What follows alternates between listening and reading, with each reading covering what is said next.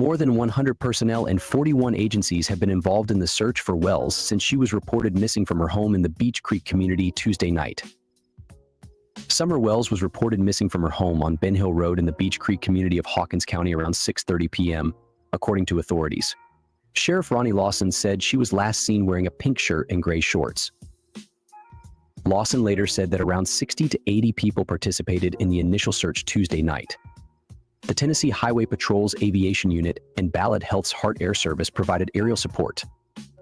Other agencies involved in the search: Church Hill Rescue Squad, Hawkins County County Rescue, Hawkins County EMA, Hawkins County EMS, Hawkins County E911, Hawkins County Sheriff's Office, and Goshen Valley Volunteer Fire Department. The Tennessee Bureau of Investigation issued an endangered child alert for Summer. Now, the TBI has issued an endangered child alert for a missing 4-year-old in Hawkins County. The sheriff's office says Summer Wells was last seen walking away from her home on Ben Hill Road last night. On your screen right now is a closer look at the pictures of her. She was wearing a pink shirt and gray shorts. And right now, crews are searching in the Beech Creek community. This is what the area looked like around 3 o'clock this morning. If you see her, call 1-800-TBI-FIND. New details after an endangered child alert issued for a missing East Tennessee girl. We featured this actually in the first hour of Good Morning Nashville. To Josh with the update. Yeah, Neil, so the TBI now updating the age of that little girl, saying she is 5, not 4, as they previously thought. That endangered child alert issued last night out of Hawkins County there in East Tennessee for Summer Wells. Take a look at these photos provided by the TBI. There was a massive search effort underway, but it was paused because those search crews said the terrain was just not safe due to the dark conditions out there. They do plan to resume, though, later on this morning. That search effort centered around Ben Hill Road in the Beech Creek community. We are told she's 4 feet tall, has blonde hair, and was last seen wearing a pink shirt and gray shorts. Now, at this point, no other details have been released, but anyone with any information about her whereabouts is urged to contact the TBI. We're going to post all this information on our website. Head over to WKRN.com for the latest breaking news. The TBI also posted more photos of the missing child. Citing new information and growing concern about the well-being of Summer Wells, the TBI upgraded the endangered child alert to a statewide Amber Alert. Good afternoon, everyone. I'm Leslie Earhart, a public information officer with the Tennessee Bureau of Investigation. Thank you for being here and continuing to cover the search for 5-year-old Summer Wells. Unfortunately, we don't have any significant updates to provide as Summer is still missing, but we did want to share the latest on the investigation and the ongoing search. As you know, she's now the subject of a statewide Amber Alert. Now at noon, we're following breaking news. An Amber Alert now issued by the TBI for a missing 5-year-old girl.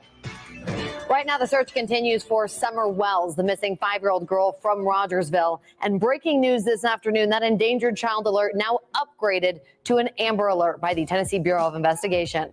You're watching News Channel 11 at noon. I'm Sydney Kessler. 5-year-old Summer Wells has not been seen since last night. Agents from both the TBI and the FBI are investigating along with local authorities. Wells is roughly 3 feet tall, weighing 40 pounds with blonde hair and blue eyes. She was last seen wearing gray pants and a pink shirt. Now, she was reportedly last seen outside of her home in the area of Ben Hill Road and Beech Creek Road. Both crews have been searching on foot and with helicopters since last night. News Channel 11's Kate Nemrich joins us now live with the very latest details. Kate, what do we know so far? Sydney, an Amber Alert was issued for 5-year-old Summer Wells just about an hour ago. Around that time, we started seeing helicopters circling once again, searching for her. Now, the road, Ben Hill Road, where she lives and was reportedly last seen, remains closed at this time. Ainsley Daniels is also on scene with me, and she just drove past that scene a few minutes ago, where there are plenty of emergency responders present. The TBI, FBI, Hawkins Sheriff's Office, Hawkins Emergency Rescue, Kingsport Life Saving Crew, Bristol Fire, and many more. We're a few miles down the road at Solomon's Temple Baptist, where they have placed balloons in their prayer garden for Summer. They say Summer and her family used to attend this church, and she and her siblings did programs here. she's a sweetheart. She's just a tiny little thing, and we all love her to death, and just hoping that everything turns out to the good here today. Daughtry hopes to release the balloons when Summer is found. They are planning a prayer vigil for later this afternoon, but at this time they have not released the details. Again, this has been upgraded to an Amber Alert. 5-year-old Summer Wells has been missing since last night. Live in Sullivan County, Kate Nemrich, News Channel 11. Kate, thank you. Now, take another good look at this photo here of 5-year-old Summer Wells. A few photos there running on your screen right now. Anyone who has information about this little girl's whereabouts is asked to call 1-800-TBI-FIND, or you can email a tip to tbi@tn.gov. We've also have all of this information posted on our website. That's where we'll also post any updates and details to WJHL.com. She was last seen outside of her home in the 100 block of Ben Hill Road, which is located in the Beach Creek community of Hawkins County. A family member reported her missing to the Hawkins County Sheriff's Office at approximately 6:30 Tuesday evening. At the time she went missing, Summer was reportedly wearing a gray pants and a pink shirt. She is believed to be barefoot.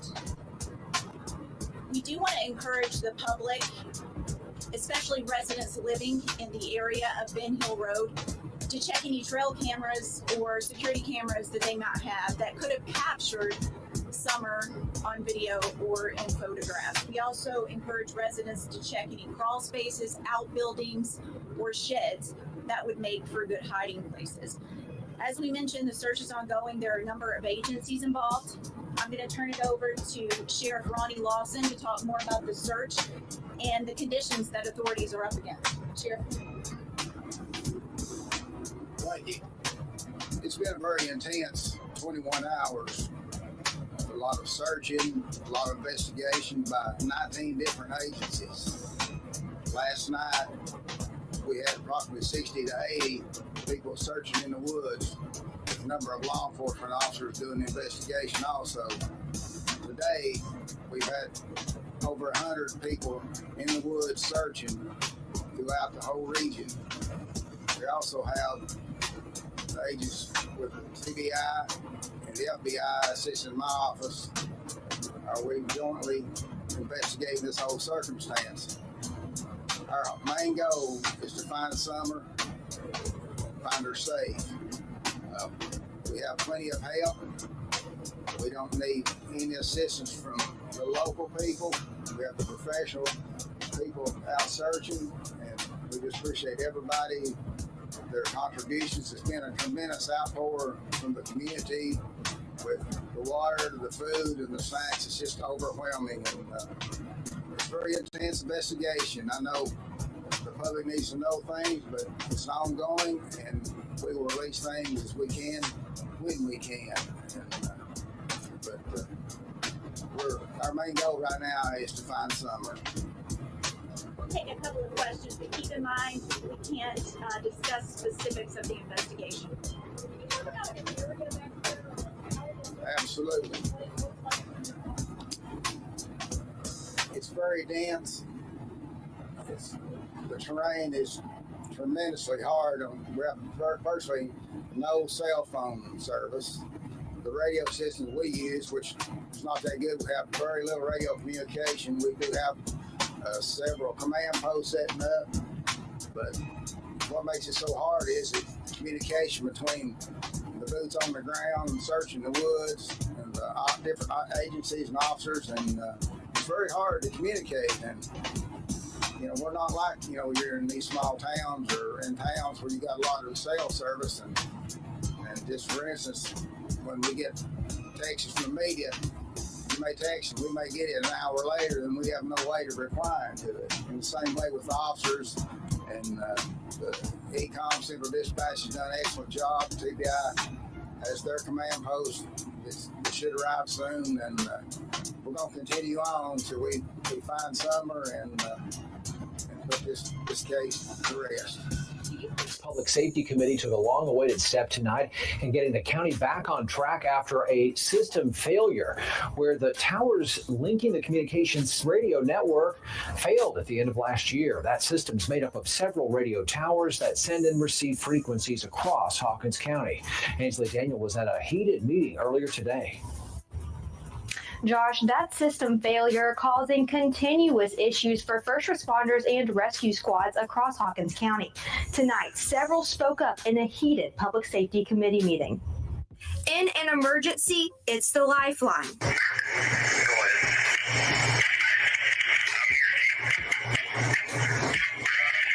That 911 call coming from a plane crash in Sir Gowensville just last month. You can hear right there the member's trying to, he was actually trying to communicate with me and tell me, what he's seen and stuff. The clicking noises and static, a constant issue for first responders in Hawkins County after their system failed in December, disconnecting the towers that transmit the calls. Talking about something you don't talking about. Here you go. How's that? I don't talk anymore. So don't fuss me, son. Don't fuss me.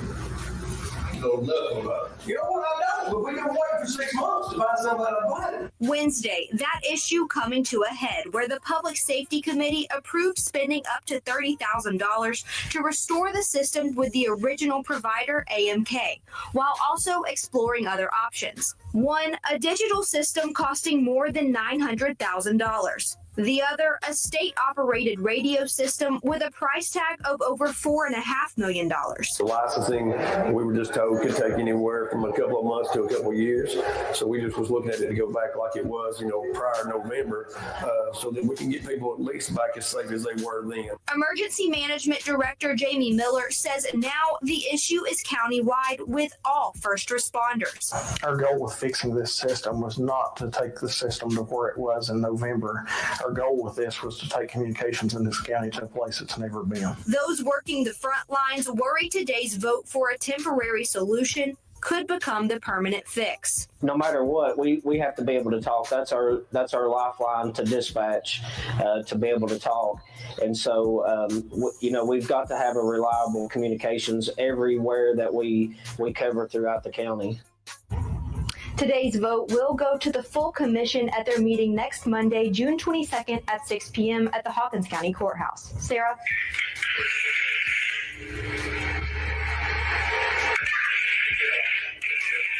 The Hawkins County Public Safety Committee has created a task force to look at our communications issue, on how to enhance communications in our county, and potentially pursue a new technology for our communication system. Hawkins County Mayor Jim Lee and EMA Director Jamie Miller will head up the task force. At the county's January public safety meeting, Miller offered several solutions to the county's radio communications issues. Basically, there's three options, as we are today, because we're operational, which is analog, and then I've presented two digital solutions as well, DMR and P25 TACAN, which is the state system. Both systems work a little bit differently on how they're configured. Okay. Miller said the task force will be faced with many questions that it will be expected to answer. One being end user devices, who would take care of that cost, how the system would be configured as far as talk groups. That type of technology has never been used in this county, so it would be completely starting. If we decide to go digital and go with talk groups, it would be completely different than what's been used in this county before. So we would have to do a needs assessment to see what we would need as far as talk groups. Miller also said that end user devices already owned by the county that may need to be replaced could be sold, and that income could go towards the cost of new devices. Obviously, we're in the position of developing this task force, and we'll have people with different areas of expertise, different agency backgrounds, just to make sure we get the best solution overall for this radio system, whatever solution that may be. This task force is necessary due to old radio infrastructure, which was only made worse on December 18th, when a radio microwave link was lost between Short and Bays Mountain, which caused a complete system failure. We are functional with 3 independent repeater sites that are not linked together at this point. The system is functional independently for those 3 sites. Our county typically has a link system that responders in the lower end of our county and the upper end of our county have common audio from one device to another. When the systems broke apart, as it is right now, those officers are unable to hear each other if they're separated by enough distance.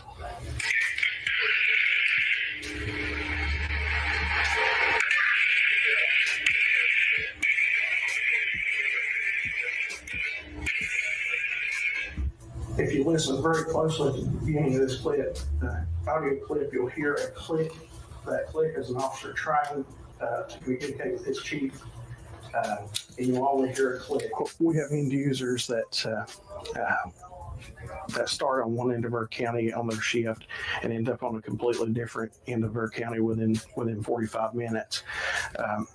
Those officers, ambulances, fire vehicles, they're commonly moving back and forth across the county. So we definitely need to come up with some kind of solution where they're able to hear audio from one end of the county to the other. Without a common problem we have now is they cover one another up because they can't hear one another, and they'll both try to talk at the same time on different repeater sites.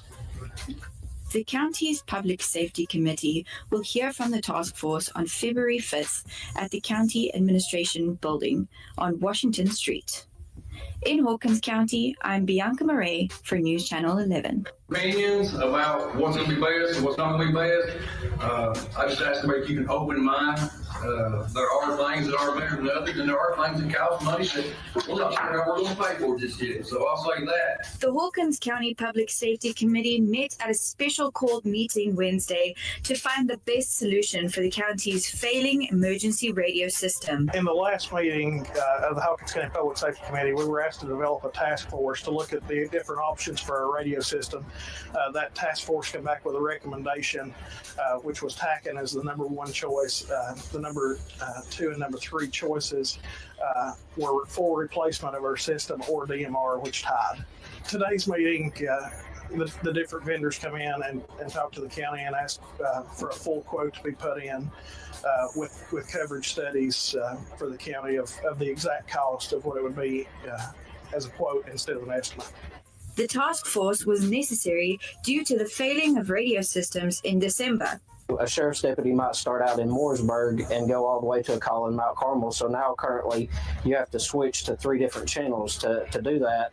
And if you're in the upper end of Hawkins County, you can't be heard in the lower part of Hawkins County. So it's a big officer safety issue as far as being able to hear each other. And if you need additional backup and whatnot, as far as the rescue squad, our communication system has always had issues as far as dead spots, especially over in the Clinch area, in the Mooresburg area. We have 2 sites now that we transmit on, Town Knob and Short Mountain, so that helps a little bit, but there's still a lot of dead areas now. The task force's number 1 choice was TACAN, which stands for Tennessee Advanced Communication Network. TACAN was number 1. It's a system that I currently use now with one of my agencies that I work with. We love it. We love the interoperability of it, being able to talk to the other counties around us. You've got Greene County, Greenville City, Kingsport, Sullivan County, Washington County, all those guys, the Highway Patrol, TBI, several different agencies that are going to that system. The Public Safety Committee will again meet once vendors of different radio service providers offer their specific quotations. I just think it's hard to put a price on a first responder's life, and I hope the county commissioners do the right thing and get the system and the equipment that we need that would potentially save somebody's life.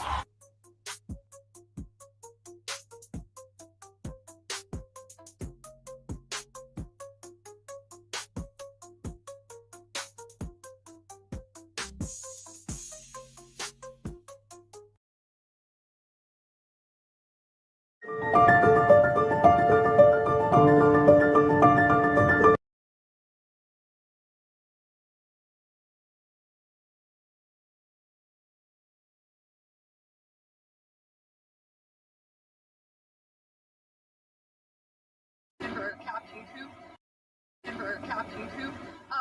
And speaking with dive teams, what are you guys actually doing with them? Is that searching ponds, creeks, lakes? Could you just elaborate a little bit more on what that search has looked like? You talked about ground aerial. Yes. So our specialized teams, as I spoke on, the USAR, the dive teams, as both Sheriff Ray Lawson and Leslie spoke, we are pursuing every avenue. We're covering every ground cover. We're covering every aspect. At the end of it, if we don't cover it, we have to cover everything 100%. We're utilizing them just to clear waterways, areas that we can't put our normal people into, the canines, stuff that aerial cannot see that well. We want to get in there, flip every rock, check every crevice, check every spot, just to make sure we don't miss a spot.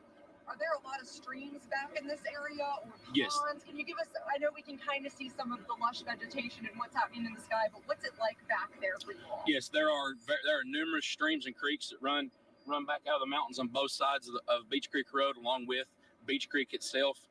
And there are lots of ponds, holding spots for livestock and other things that we feel are just as important as the rest of the search efforts. Sheriff, I have a question for you as far as the investigation goes. I know you probably can't comment on a whole lot, but are you able to say if you've executed any search warrants during this time? Actually, we've done a tremendous amount of searches, and every one has been a consent search. The community has really stood out. They want to help. They want to give advice. They want to give information. And we've not had to obtain not one search warrant. And it due part that everybody in the community is wanting to find Summer.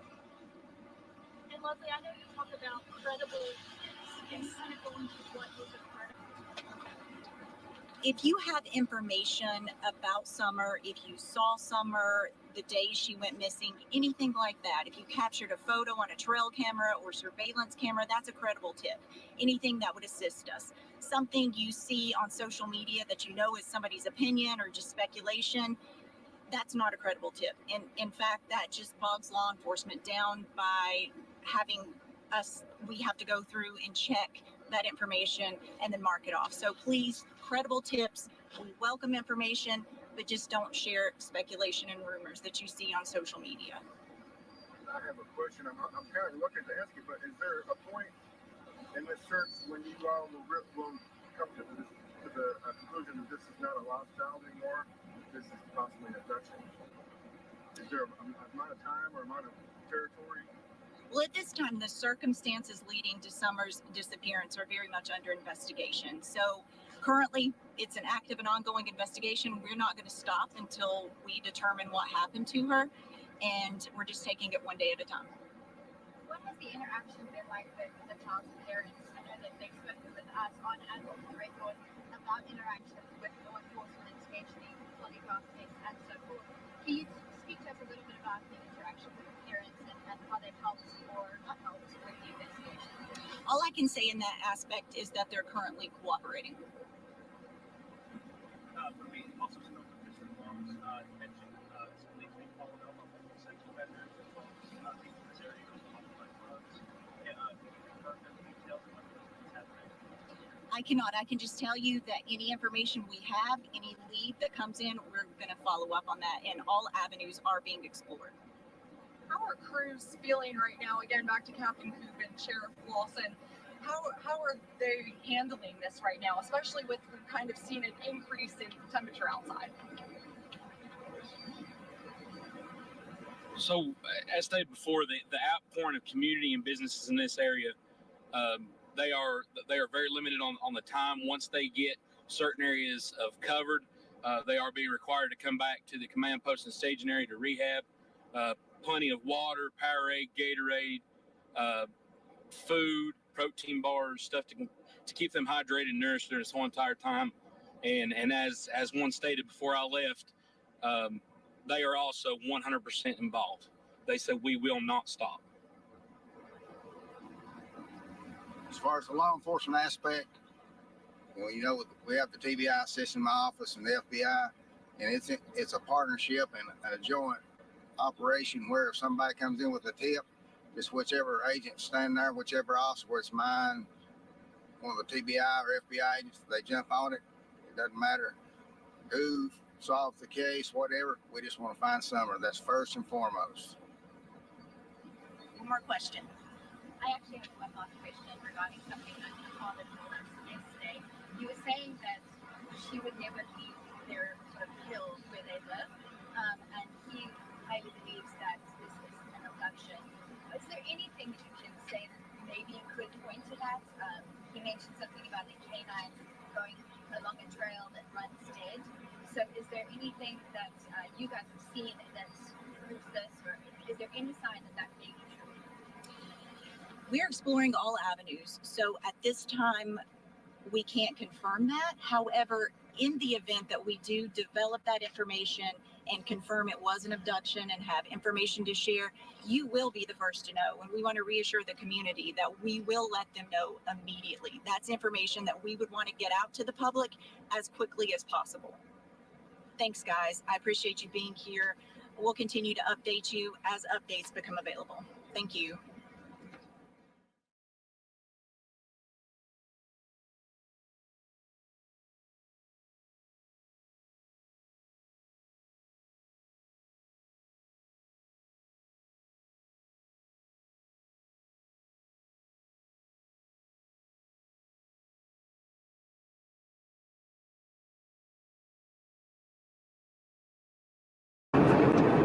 Flying into Tennessee, we weren't sure what to expect. Summer Wells has been missing for 5 months. No new leads and basically no new information since the 5-year-old vanished from her Northeast Tennessee home. I can't find her. They've been yelling for her. She's been gone for about 10 minutes now. Summer's been missing since June 15th, and there are definitely some people who are not happy that we've come here to dig into the case. Some people on social media basically just telling us to stay away. But there are still so many unanswered questions about where Summer is. It's now been 5 months since Summer Wells disappeared. Do your investigators know anything more now than they did 5 months ago? We really don't know anything more, but everything's still on the table. Hawkins County Sheriff Ronnie Lawson is in charge of the investigation. Everybody that's involved in this case is a person of interest. We've not ruled anyone out. Summer's dad, Don Wells, agreed to meet with us. We talked to him on the edge of his property where Summer disappeared. What do you think happened? What does your heart tell you? Well, I know in my heart and in my mind she was abducted. Someone snuck up there when we weren't exactly paying attention, and we don't know if they come in the basement and grabbed her, or if she stepped outside the basement and was walking to her swing or something. You can see the Wells house up through the trees on the hill right here. Summer was home with her mom, Candace. Her younger brothers and her grandmother was also on the property. And what the family thinks happened is that someone took Summer, brought her down this steep embankment to possibly a car that was waiting in the roadway. And I said, boys, where's your sister at? Well, she just went downstairs, Mom, to play. So I went over here like this. Summer's mom, Candace, allowed podcaster Chris McDonough with the interview room into her home in July. Is this how I would get down here? Yeah. I mean, I don't know if you want to come down here or not. They went downstairs in the cluttered house and into Summer's bedroom. But this is where Summer and little Waylon was. This is the back door Summer may have disappeared through. But I know I did come out here and I said, Summer, because sometimes she'll sit right here. Do you think Candace would speak with me? I don't know. I mean, we had to beg her, to please go on Dr. Phil, because she's just so been burnt thousands of times by people. So that's why she don't want to talk to nobody, and she didn't want to go on Dr. Phil. That's why she was getting upset. Because of the way the YouTubers and other people have turned on her, they've just ruined her. I'm very sorry for the occasion. The Wells were on Dr. Phil last week, and at one point, Candace walked off. I'm being interrogated again, and I don't want to do this anymore. Yes, I am. We'll stop. I want you to feel comfortable. No, I want to go home. I'm down. Questions have come up about what Candace might know. Could she have gotten herself into a situation where it wasn't her fault, but no. You know what I mean? No. She's a good mother. She loves her children, she's not going to allow any situation like that. The biggest mistake she might have made is maybe choosing some wrong friends, which is, you know, it happens. But other than that, no way.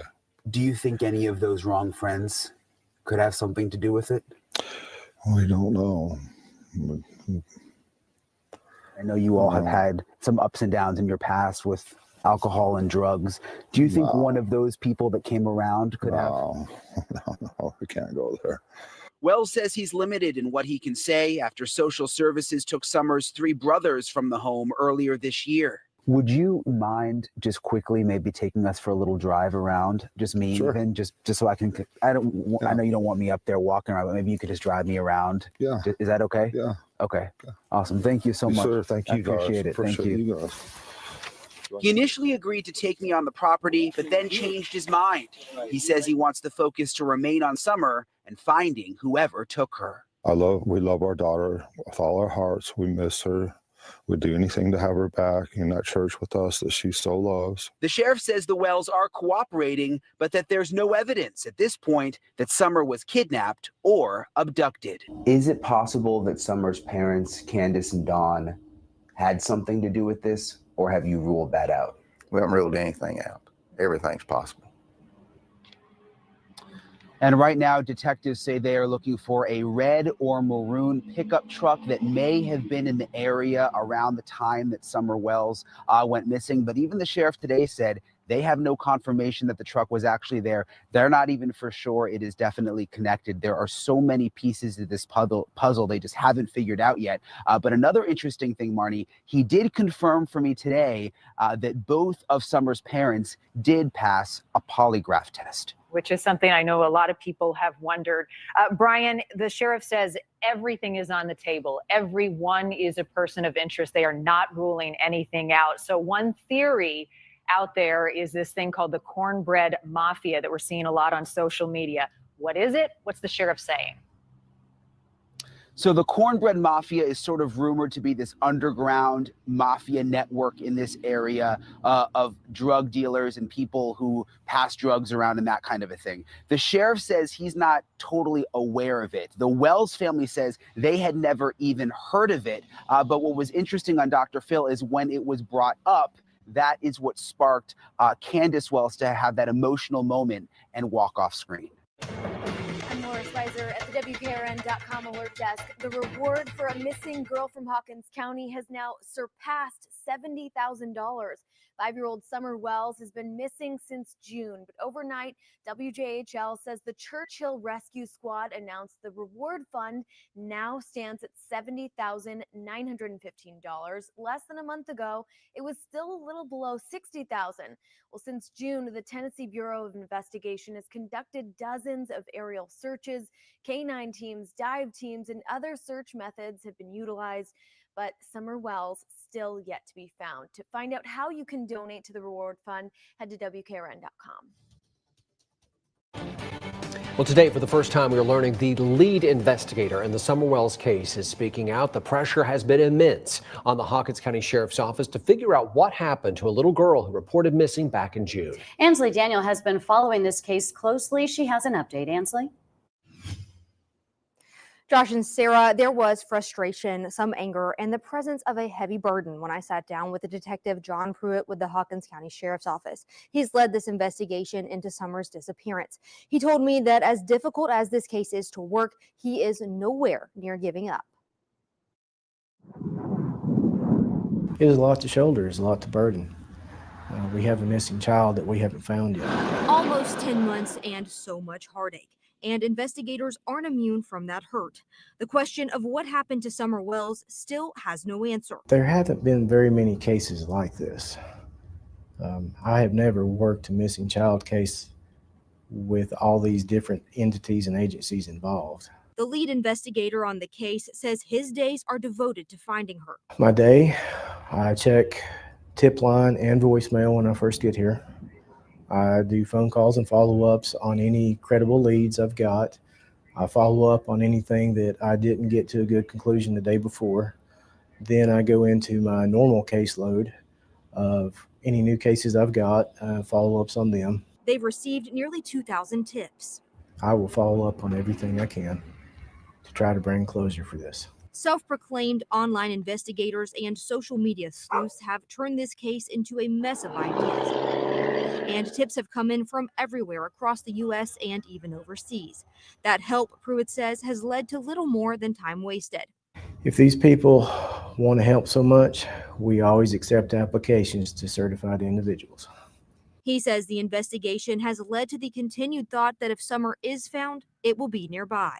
I believe that she would probably be somewhere close by, because we found nothing to lead us to believe that she's been abducted or trafficked out of the area. Pruitt works alongside the TBI and FBI. Along with the ground search, Pruitt says investigators have poured through data. Almost a year into the case, and Detective Pruitt says it still remains a very active investigation. I'm not going to let it go cold.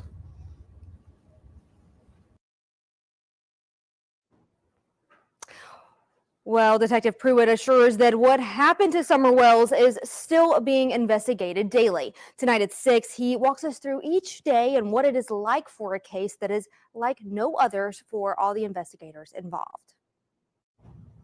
Ansley, thanks. And an Amber Alert remains active for Summer Wells. If you have credible information that could help investigators find her, call the Tennessee Bureau of Investigation at 1-800-TBI-FIND. Nearly 10 months and still no answers. Tonight, News Channel 11 dives deeper into the disappearance of Hawkins County 6-year-old Summer Wells. For the first time, we have heard from the lead investigator with the Hawkins County Sheriff's Office. And tonight he tells us what this investigation looks like right now. Josh and Sarah, the case of Summer Wells does not look much different today than what it did when I first reported live on authorities searching out in Beech Creek back in June of last year. Now, authorities are spending more time than ever before fielding through false tips as well as false hope. It's sporadic. I mean, one day you might get 5 leads, the next couple of days you might not get anything. But it's been an active investigation that's I've been devoted to since it first occurred. As Summer's disappearance approaches the 10-month mark, the scenarios of what happened the night of June 15th continue to grow. The wandering away, sneaking off to go play or whatever she may have done, that is a viable option. The night she went missing, authorities said she walked away from her house. The following day, an Amber Alert was issued. People are probably tired of hearing this. All possibilities are on the table. We're not completely eliminating the abduction idea, but there's nothing to lead us to believe that we need to focus on that alone. In the height of the search, those on the ground combed through miles of tough, rugged terrain, leaving many to wonder how there was no trace of little Summer. She was like 3 foot, 40 pounds. It would be a lot easier for her to get through some of the foliage, and she's lower to the ground, smaller body, a lot more flexible. Along with the ground search, Pruitt says investigators have poured through data. We have gone through reams and reams of data. We've collected statements. We've chased down every credible lead that has been given to us. And we are still not much further along than when we started. Surveillance videos, GPS locations, cell phone tracking, cell phone data, electronic data, anything that we could think of to get our hands on. As time continues to pass since that June day, it's increasingly hard to hold on to hope. Well, we're 9 months in. I would hope that she is still alive somewhere, but we also have to be open to the idea that that is no longer a possibility. Pruitt says that he has never worked a case like this with so many different entities involved, and he says it's still baffling that it looks the same as it did that night that Summer was reported missing. Coming up tonight at 11, we learn more about Summer's family's relationship with law enforcement, especially as her father remains jailed and lawyers are now involved. Ansley, thanks. And the Tennessee Bureau of Investigation's Amber Alert for Summer remains active tonight. You can call Incredible Tips to 1-800-TBI-FIND. Tonight, News Channel 11 dives deeper into the disappearance of Hawkins County 6-year-old Summer Wells. And for the first time, we're hearing from the lead investigator at the Hawkins County Sheriff's Office in charge of the case. Tonight, he tells us what the Wells family relationship with law enforcement looks like now, as Summer's father remains in jail and lawyers are involved. In February, Sheriff Ronnie Lawson told News Channel 11 that the Wells family had lawyers and were no longer cooperating. The lead investigator for the case explained how that, as well as how her father's current stint in jail on unrelated charges, hasn't moved this case forward. The family has attorneys involved, and that is not a direct line of communication. That tone is quite the change from what it was last year when Summer was first reported missing. It was pretty good. We would show up about every day, make sure that they were okay, and had a decent line of communication with them. About a month later, in July, Child Protective Services removed her 3 older brothers from their home and appointed attorneys to the case. They have been appointed for other instances, but it bleeds over into this investigation as well. Summer Wells' father, Don, was arrested late last year for driving under the influence and violating probation. Going off of that, obviously we know that Don Wells is incarcerated here. Does that play a role at all in this investigation? No, ma'am. On February 7th, a judge ordered him to serve the remainder of his 11 months and 29-day sentence in the Hawkins County Jail. With Mr. Wells, he knows when he first came into the institution, he knows at any time he wants to talk to let their staff know, and I will get to him as quick as I can. But Pruitt hopes the Wells family knows, despite the other legal troubles, they can reach out anytime. Communication between me and the family have changed, but I hope that they still understand that they can come talk to me at any time they want to. You can find all of today's coverage from our interview with Detective Pruitt, as well as more in-depth reports on the Search for Summer section of our website. 35 different rescue squads from across the region and the United States flooded into Hawkins County this weekend to help search for 5-year-old Summer Wells. You're watching News Channel 11 and ABC Tri-Cities at 11. I'm Kelly Grossfield. Summer disappeared Tuesday night from her home in the Beach Creek community of Hawkins County. Her parents say she went out of a door in their basement and she hasn't been seen since. Crews estimate they've been searching about 2,400 acres since Tuesday night. Tonight marks night 6 of searching for Summer, with daily efforts wrapping up around 8 p.m. each night. But last night they went far beyond that, with crews working well into the early morning hours. Now take another look at this photo. This is Summer. She has blonde hair, blue eyes, and stands about 3 feet tall. Bianca Murray spoke with Summer's father again today, a Father's Day spent without his little girl. Bianca, what did he have to say? Kelly, Father's Day is supposed to be a celebration that families can enjoy. Well, Don Wells, Summer Wells' father, told me he just wants his daughter back.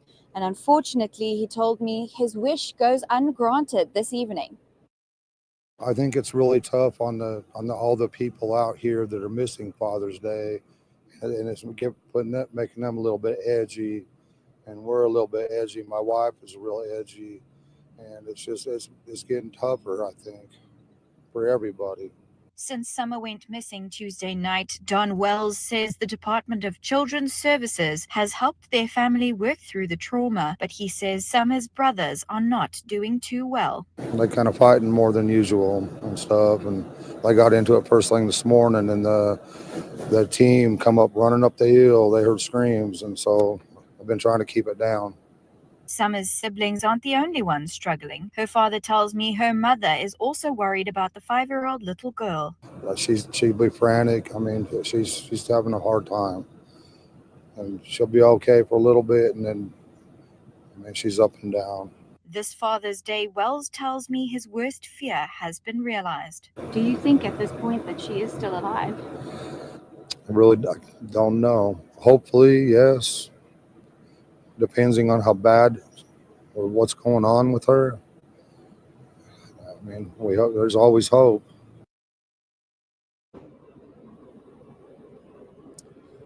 He told me that law enforcement is still blocking the entrance to their driveway to unauthorized vehicles in the hopes that Summer returns safely. However, he tells me that it is taking a toll on his family, and they hope that she is found safe and soon. Reporting live in the Beach Creek community, Bianca Murray, News Channel 11.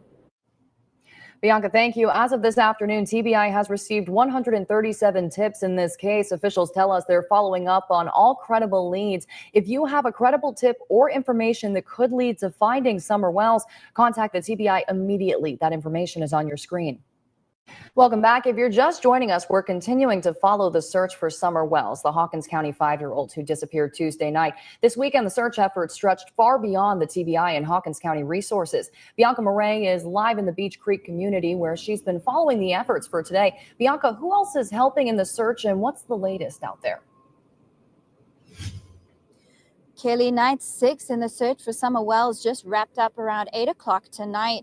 Crews from over 70 agencies have gathered here in the Beech Creek community to look for the little girl. But what exactly happened to Summer Wells still remains a mystery. As of this afternoon, the Tennessee Bureau of Investigation received 137 tips about Summer's whereabouts, with crews combing through thick vegetation, scaling steep hills, having search dogs follow trails, and even diving in creeks and ponds surrounding the Wells home on Ben Hill Road, the area from which Summer disappeared. Her father tells me that last night search crews followed up on a lead near their house with dogs, flashlights, and even a helicopter. Well, the helicopter was flying till 4 in the morning, and we was hopeful that they had some kind of lead or something like that. So we was up till 4 in the morning watching, and you know, but nothing, haven't come up with anything. Authorities say they will continue to search for Summer from 8 a.m. until 8 p.m. daily until they find her, unless they receive a tip, at which point they will go back out and continue their search efforts, which was what they did last night. Ground crews were out until 1 a.m. following that lead last night. But at this point, Kelly, Summer's father believes that she is no longer in the forest here behind me in the Beech Creek community. He believes that she has been abducted. Now, we will continue to keep up with law enforcement to see what their progress is on the investigation. Live from the Beech Creek community, I'm Bianca Murray for News Channel 11. The search for missing 5-year-old Summer Wells continues today as we reach day 31 since the Little Hawkins County girl was reported missing. News Channel 11's Bianca Murray spoke with Summer's Sabbath school teacher about how much the little girl meant to her and the church they attend. Summer's parents told us she really looked up to her Sabbath school teacher as a role model. Yesterday, I heard from Robin Lane how much Summer meant to her and her experience from the night Summer disappeared. Whenever I was helping teach Sabbath school, she was in my lap. And sometimes it was hard to teach because she wanted to be in my lap, holding me and hugging me. I just discovered that it was actually easier for me just to hold her and let her love on me and hug me and teach with her on me than it was to make her sit in a chair. Robin Lane tells me she had a close bond with Summer. She was a helper. She loved to help. She loved to love on us. And I just loved her little arms around my neck all the time. She recalled she was attending her own daughter's dance recital the night Summer disappeared. I was taking my little girl's pictures before her dance class, and I noticed I was missing calls from Candace. Before I even had a chance to call her, she messaged me again on Facebook Messenger, and she was just in a panic mode. And she says, "Summer's gone. We can't find her anywhere. The police are here searching." And I said, "I'll be right there." Lane said she arrived at the Beech Creek area around 9 p.m. on June 15th. The night Summer was reported missing. I was ready. I was like, let's do this. Let's get the flashlights out. Let's get some snacks in our bags. You know, it's going to be an all-nighter, you know. And they wouldn't let us. They wouldn't let us even go up there. Police blocking the entrance to Ben Hill Road. Lane says she offered assistance the only way she could. We showed them some pictures of Summer. The police didn't have very good pictures of her, or some of them hadn't even seen a picture of her yet. Later that night, she was granted access to the Wells home. At that point, there's really nothing I could do. They just needed someone to pray with them. You feel really helpless in that situation because you want to do something. It makes you feel better to do something. But we couldn't, so we just prayed and we just hugged on them and loved on the boys. And they, of course, were just shattered and just confused, as was I. Lane says police wouldn't allow them to assist in the search. And then we had to go home, and it was really hard driving home with her not being found. Helicopters everywhere, search dogs everywhere, police everywhere, and there's nothing that you can do to help. Tonight at 6, hear how the members of the Kingsport Seventh-day Adventist Church has been offering whatever help they can to the Wells family in this time of need. There's Bianca Murray reporting. If you have information on where Summer Wells might be, contact 1-800-TBI-FIND or email credible tips to the address on your screen, tips2TBI@tn.gov.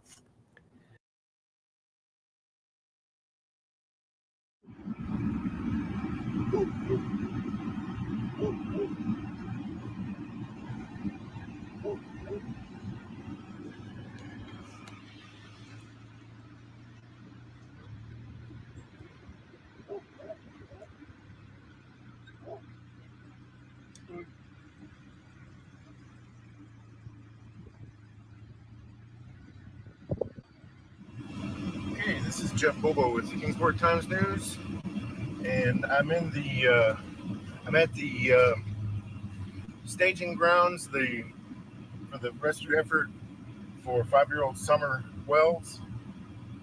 This is the Mount Carmel Free Will Baptist Church, and just for the record, I'm in my car, but I've got my tripod, so I'm not breaking the law. I'm not breaking the hands-free law.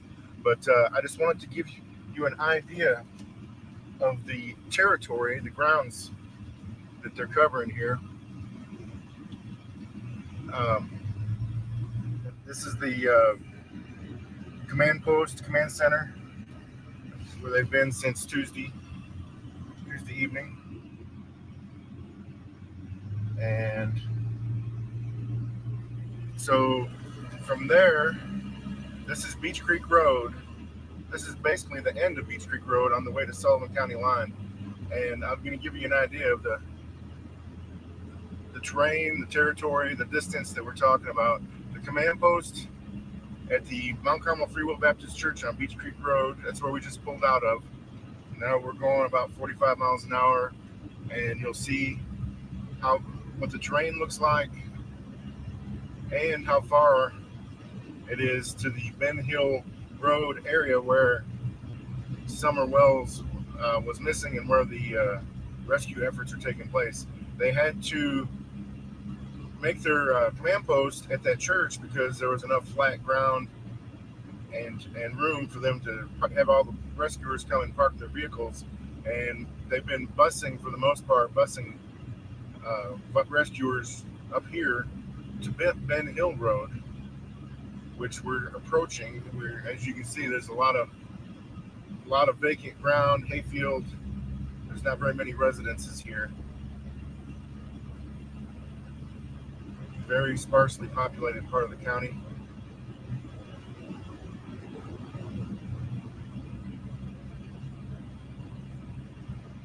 I just came from the press conference, which is at another church, which is in Sullivan County, just over the Sullivan County line, at a church which is at the very dead end of Beach Creek Road, and we can continue on there. And just to give you an idea of what's going on, that's where the media has been staged. So they've got the media at the end of Beach Creek Road. Here we come. We're approaching Ben Hill Road. See the sign there, and you can see that over this mound here. This is that's it. And I can't stop because this is a blind curve, but now we're going to go ahead and continue on to the county line, just to give you an idea of where we're at. So as I said, we started at the command post at the Mount Carmel Free Will Baptist Church on Beach Creek Road. Now we just passed Ben Hill Road, which is where the home of Summer Wells and her family is, and where she went missing Tuesday evening.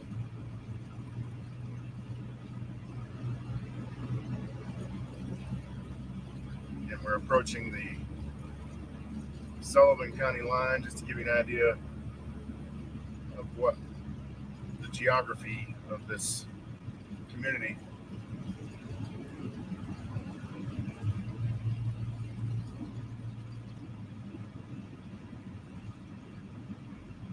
Okay, there's the Sullivan County line right there.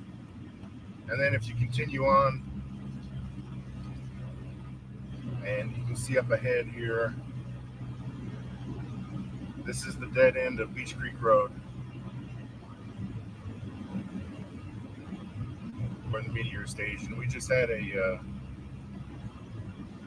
press conference with the TBI and Hawkins County Sheriff Ronnie Lawson, and there was Churchill Rescue Squad Captain Tim Coop. I don't know if you can tell, but there's a helicopter flying up there, and I've been filming these helicopters. They've got rescue helicopters. Tennessee Highway Patrol has provided. So I don't know if you can see that or not, but anyway, so you can see that's the media center. You can see over my rearview mirror. That's the media area, and we're gonna go ahead and sign off here. This is the Ben Hill Road, I'm sorry. And then here's the staging area, or the home base, I guess you'd call it. So, all right, I guess we'll head on back. I think there's nothing else I can do here. Search for Summer Wells continues this almost a year to the day that she disappeared. It's our top story tonight. Thanks for joining us. I'm Kelly Grossfield. Wells was 5 years old the day she went missing near her home in the Beach Creek community of Hawkins County. It's a story we've been following closely since the start. Take a good look. This is Summer. She was about 4 feet tall with blonde hair at the time of her disappearance, last seen the night of June 15th, 2021. Search crews continue to scour through Beach Creek in hopes of finding the child, or at least clues leading to her whereabouts. Ansley Daniel was in Hawkins County today and has the latest on search efforts. A search group put on by the Wells family private investigators had eyes on the ground and in the air today in the Beach Creek community almost a year later searching for Summer Wells. And today we hear from them for the first time. We have continually grown drug ponds, foot searched since we started working. I would say that we've grown maybe 1,000 acres, 1,200 acres. Almost a year after Summer Wells was reported missing, people continue to search the area for any signs of the little girl. We had permission to search about 200 acres, area that had not, according to the property owner, had not been searched well in the past or at all. Saturday, 8 people, including a drone operator and the Wells private investigator, searched a property on the backside of Ben Hill Road. There were rumors of footprints and things that were found in the woods when Summer went missing. And, you know, if you sort of look at that evidence and you look at the surrounding properties and the direction those footprints were headed, sort of gives you an idea of where to go look. Chris Storms with First to Deploy has been assisting CNC investigations in their searches. We also use a Mavic 2 Pro that allows us to shoot in 20 megapixel. And we use that to run through a program called Locate. Locate can detect a color of a shirt from 200 feet in the air, even if it's the size of a quarter. The drones are not only used to map out the search area, but one even has an infrared camera that can detect non-reported burials up to 4 years old. When you put someone on the ground, basically as they decompose, and it kind of kills everything around it. But as everything grows back over time, it flourishes. It kind of creates a super fertile soil. And what you can detect on near infrared is the different color of the ground that you couldn't normally see with the naked eye. Saturday's search also included a neighbor who says the environment is similar to how it was when Summer disappeared, but he still doesn't think she could be found in the area. It's a lot of ground to cover. It's very thick. I guess anything is possible. Once you've seen 2 solid weeks of so many people covering such an area so thoroughly, it doesn't seem likely, but anything's possible. The private investigators typically put on a search like this once a month in the Ben Hill Road area surrounding the Wells family home. They tell me they will continue to do this until Summer is found. In the Beach Creek community, Ansley Daniel, News Channel 11. Ignite UI for Angular has a The Wells family lives across the street from a neighboring property. On mirroring mountains, together they can be described as sentinels which sit high over Ben Hill Road. The night Summer went missing, the neighbor swears that she and her 2 children heard a scream shortly before they joined the search for a now missing Summer Wells. It's there, but you want to forget. On the watch and hypervigilant. That's how Jody Sue Brown was the very day Summer Wells went missing. There was no TV, no noise at all. Jody Sue was in her cabin with her teenage kids, 19 and 14, waiting for anything. We were kind of hyper alert because of property things that had happened the day before. So we were listening for noise. Everything was kind of quiet. The sale brought a plethora of people to their door, confused about which piece of land was for sale, leading to a dispute of property lines. While we were out at one point doing survey lines, and there was a flash of a car that went up Candace and Donnie's driveway. Something about it struck me wrong. She and her family next heard a truck door slamming and dismissed it as their neighbors. The next sound was harder to justify. About an hour and a half before Summer is thought to go missing, Jody Sue, her son, and her daughter heard something far more suspicious. A scream. Stopped all 3 of us cold. Her daughter was the first to go to the cabin door. Then all 3 were there, listening still. We heard just this kind of shrill, almost animalistic scream. Animalistic, but not an animal. Knew it was, wrong. It wasn't a dog. It wasn't an animal. That vigilance kicking into overdrive. Jody Sue and her son went out to look for the source of the scream. My son and I decided to go out, look and see what we could see. We went back onto the bank. Didn't see anything, didn't hear anything. They went on with their evening. The kids returned to being kids. Jody Sue headed down her driveway around 6 to tend to flowers. And at this point, I start hearing Candace hollering for Summer. And then my brain immediately went, scream earlier, this, uh-oh. Jody Sue was the first to hear those calls and the first to join the search for Summer. I dropped my purse. I tried to yell up at Candace. I was like, I'm looking, and I started looking. Jody Sue searched one side of a creek, Summer's brothers the opposite side. And you gave statements to the police, right? Oh, absolutely. Jody Sue had been interviewed many times by investigators, bringing up the scream often. But the sheriff doesn't believe the scream is related to the disappearance of Summer Wells. She's been interviewed numerous times by not only my agency, but the TBI and FBI, and we don't find anything with that complaint or information related to this case. Jody Sue wishes she could go back to just a short time before Summer disappeared and before the scream she believes was Summer. Wish every day that when I heard that scream, I hadn't tried to dismiss it.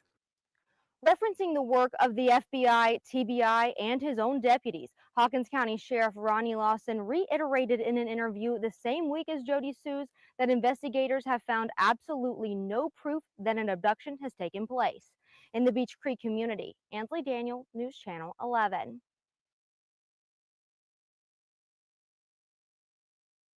The old thought in the news business was that everyone has a story. Social media has opened the door to a change, and now it seems everyone has a chance to tell a story, any story, and that's been the case with the search for Summer Wells. News Channel 11's Ansley Daniel reports on how YouTube has given a new outlet to crime junkies with an investigative flair. Yeah, you don't have to be on TV anymore to broadcast your message out to the masses. Just search YouTube for Summer Wells, Hawkins County, or, well, anything related to the case of the missing 5-year-old. Click and you'll find theories, outlandish accusations, and even live debate. It's all right there online. But there are some people who say they are out there doing this for the good. I found a pair of content creators who tell us they just want to stick to the facts. We really are appreciative of social media because it gave us a voice. And we didn't know our voice was going to be as strong as what it was. On a walk down Ben Hill Road, YouTube content creators Cam and Allison Hillman are welcome figures here alongside the Wells family property. You've been here quite some time. You've covered a couple of different things, but you have had permission to be on the property here on the Wells family Correct. property. Yes. We were invited in and they were very welcoming to us.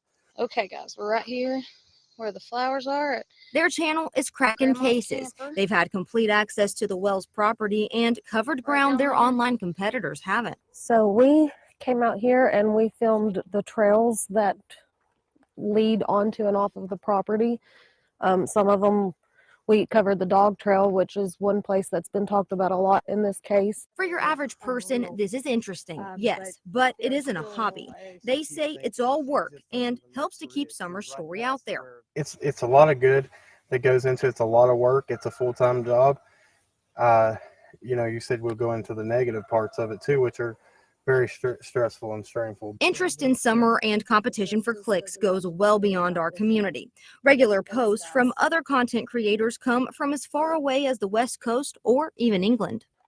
I think that as far as viewers go, I think that they really trust what we're doing and they know that we're local. And so that gives a different perspective, especially with other YouTubers, because we are local. We're called boots on the ground. Yeah, we're boots on the ground here. And their hearts are as close to this case as their zip code. This is basically why this case hit close to home for us, is because we have a little girl that is the same age as Summer. So it really lit a fire in us to do something in this community. Some more of the boys' toys. YouTube investigators are their own invention. It wasn't a vocation or interest even just a few years ago. Technology changes everything, and this change has had its bumps in the road. Some, though, truly try to make YouTube better and more honest. I mean, there's a lot of drama happening. There's a lot of fighting between creators, and that has to stop. It's not about us. It's about these kids. It's about these missing people. When we say this is a job, for some it is. There are content creators who do this full time and earn what they can by saying what they feel. Allison is a full-time nurse and Cam is a part-time mechanic. You can find plenty on YouTube, including our very own News Channel 11 postings when you search Summer Wells. In Johnson City, Ansley Daniel, News Channel 11.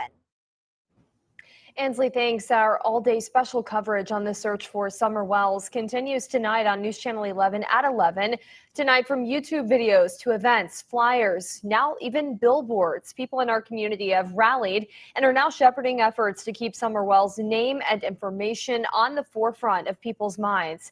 You'll hear from Cam and Allie again, along with another person who raised funds to have Summer's face and information light up one of the busiest roads in the Tri-Cities. Busy street, busy roadway. Let's get her name out there, because they had it up here for a while and then it went down. We need one person to say something. That's all we need. And I hope that one person drives by and sees. Join us for our next story in the search for Summer Wells tonight on News Channel 11 at 11.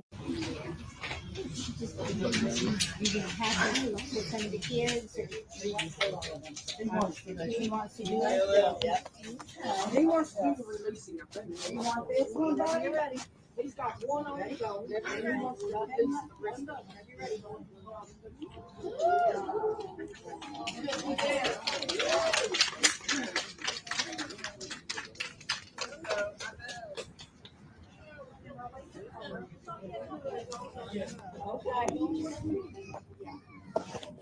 Timmy, go get the two from Ronnie.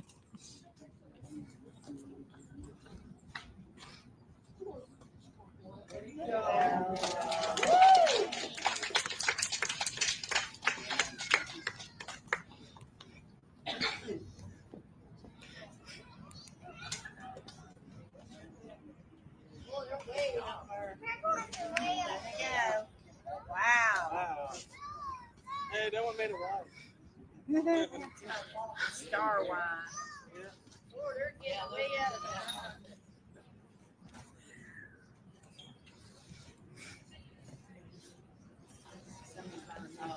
Oh, they're way outside. It's like they're not that big. The search for Summer Wells continues this almost a year to the day that she disappeared. It's our top story tonight. For Summer Wells continues this almost a year to the day. The search for Summer Wells continues this almost a year to the day that she disappeared. It's our top story tonight. Thanks for joining us. I'm Kelly Grossfield. Wells was 5 years old the day she went missing near her home in the Beach Creek community of Hawkins County. It's a story we've been following closely since the start. Take a good look. This is Summer. Search for Summer Wells continues this almost a year to the day that she disappeared. It's our top story tonight. Thanks for joining us. I'm Kelly Grossfield. Wells was 5 years old the day she went missing near her home in the Beach Creek community of Hawkins County. It's a story we've been following closely since the start. Take a good look. This is Summer. She was about 4 feet tall with blonde hair at the time of her disappearance. Last seen the night of June 15th, 2021. Search crews continue to scour through Beach Creek in hopes of finding the child, or at least clues leading to her whereabouts. Ansley Daniel was in Hawkins County today and has the latest on search efforts. A search group put on by the Wells family private investigators had eyes on the ground and in the air today in the Beach Creek community almost a year later searching for Summer Wells. And today we hear from them for the first time. We have continually grown drug ponds, foot searched since we started working. I would say that we've grown maybe 1,000 acres, 1,200 acres. Almost a year after Summer Wells was reported missing, people continue to search the area for any signs of the little girl. We had permission to search about 200 acres, area that had not, according to the property owner, had not been searched well in the past or at all. Saturday, 8 people, including a drone operator and the Wells private investigator, searched a property on the backside of Ben Hill Road. There were rumors of footprints and things that were found in the woods when Summer went missing. And, you know, if you sort of look at that evidence and you look at the surrounding properties and the direction those footprints were headed, sort of gives you an idea of where to go look. Chris Storms with First to Deploy has been assisting CNC investigations in their searches. We also use a Mavic 2 Pro that allows us to shoot in 20 megapixel. And we use that to run through a program called Locate. Locate can detect a color of a shirt from 200 feet in the air, even if it's the size of a quarter. The drones are not only used to map out the search area, but one even has an infrared camera that can detect non-recorded burials up to 4 years old. When you put someone in the ground, basically as they decompose, and it kind of kills everything around it. But as everything grows back over time, it flourishes. It kind of creates a super fertile soil. And what you can detect on near infrared is the different color of the ground that you couldn't normally see with the naked eye. Saturday's search also included a neighbor who says the environment is similar to how it was when Summer disappeared, but he still doesn't think she could be found in the area. It's a lot of ground to cover. It's very thick. I guess anything is possible. Once you've seen 2 solid weeks of so many people covering such an area so thoroughly, it doesn't seem likely, but anything's possible. The private investigators typically put on a search like this once a month in the Ben Hill Road area surrounding the Wells family home. They tell me they will continue to do this until Summer is found. In the Beach Creek community, Ansley Daniel, News Channel 11. Ignite UI for Angular has a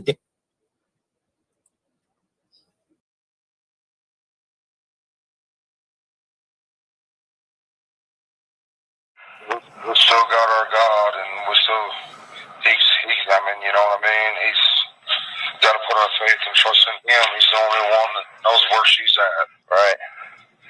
Well, I guess I just wanted to ask a couple of quick questions about, since we last spoke, have there been any new developments or any changes in No, not at all. I saw where Friday night after sundown they called everybody back. Yeah, there was some sort of tip or something that we seen, you know, blue lights up and down Beach Creek, and the helicopter flew till like 4 in the morning, looking around, you know. So we was up till 4 in the morning, being hopeful that they, you know, find something, but there's nothing. My personal opinion is it's maybe some human trafficking ring seen her on Facebook and tracked her down, like some kind of, you know, that somebody is taking her out of the area, and I don't know whether a human trafficking ring or what or who, but I mean, I knew from the first day she wasn't in the area, right? You know. Well, did you guys go to church on Saturday? Yes, sir. What was that like? Did you guys? I mean, this is the first time you've been back since this happened. Yeah, when we first, you know, we got there at 9 o'clock, and they had a visual for Summer, and they had all kind of pictures up on the screen, and we know when Summer run around that whole church and visited everybody, and so when we first went in there, we both broke down. Of course, me and my wife broke down, and we had to go outside. But they've been very supportive, you know, of course, and everybody has. Law enforcement's been very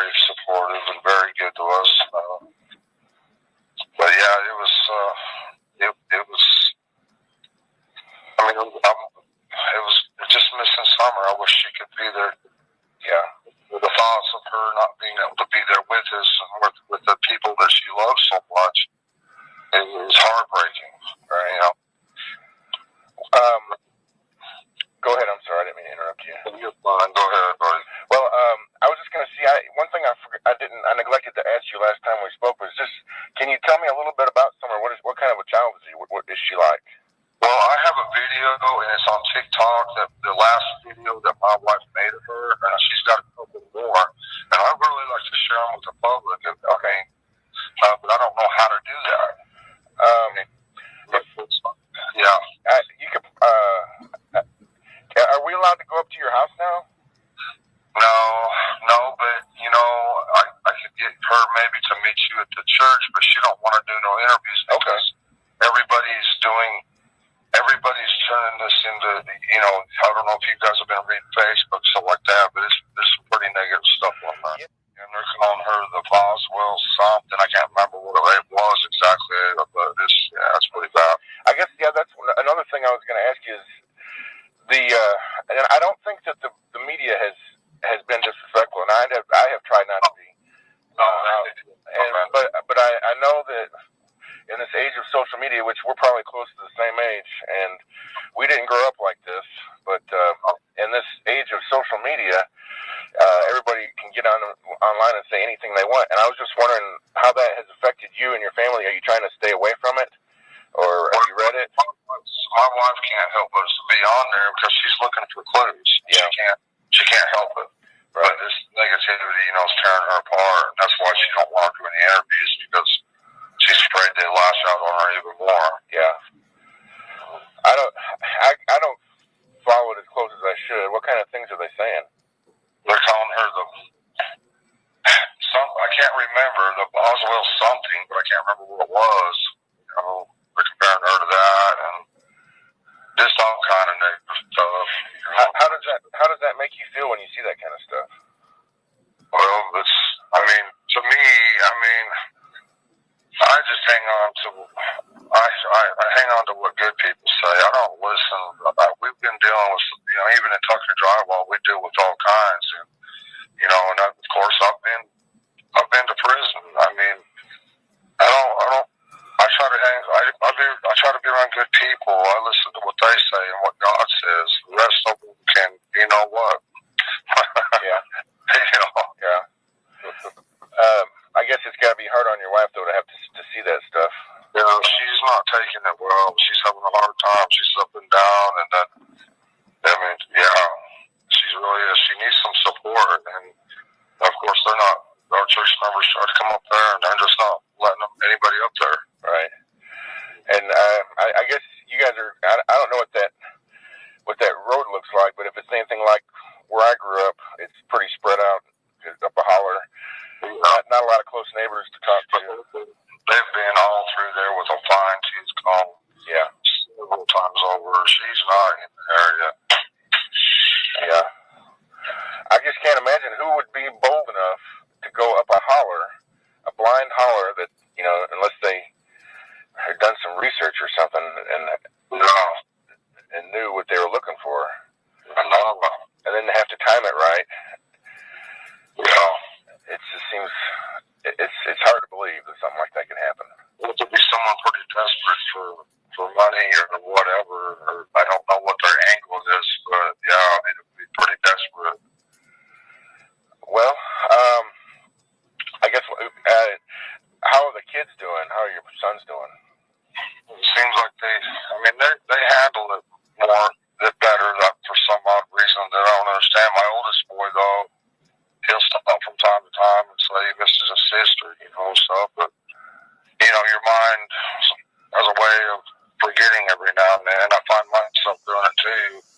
Every now and then but then it comes like flooding all back, of course, you know. Yeah.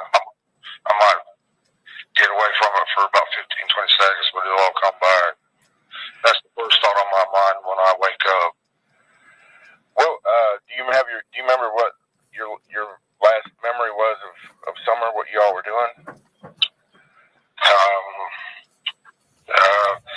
Probably the night before, she wanted to twirl. She wanted me to, I just hold her my hand while she twirled, because that's what a ballerina or a princess kind of thing, 5 years old. Yeah. She likes to dance. I saw that video of her dancing in the rain. That was real cute. That's the video I was wanting to get out. Yes, if at all possible. Okay. I'd like everybody to see that. Are you working today? I'm trying to. I'm here talking with my employers now. Yeah. Yeah. I don't see how you could. I wouldn't be able to work under these circumstances. It's too much. Yeah, it is. It's too much, but I'm just trying to have hope and faith in God that He knows all things and that He will protect her is my hope and prayer. Yeah. Wherever she's at, and that He will turn it all around someday, to glorify His name. That's what my prayer is. I mean, Daniel was led into captivity, and I don't know. He trusted in God the whole way, all the way through it all. Even to the point of being put into the fiery furnace. Right? He was willing to do that for his God, and that's the only thing I can, lean to is people like him. And maybe she's got enough experience in the church that she'll never forget it, and maybe that will lead her back home someday. That's my prayer. Was there anything that was said at church or any kind of fellowship that gave you a little bit of comfort on Saturday? Oh yeah, all kind of stuff like that. Yes, sir. I can't remember specifically, but just I don't know, just having good people there for you. It's a comfort. People willing to talk to you. That's the main thing. Right. All I can do is put it in God's hands a little. Right. Okay. Well, I guess that's all I was going to ask you about, unless there's something else that you wanted the public to know about what's going on. No, just that. Does your family need anything? Because I know it's probably hard for you to get out and get necessities and stuff. No, we are absolutely fine as far as that goes. Everybody takes the searchers and the police, all kind of stuff, and they've been bringing us a lot of that stuff to our house. So, oh, okay. Yeah. Okay. They've been really good. Really good. Just appreciate everybody for their efforts. That's all I really do. Because I know they're trying hard. They really ramped it up this weekend, didn't they? They brought in a lot more people. Yes. Yeah, and they're not stopping. They're not stopping. But I just, feel that she's not in the area, and they know that. But they still have to search. I think, maybe they could find a clue or something too of who was out there. That might be another. They're still looking for 2 more people of interest that have been through there. Really? Yes, sir. What kind of people are those? I have no idea for sure. And a lot of this might be speculation because I tried to ask them about it, and they just say we're looking into it. Just hang, and they won't give them any information to higher ups. And I can't. I try to help and everything, and I can't do nothing that they ain't doing already. Right.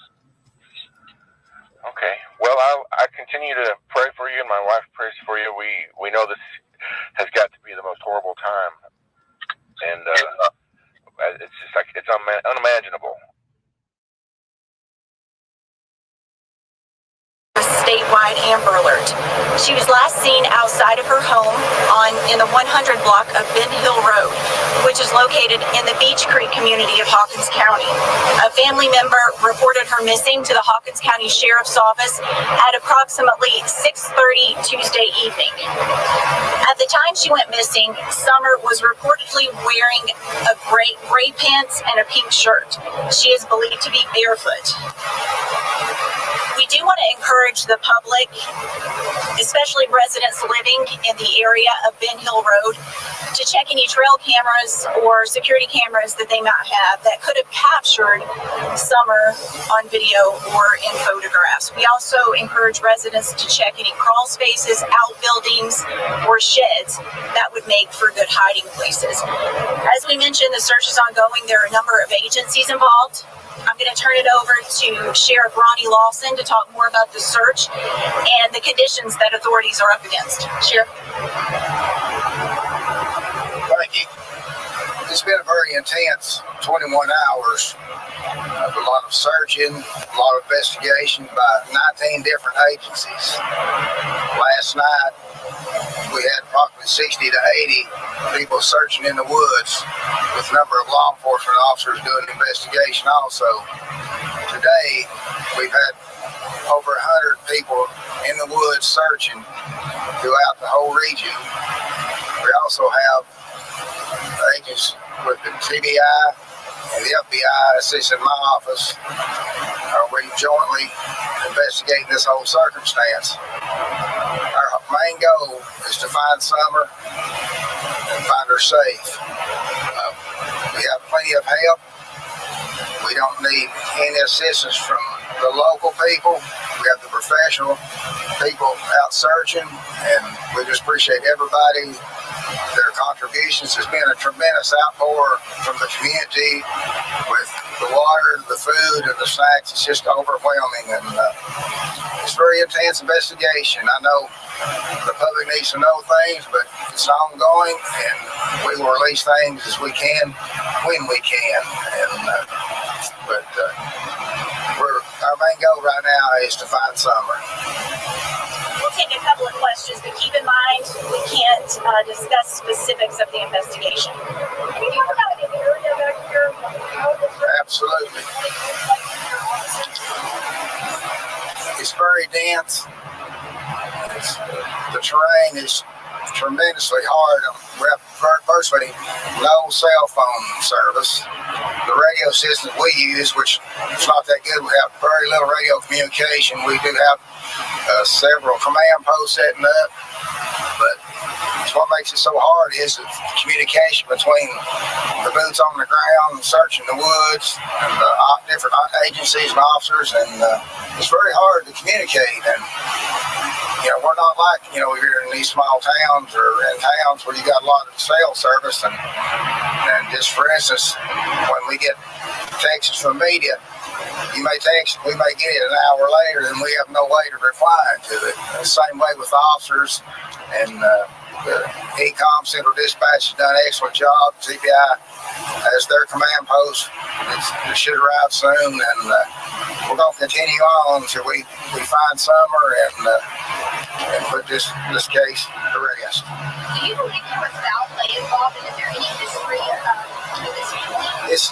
The family are cooperating, and it's really too early to tell. We're still basically gathering information, and we're in the search mode right now.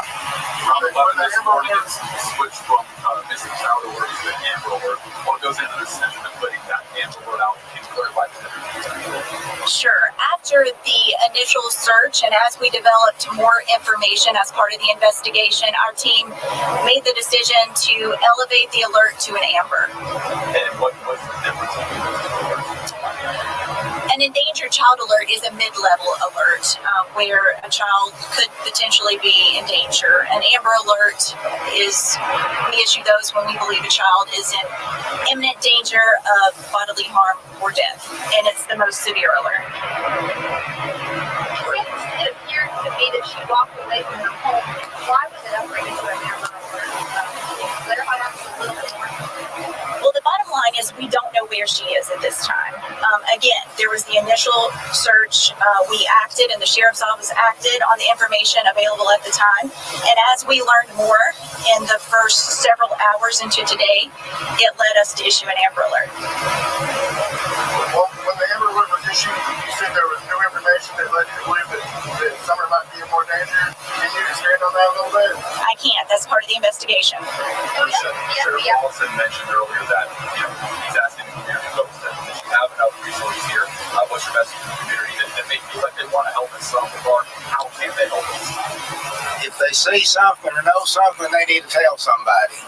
That's the biggest thing. A lot of people don't want to get involved. They want to reply to us or respond anonymously. That's fine, as long as we find Summer. That's the main thing right now. And we're talking about the Amber Alert. If they raise that up another level, that helps more people paying more attention, you get more clues, you get more calls, and then everybody can call that 1-800-TBI find, and it all goes into a database, which helps us in an area where we don't have a lot of communication anyway. So TBI helps us with that. And we know the FBI was called in fairly early. Can you kind of explain why that decision was made? Well, we have an excellent relationship working together. And just like if this case stems outside of Hawkins County, then you have the TBI to help with that. But if it expands on out past the state of Tennessee, then you got the FBI. So we're all on the same page, and we just keep on going. We're just working together as a team. All have the same goal. Let's find Summer. One more question. Can you expand on maybe just the area where you guys are searching? If people see something in a certain area, they should be hyper-alert for that certain area or part of town. Well, the train and stuff, just like you see here, this is what the people are searching in. But if they seen something yesterday evening or afternoon that we need to know, that's when they need to make the call or come by the command post. Any kind of landmarks and sort of an area that you're sort of just around Ben Hill Road in that area. That's the main, because she's 5 years old and she left the house. And evidently she got a little farther than they expected. Do you have any idea how much territory your volunteers and searchers are covering? A lot. We have so many out there that they've broadened the scope. Plus, we've been able to utilize aircraft. THP's been wonderful with their helicopter and the medical helicopters with THP's FLIR at night. They've been flying today, and it's just outstanding how the community's come to help us. Plus all the different resource agencies and the rescue squads, and EMSs, and all law enforcement. And we just hope that we have a great result when we find Summer. Have you gotten any news? At this time, we're following up on any and all leads. Again, thank you for being here. We encourage the public to call in any credible information to 1-800-TBI-FIND, and we continue to hold out hope for the best possible outcome. Thank you.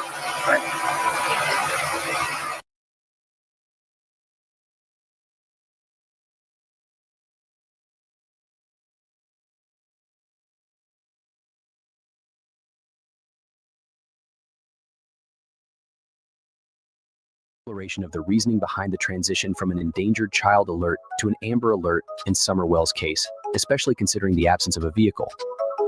I'll also provide detailed distinctions between these alert types. Differences between Endangered Child Alert and Amber Alert. Endangered Child Alert. This is typically issued for missing children when there is concern for the child's safety, but without sufficient evidence of abduction. The goal is to alert the public to be vigilant without assuming any specific suspect or motive. Amber Alert issued when authorities have reasonable evidence that a child has been abducted and is in imminent danger. Requirements for an Amber Alert include the belief that the child is in danger of serious bodily harm or death.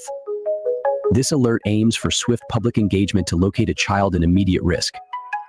Purpose and protocols. Amber Alerts mobilize resources more intensively and have stringent criteria, while Endangered Child Alerts are issued when there is worry for the child's well-being but insufficient data to confirm an abduction.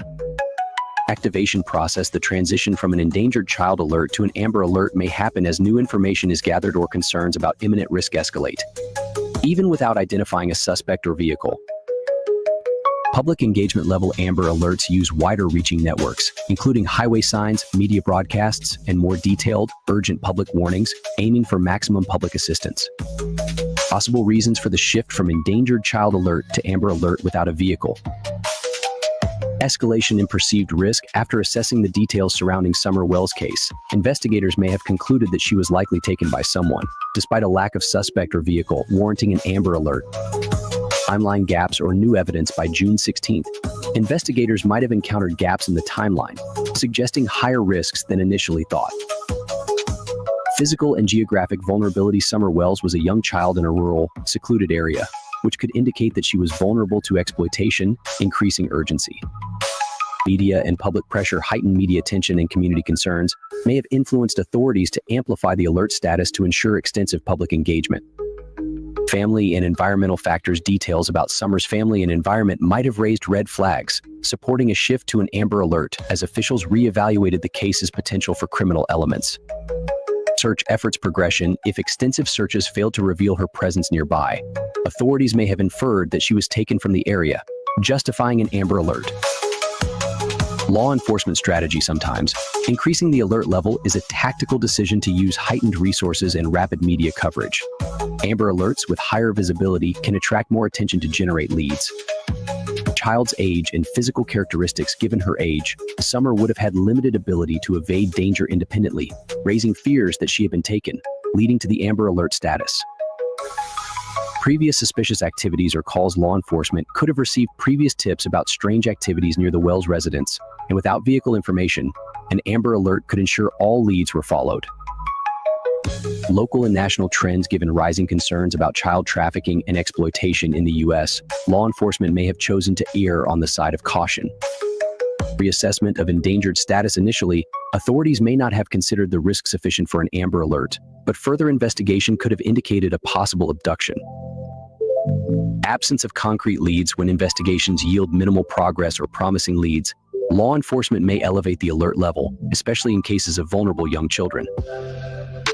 Community safety considerations. Authorities may have wanted to warn the public if they felt other children in the area could be at risk. Absence of clear evidence against abduction. The absence of signs pointing to Summer wandering off alone might have further prompted the shift, especially without contradicting signs of an abduction. Increasing likelihood of foul play. Police may have inferred that the lack of leads and Summer's vulnerability increased the likelihood of foul play, warranting an Amber Alert. Desire for broader public involvement. An Amber Alert extends reach, encouraging the public to share information, especially across digital platforms. Assumptions based on previous cases. With some high-profile cases showing children taken by individuals without using a vehicle, authorities might have broadened the criteria. Lack of surveillance or witnesses in rural areas. Limited eyewitnesses or video surveillance can hinder investigation. An Amber Alert increases the likelihood of people sharing useful information from other sources. Probable cause of abduction. If authorities found evidence or clues suggesting abduction, even without vehicle involvement, they may have felt confident elevating the alert level. Strategic public awareness. The Amber Alert's urgent tone can serve as a strategic tool to gain support and vigilance from the public. Given the media presence and the heightened alert level, this could spur more leads and assistance. This reasoning provides an understanding of why the switch from an endangered child alert to an Amber Alert could have been made without concrete evidence of a vehicle. It's a combination of protocol, situational urgency, and possible indirect evidence that shaped law enforcement's decision. Since it appears to me that she walked away from her home, why was it upgraded? Well, the bottom line is we don't know where she is at this time. Again, there was the initial search. We acted and the sheriff's office acted on the information available at the time. And as we learned more in the first several hours into today, it led us to issue an Amber Alert. When the Amber Alert was issued, you said there was new information that led you to believe that Summer might be in more danger. Can you expand on that a little bit? I can't. That's part of the investigation. Sheriff Lawson mentioned earlier that he's asking community folks to have enough resources here. What's the best for the community that make people, if they want to help us out, how can they help us? If they see something or know something, they need to tell somebody. That's the biggest thing. A lot of people don't want to get involved. They want to reply to us or respond anonymously. That's fine. As long as we find Summer, that's the main thing right now. And we're talking about the Amber Alert.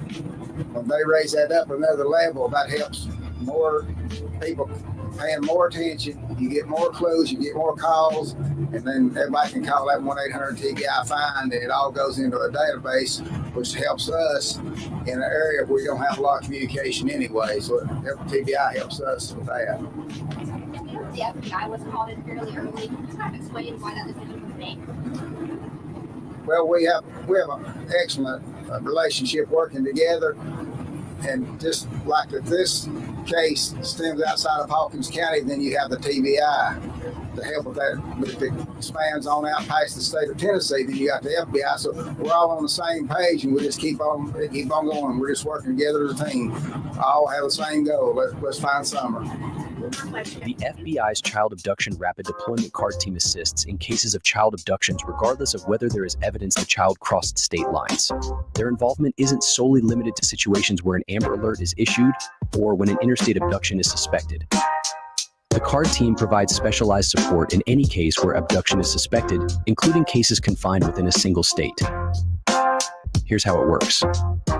Criteria for CARD team involvement. The CARD team is typically activated when local authorities request specialized assistance in a suspected child abduction, particularly if the case involves complex factors such as limited leads, challenging terrain, or the need for advanced investigative resources.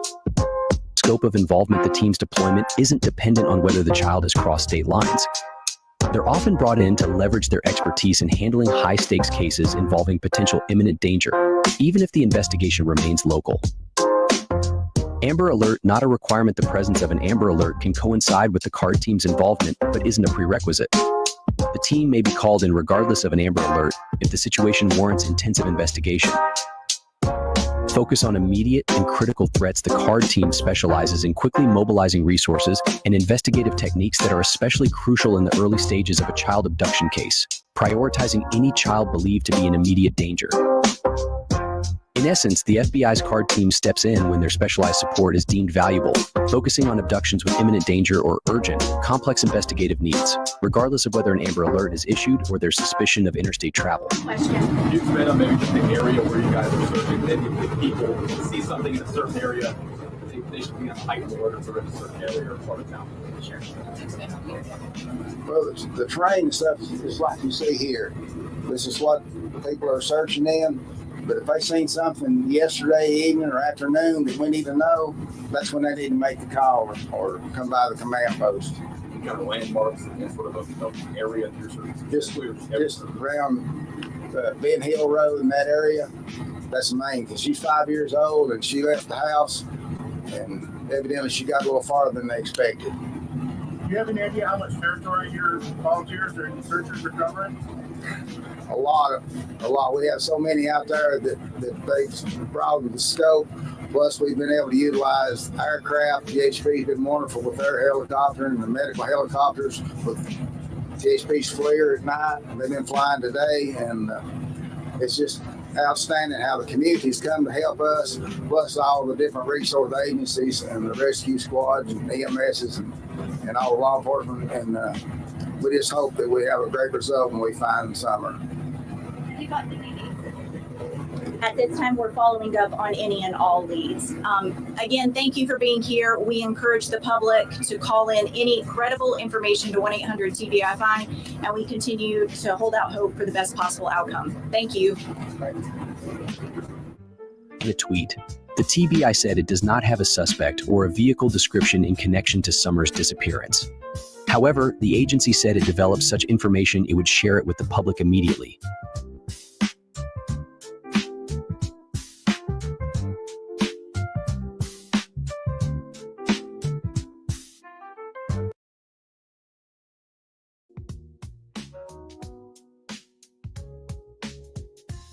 More than 100 personnel and 41 agencies have been involved in the search for Wells since she was reported missing from her home in the Beach Creek community Tuesday night. The rest of our operational period, utilizing multiple ground crews, drones, fixed wing, and also helicopter with K9s on standby. Some of the issues we're encountering with this search is the steep and dangerous terrain. With this steep and dangerous terrain, we're also experiencing, as you see behind us, very dense canopy coverage, including very dense ground cover, causing search efforts to become very difficult, taking extra time to cover these areas adequately, exhausting teams a lot quicker, in turn causing longer for these grounds to be covered, while allowing those teams for recovery and rehab. We have currently covered at this time at 1 mile from the residents last seen by ground and dog. Hopefully by the end of the day, we will have recovered 2 ground miles. Assisting with THP, expanding theirs to a minimum of 4 miles aerial aviation searching. As she stated, residents in this area, everybody continues to ask, well, if she wandered off, why did somebody not see her? This part of the community, the residents are very spread out. Some being from one hilltop to the other hilltop, or at the start of a road, and you may go a mile back before you ever get to another residence. It's making that very difficult for residents just to be able to be at home, outside working or something, and notice her leaving that area. As we continue, we will continually assist Hawkins County Sheriff's Department, TBI, and FBI with this search as long as they deem necessary. And as Leslie stated, at this time, we are not asking for any public and/or volunteers to assist in the search. A lot of people wonder why. Due to the extreme terrain and the nature of this, trying to locate her, trained professionals is what we need at this time to make sure that these residents don't become endangered and turn around and expand this issue with having to search for somebody else. Thank you. Here's an in-depth look at the challenging terrain around Summer Wells' home in Hawkins County, Tennessee, and the associated danger search teams faced in their efforts to locate her during that critical first week. Description of terrain. Rugged hills and steep slopes. The area around Summer Wells' home is marked by rugged hills and steep inclines, with some slopes nearly vertical. This made every step hazardous for searchers, who had to watch each footing to avoid slips and falls. Thick underbrush and dense foliage. The woods surrounding her home are packed with thick underbrush, dense trees, and shrubs. The foliage is so dense in some places that visibility was reduced to mere feet ahead, making it easy for both Summer and the searchers to be hidden from view. Rocky and uneven ground. The ground itself is uneven, scattered with rocks of various sizes that can turn even flat surfaces into tripping hazards. Loose rocks added further challenges, especially on slopes where a misplaced step could lead to a dangerous fall. Narrow trails. While there are some trails in the area, many are narrow and not designed for heavy foot traffic. Searchers had to navigate these trails carefully, often single file, which slowed down the search process and limited access to certain areas. Heavy tree canopy. The tree canopy in the area is thick, providing a dense cover that blocks sunlight. This limited natural light and visibility, especially in shaded areas, and made it difficult to thoroughly search beneath the trees. Natural obstacles. Fallen trees, branches, and other natural debris littered the forest floor, creating obstacles that required searchers to either navigate around or climb over. Each obstacle added time and physical exertion. Stream and waterways. There are small creeks and waterways in the area. Crossing these added to the difficulty, as they were often surrounded by slippery banks. The water itself posed a danger due to its depth in certain spots, where a child might struggle. Limited paths and roads. The remote nature of the property meant limited road access. Search teams had to rely heavily on foot travel, which slowed down operations, especially when carrying equipment or water. Dense vegetation concealment. With so much thick vegetation, Summer could have been easily concealed from view, even just yards away. This required searchers to proceed slowly, checking every potential hiding place carefully. Few landmarks. The landscape has few recognizable landmarks, making navigation challenging. In areas with few distinguishing features, searchers had to be cautious not to lose their bearings, and GPS often struggled due to the dense canopy. Environmental conditions that day. Hot temperatures and humidity. On June 17th, the weather was warm and humid, typical of Tennessee summers.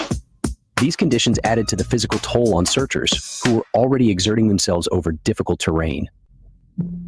Limited air circulation. With the dense canopy overhead, air circulation on the forest floor was minimal. This created a stifling atmosphere for searchers and increased the risk of dehydration and overheating. Risk of heat exhaustion. The combination of warm temperatures and strenuous activity posed a serious risk of heat exhaustion. Searchers had to take frequent breaks, stay hydrated, and be vigilant about symptoms of overheating. Insects and wildlife. Tennessee's woodlands are home to various insects, including ticks, mosquitoes, and biting flies, which were an added irritation and potential health hazard. Wildlife such as snakes also posed a danger to search teams. Poisonous plants. The area is home to various poisonous plants, including poison ivy and poison oak. Searchers had to be aware of their surroundings to avoid these plants, as contact could lead to painful rashes. Mud and slippery terrain. The humidity and occasional rain led to muddy, slippery ground conditions in some places. This made walking treacherous, especially on inclines or near water sources, where footing was already precarious. Risks faced by searchers. Physical exhaustion. The combination of challenging terrain, heat, and humidity meant that physical exhaustion was a constant risk. Searchers had to pace themselves carefully to avoid burnout and to maintain focus. Lack of communication signals. The hilly landscape and thick canopy disrupted radio and cell signals, which made coordination among the search teams difficult. This posed a significant safety concern, as teams couldn't always reach each other in emergencies. Limited daylight. Despite it being summer, the dense forest and heavy canopy limited daylight hours in the woods. The search had to be conducted efficiently during daylight, as visibility dropped drastically in the evening. Danger of falls and injuries. The rocky, uneven ground, coupled with natural obstacles, increased the likelihood of falls and injuries. Searchers had to be cautious not only for themselves but also to look out for each other in case of injury. Navigational challenges. The area's lack of clear trails and recognizable landmarks made navigation difficult, with the risk of searchers losing their way in unfamiliar territory. Weight of equipment. Searchers were often carrying necessary gear like first aid kits, water, and search tools, which added to the physical strain. The extra weight made navigating the rough terrain even more challenging. Psychological toll. The nature of the search, looking for a missing child, carried a heavy psychological toll. The searchers had to remain focused and thorough, but the stakes added to their mental and emotional burden. Fatigue and attention to detail. The strain and exhaustion made it difficult for searchers to remain attentive. They had to be meticulous in their efforts, as overlooking a small area could mean missing vital clues or evidence. Risk of injuring themselves or others. With searchers spread out and navigating narrow trails, there was a risk of accidentally causing injuries, whether through falling rocks or slipping. Every step had to be taken with extreme care, adding to the challenge. The search for Summer Wells around her home on June 17, 2021, was a grueling and hazardous operation due to the unique combination of environmental, physical, and psychological factors. This rugged terrain required resilience and determination from all searchers, who faced dangers at every turn. As we've stated before, the circumstances surrounding Summer's disappearance remain unclear. So if we do develop information that she was taken and we develop a suspect and a vehicle description, of course, we will share that with the public immediately. At this time, that's just not the case. So we'll take a couple of questions and I'll offer Sheriff Lawson an opportunity to say anything if he wants to.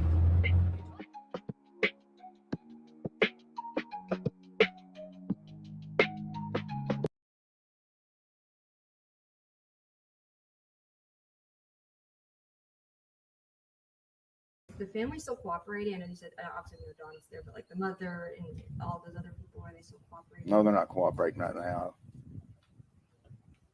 They have attorneys.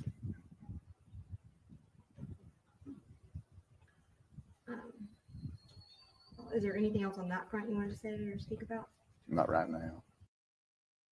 They're just so much on social media and calling into my office and TBI fine that it's not even relevant to the case, and the rumor mills, and it hinders it because sometimes we have to stop the wheels to check into something that's not even close to it. And I assure you that we have to give 100% effort. I mean, we, TBI, the FBI, my officers, we give 100% effort on this case. No stones left unturned, and we're not done yet.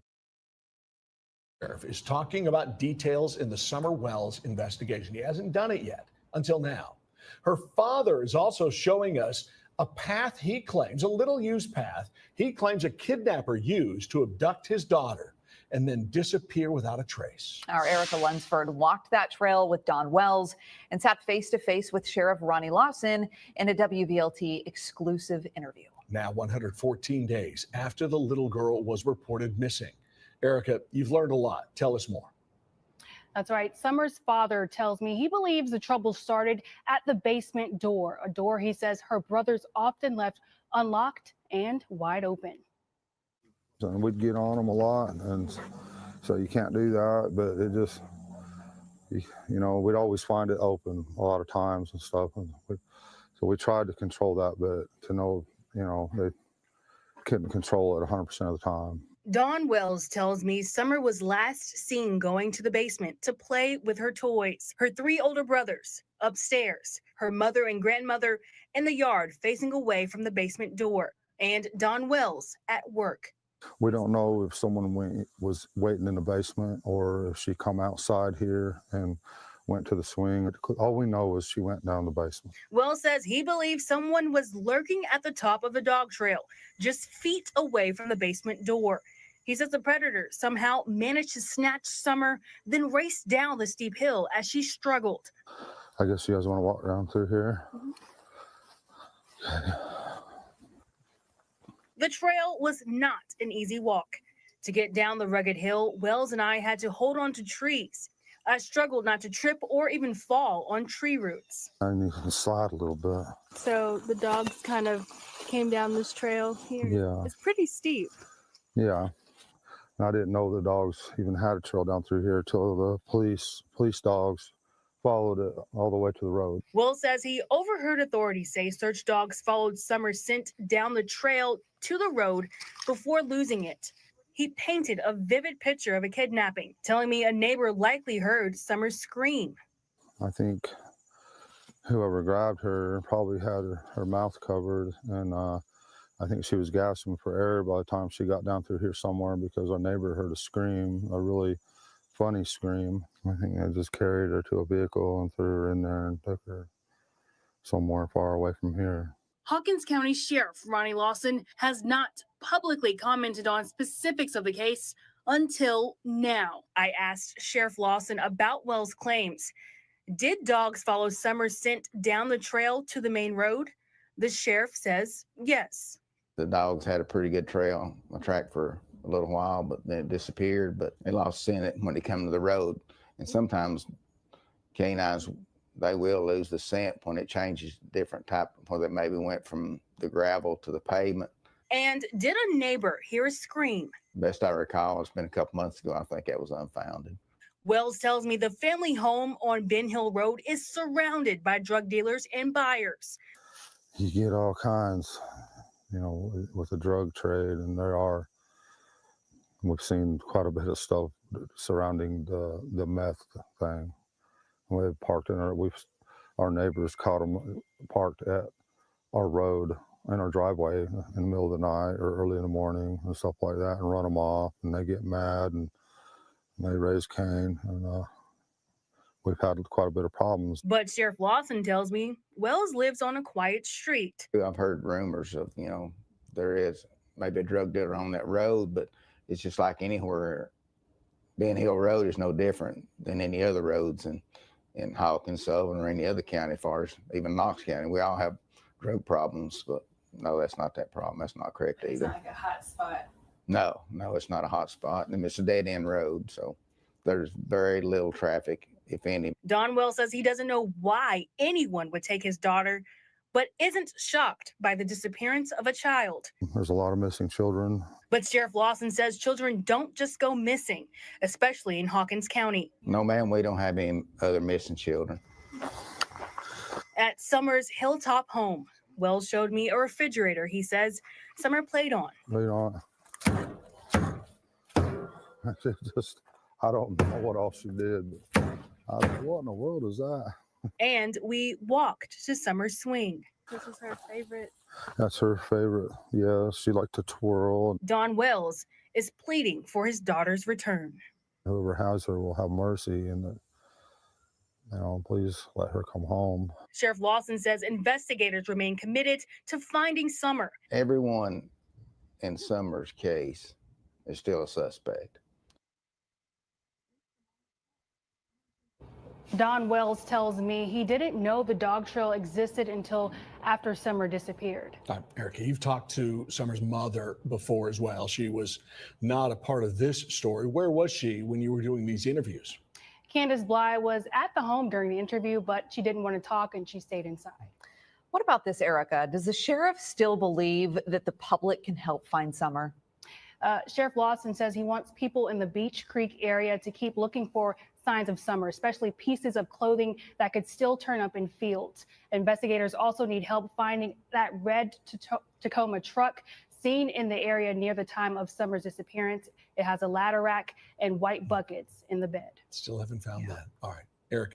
Tonight marks 5 weeks in the disappearance of 5-year-old Summer Wells. The Tennessee Bureau of Investigation says they've received more than 1,000 tips. A Midwest rescue group will return to the region this weekend. Their goal to once again help crews search for Summer. Tonight, we're learning more about the challenges that rescuers faced in the initial ground search. News Channel 11's Ansley Daniel joins us live from our Kingsport newsroom. Ansley, Hawkins County leaders are expected to address one of the main issues in a meeting tomorrow, right? Josh and Sarah, even before Summer Wells' disappearance, the radio systems and lack of cell service were hot button issues in Hawkins County, with some people not able to reach 911 at times, and even those who use that radio system for EMS and first responder services not able to communicate with each other. After this search for Summer expanded, those issues were highlighted, even brought up during press conferences from law enforcement and search leaders.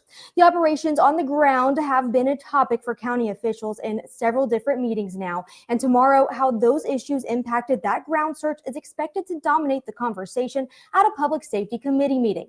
In an interview with News Channel 11 last week, the incident commander of search operations, Captain Tim Coop, said Washington and Sullivan counties and the state bringing in equipment to extend that signal made all of the difference.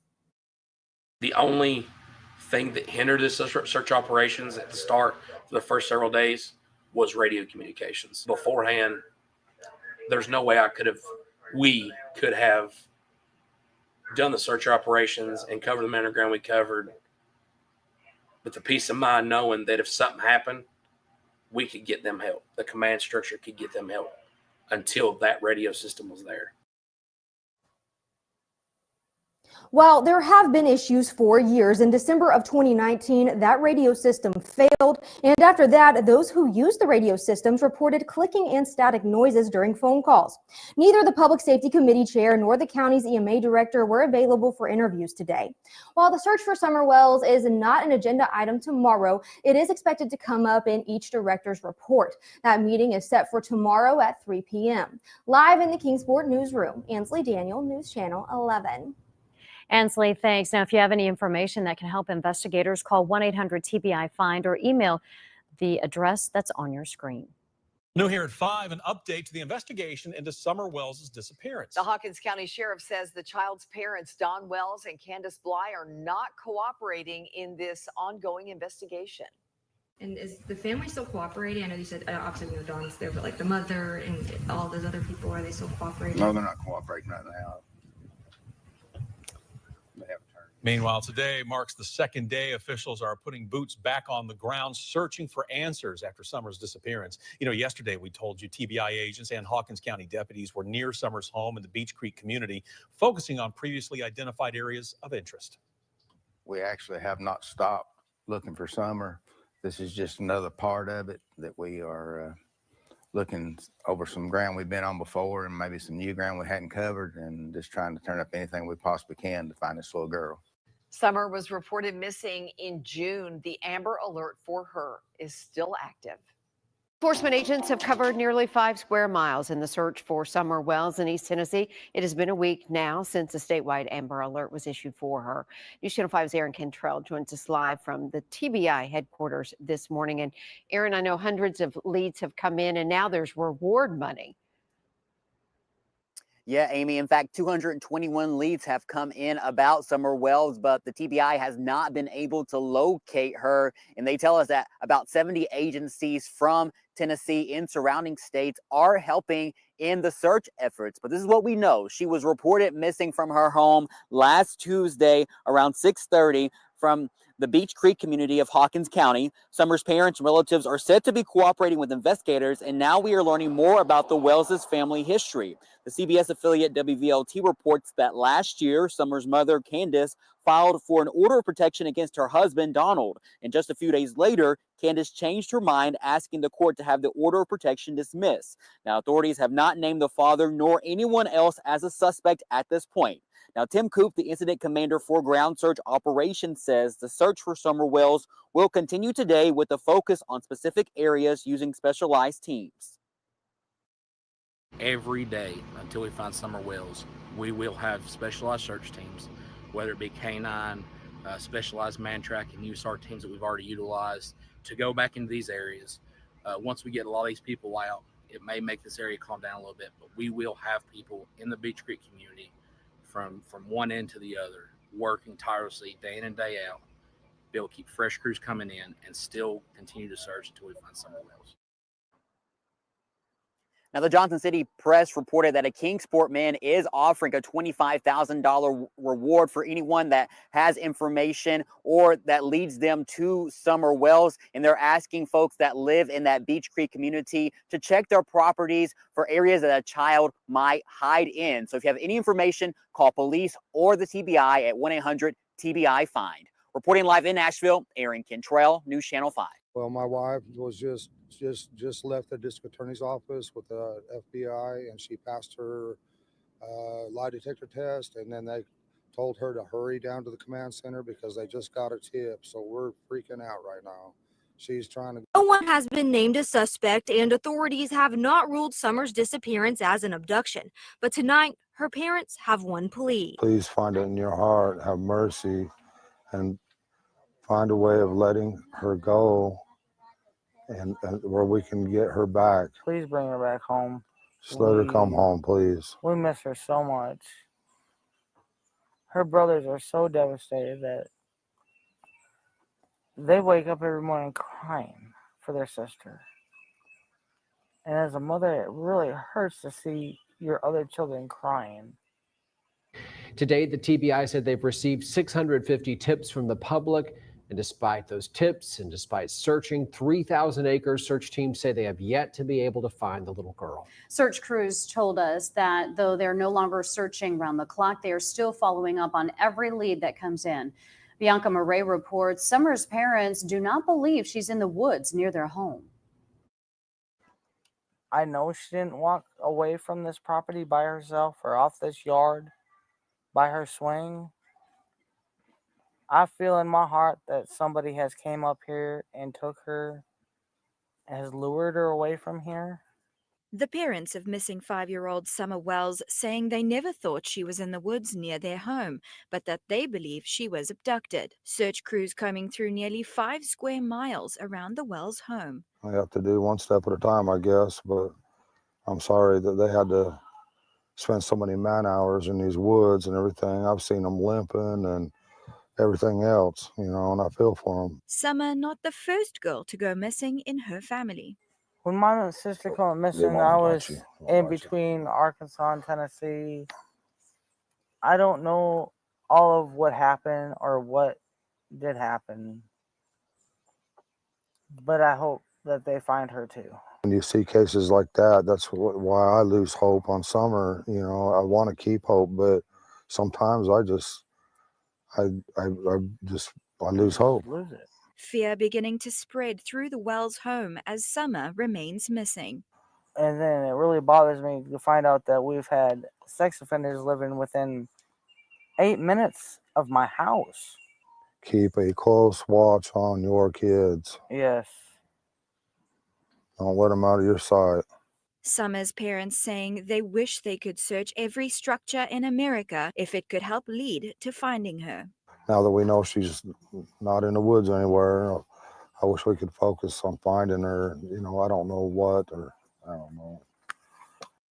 Several of our colleagues have spoken with Summer's mother off camera. She's even provided videos and photos of her daughter. But tonight, for the first time, she shares her account of what happened the night her daughter went missing, and like her husband, that she believes her 5-year-old girl was taken. We really miss her very much. She was the angel, our blessing. The love of our life. She's what made our world go around. It's been 13 days since Candace Bly and Donald Wells last saw their 5-year-old daughter, Summer. I'm just scared that somebody's hurting her, and there's nothing I can do about it.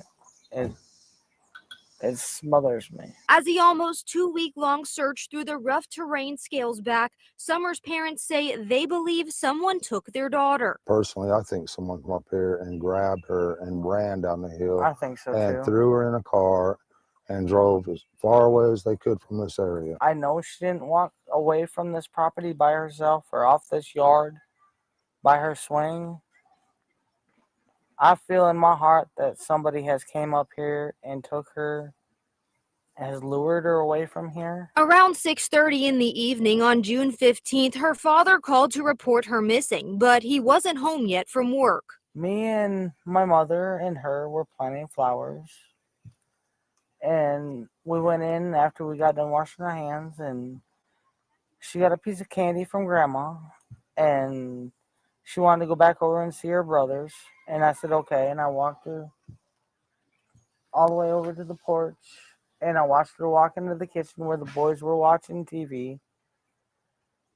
And I told the boys, I said, watch Summer, I'll be back. And within 2 minutes, I came back. And I asked the boys where their sister was, and they said, she went downstairs, Mom, to play with her toys in the playroom. I said, okay. And I yelled downstairs for her a couple times, and I didn't get no answer, which was unusual because usually she always answers me.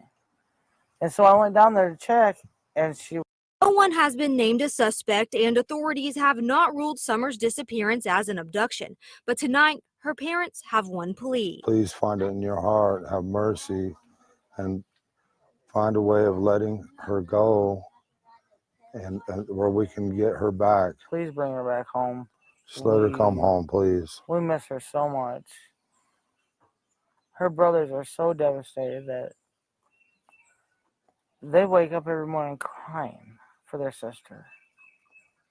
And as a mother, it really hurts to see your other children crying. Today, the TBI said they've received 650 tips from the public.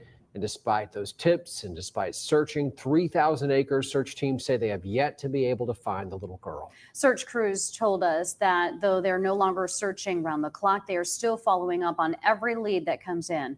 Bianca Murray reports Summer's parents do not believe she's in the woods near their home.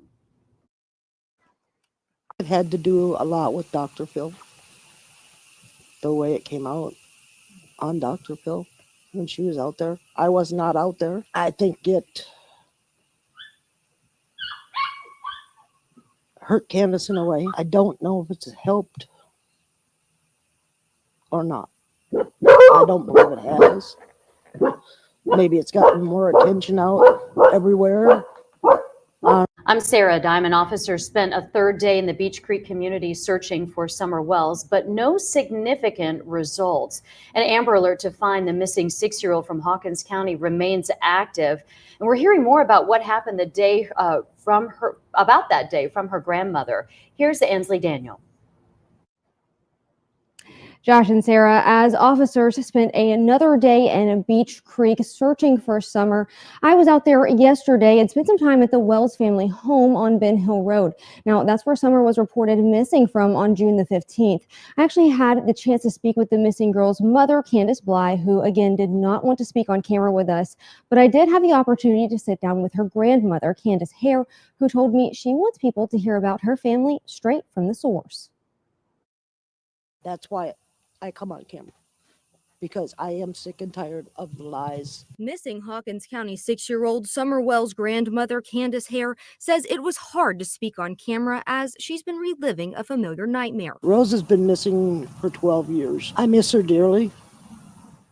She's the baby of the family. Hare's youngest daughter and Summer's aunt, Rosemarie Bly, went missing from Wisconsin on August 21st of 2009. To go through it again with my granddaughter, Summer, is very heartbreaking.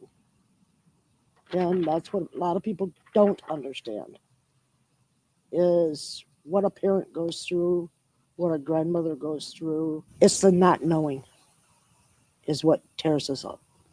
It's the not knowing. Back in November, her granddaughter's case received national attention on a 2-part Dr. Phil episode, which is why Hare thinks her daughter Candace Bly has continued to shy away from the media. I think it had to do a lot with Dr. Phil.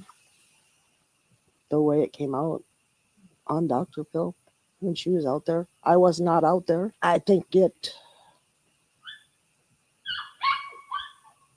hurt Candace in a way. I don't know if it's helped or not. I don't believe it has. Maybe it's gotten more attention out everywhere. On June 15th, the day Summer was reported missing, Harris says she spent the entire day with her daughter and granddaughter. She says it started with a trip to the emergency room to have her knee checked out. They prescribed me medication to take to get the swelling down out of my knee and around my knee because it was inflamed. And then we waited around for my prescription. Summer went swimming that day at the horse stables, I believe it was. After the family returned home with groceries, Harris says she took a nap, woke up, and repotted cactus plants with her granddaughter. She says Summer ate a peppermint, went inside the house to play with her brothers, and that was the last time she was seen. There was no sign of her. Authorities say all possibilities of what happened to Summer are still on the table. But like the rest of the Wells family, Summer's grandmother believes she was abducted. We never did find her. She called 911 and she called Donnie, and we sent the boys down over the hill, and I stood in front of over by the edge there and watched them. And was praying to God every minute that nobody would take them. For more than a decade, Hare has said the same prayer. I hope and I pray to God every day. Over the last almost 9 months, along with her daughter Rose, her granddaughter Summer has now been added to her plea. That she's found alive. We have more of that first-time interview along with a statement from Summer's mother, Candace Bly, and the interview with Hawkins County Sheriff Ronnie Lawson that prompted it all right now on our website, WJHL.com. Another story at 6, day 2, and a planned search for missing 6-year-old Summer Wells is now over. The Tennessee Bureau of Investigation said teams scaled previously identified points of interest in Hawkins County. The agency says much of the area where Summer disappeared requires extra time to search thoroughly. They say it's extremely steep and dangerous. News Channel 11's Ansley Daniels spoke with Hawkins County Sheriff Ronnie Lawson, the lead investigator in the case. Yeah, Ansley, the sheriff told you today that Summer's family now currently is not cooperating with law enforcement? That's exactly right, Josh and Sarah. He also told me that the family has attorneys. Now, he did tell me that he didn't want to speak any further on the matter, but I did have the chance to speak with Summer Wells' mother and grandmother at the home where she disappeared earlier today. And her grandmother told me that she wanted to address the sheriff's comments about them not cooperating, as well as whether or not they have an attorney. And this was the first time that we have spoken with her on camera since her granddaughter went missing. Mr. Lawson stated that Candace and the whole family is lawyered up. I can't speak for Donnie, and I know Candace hasn't because she's told me she hasn't, and I have not. If law enforcement wants to talk to me, TBI wants to talk to me, they have my phone number. They know when I leave the state. They know when I'm here. Summer Wells' grandmother, Candace Hare, says she hasn't spoken with law enforcement since December 13th. They have not contacted me since the YouTubers were down here in the driveway. And we asked them about trespassing. Summer's grandma was with her granddaughter all day on June 15th, the day she disappeared. She walked me through what they did that day and said she and Summer were repotting cactus plants outside of her camper, and then Summer came in and had a piece of peppermint, which is her favorite, and then she went in. She said, "Mama, I want to go play with the boys." Candy walked her back to the house, and she asked the boys to keep an eye on her, and that's the last time I seen her. As the 9-month mark of when her granddaughter was reported missing approaches, she says the social media and online rumors have to stop. If they want to help, that's great. But if they want to spread lies, that's a different story. Because that's all they're doing now is spreading lies. They're reaching and trying to figure out what lie can we spread now. And I'm tired of it.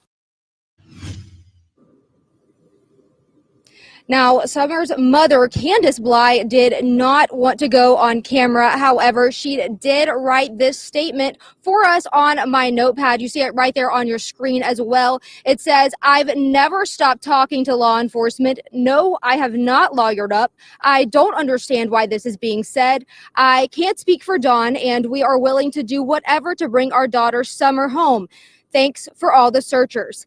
Now, she also did not want to address her new YouTube channel, Dr. Phil, or anything other than the comments by the sheriff made earlier today. However, she and her mother, Summer's grandmother, wanted me to reiterate how thankful they were for the searchers who are still out looking for Summer, as well as law enforcement for still keeping this investigation open and fresh.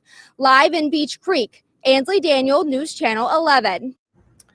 Ansley, thank you. March 15th will mark 9 months since family members say they last saw Summer in the Beach Creek community at their home.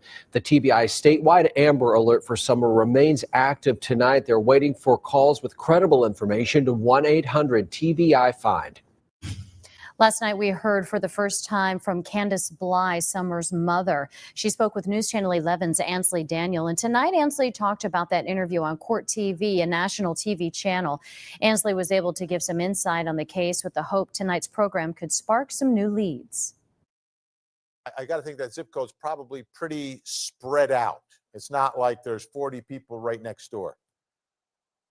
It is very spread out. That area, another thing that law enforcement mentioned, like you said, it is very spread out. There were a lot of people there that have large patches and chunks of land. And again, it's so spread out that people aren't on top of each other like they would be in a typical neighborhood. And a lot of these people do typically have abandoned buildings and other things on their property as well that kind of adds into that search issue as well. Mark, thank you. New details tonight of the search for 5-year-old Summer Wells. Incident Commander Tim Coop says the command center at Mount Carmel Baptist Church has been demobilized and that multiple local search crews and outside resources are on standby now. Tonight marks 2 weeks since Summer's parents say she was last seen at their home in Hawkins County. The Tennessee Bureau of Investigation says they have received 650 tips in the search for 5-year-old Summer. TBI tweeted this afternoon urging the public to only share information from credible sources, adding, quote, sharing speculation or rumors only makes the process more difficult for law enforcement by increasing the number of non-credible tips, end quote. News Channel 11's Bianca Murray joins us live. Bianca, we got to speak with both of Summer's parents. What did they say about the toll her disappearance is having on their family? Well, Josh and Sarah, we spoke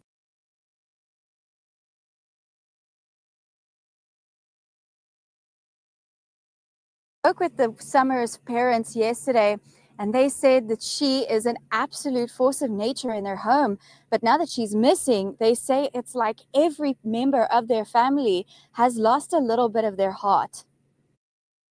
Her brothers are so devastated that they wake up every morning crying for their sister. And as a mother, it really hurts to see your other children crying.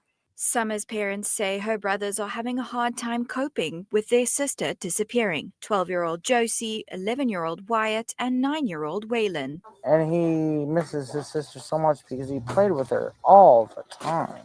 Summer's mom, Candace, says she's been receiving hateful messages on social media, most of which she says calls her a bad mom. And I'm sorry that you guys feel that way, but that's my baby, and nobody would ever treat her like that as long as I was around, ever. Summer's mom says she's fearing the worst. I'm just scared that somebody's hurting her, and there's nothing I can do about it, and it smothers me. Summer's dad says he fears her being locked up indoors somewhere because he says she loves to be outside. She loved to be outside all the time. That was her, unfortunately, her downfall. 'Cause a lot of times the boys would be inside and we'd be like, "Where's Summer? Why'd you leave her out there alone? Go get Summer now." And that's happened over and over again. And I'm so afraid that she's locked away. Josh and Sarah, the family, tell us that they think Summer was abducted. However, the TBI says the circumstances of Summer's disappearance remains unclear. And though this command center has been demobilized, search crews say they are still following up on every tip. Reporting live in the Beach Creek community, Bianca Murray, News Channel 11.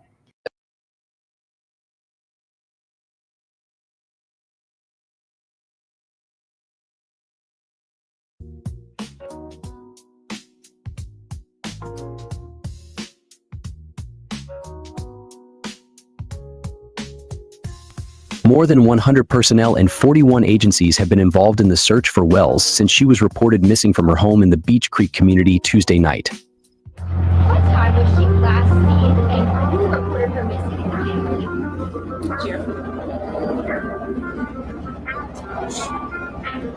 Her parents reported her missing right around 6:30 p.m.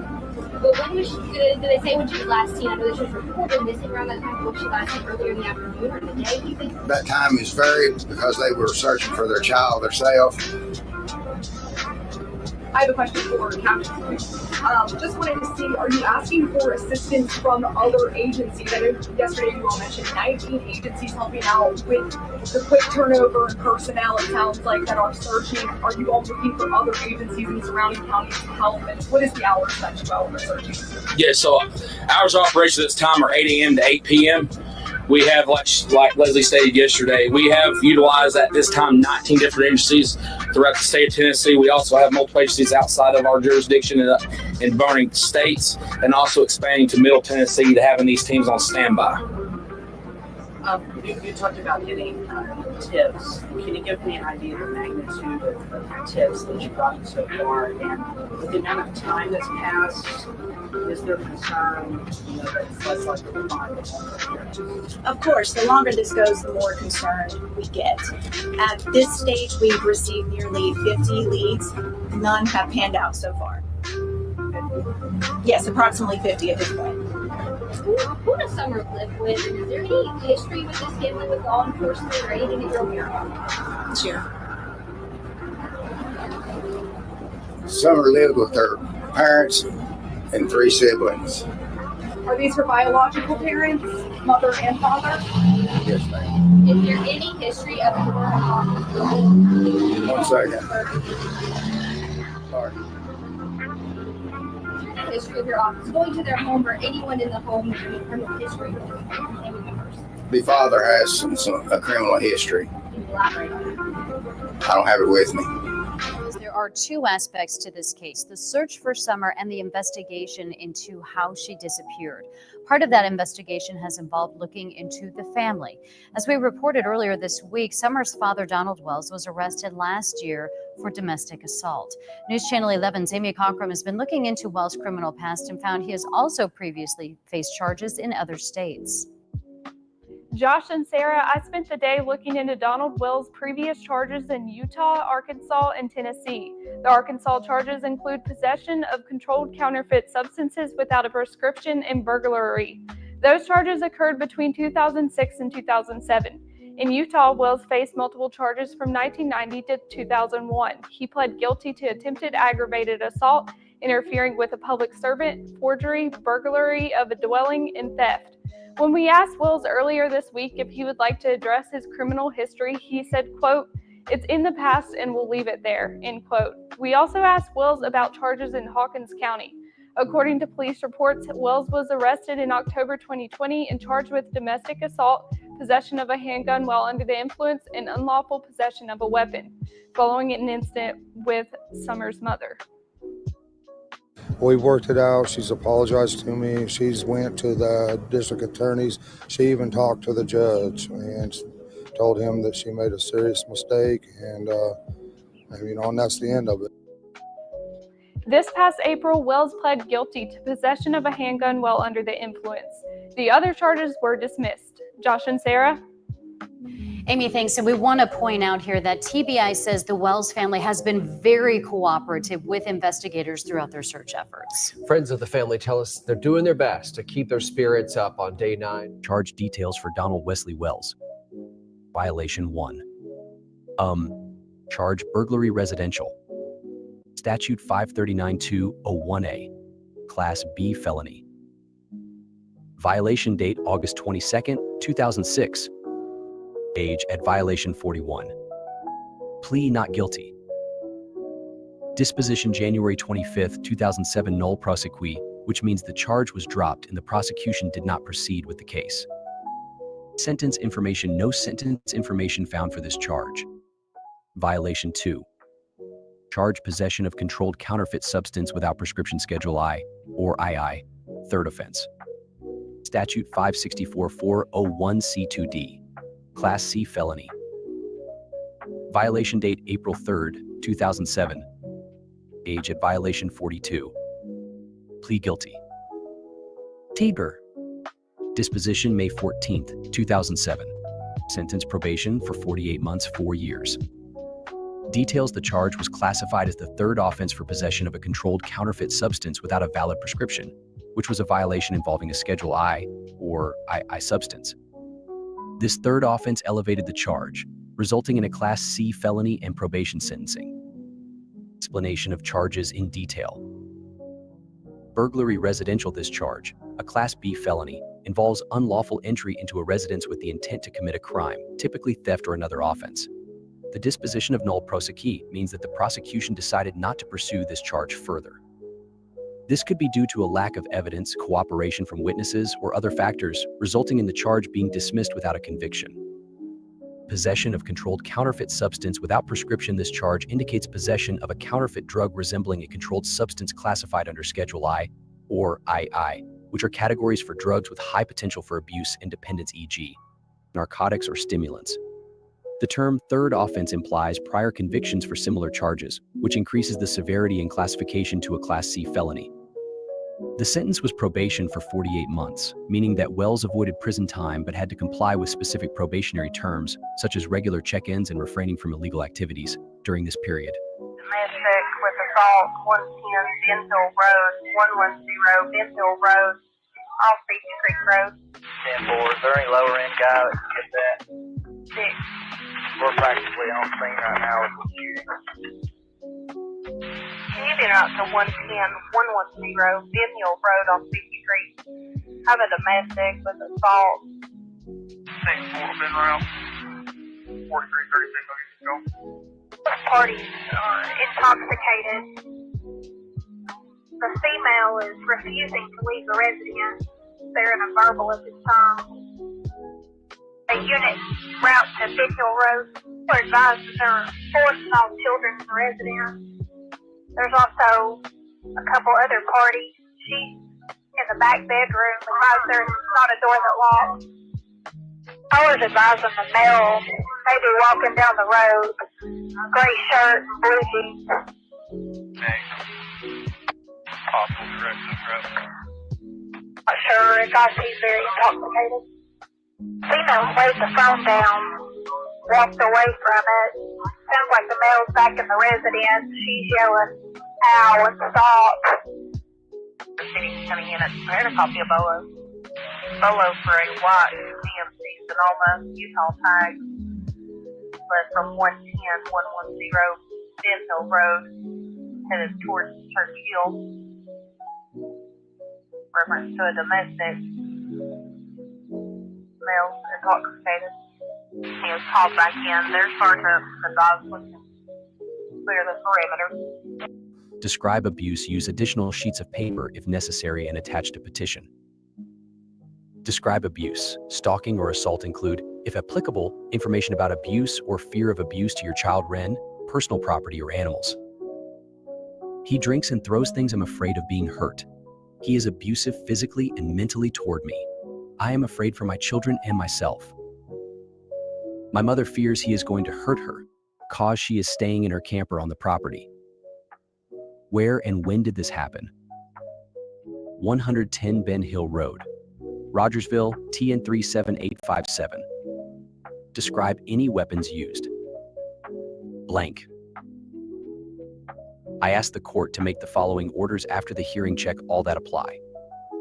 No contact. Please order the respondent to not contact me or our children under 18, either directly or indirectly by phone, email messages, text messages, mail, or any other type of communication or contact. Stay away. Wediga. Please order the respondent to stay away from my home, my workplace, or from coming about me for any purpose. Image 2. Affidavit of complaint. I, the affiant named below, after being sworn, state under oath that on or about October 14th, 2020, in Hawkins County, Tennessee, Donald Wesley Wells committed the offense of domestic assault 3913111, possession of a handgun while under the influence 39171321. Unlawful possession of a weapon 39171307. I further state under oath that the essential facts constituting the offense S, the sources of my information, and the reasons why this information is believable and reliable are as follows.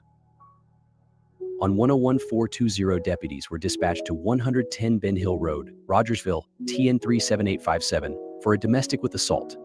Upon turning onto Ben Hill Road, I observed a white GMC Sonoma pulling onto Beach Creek Road. I turned my floodlights on, revealing a male behind the wheel, later identified as Donald Wells. Deputies proceeded to the scene and spoke with the victim Candace Bly and two witnesses, Jose Roman and Candace Harrer. Bly stated that her husband Donald Wells had left in a white GMC Sonoma. Shortly after, Deputy Winter advised that a white truck was coming back up the driveway. I heard the family members begin to fear for his return and heard a member utter that there was a firearm in the vehicle. A felony stop was conducted in the driveway, and Wells was detained. When detaining Wells, I observed a strong odor of an alcoholic beverage coming from his person and observed him stumbling when he was picked up off the ground. Wells stated that there was a firearm in the truck, but it was a black powder pistol in the glove box. Wells went on to say that he was a felon from charges in Utah and had had something to drink that night. Deputy Winter located a firearm in the vehicle. I spoke with Bly and witnesses about the assault. Bly stated that Wells came home drunk, saw Jose in the house, and believed Bly was cheating on him. Allegedly, Wells started to argue with Jose, and Wells began to struggle with Bly. Bly was pushed down, causing damage to her left knee. Bly and witnesses stated that Wells began punching himself in the face and then left. Wells was taken to the Hawkins County Jail for booking. Affiance signature Deputy Kyle Shively, A209. Sworn to and subscribed before me on 10152022020. Address printed Hawkins County Sheriff's Office, 117 Justice Center, Dr. Rogersville, TN 37857. Phone number 42327248848. Case summary. Filing date January 7th, 2003. Case type criminal. Case status closed. Defendant date of birth May 3rd, 1982. Address 11533 Lundquist Road, Grantsburg, Y54840. Branch ID 1. DA case number 2003 BT 00000004. Responsible official Michael Gableman.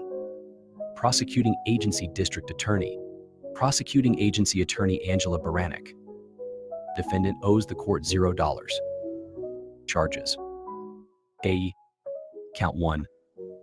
Statute 947.01. Description disorderly conduct.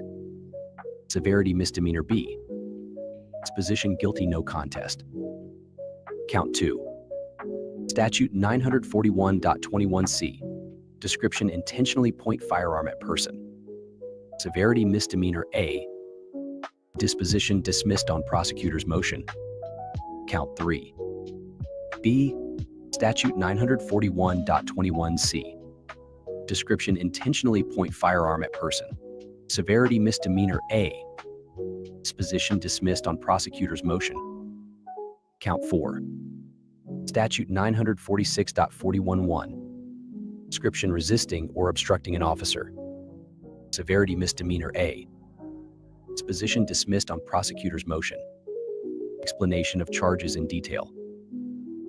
Disorderly conduct count 1. This charge, classified as a misdemeanor B, involves behavior that disrupts public order, such as fighting, causing disturbances, or any conduct considered disruptive or offensive. The guilty no contest disposition means that Candace Bly either admitted guilt or chose not to contest the charge.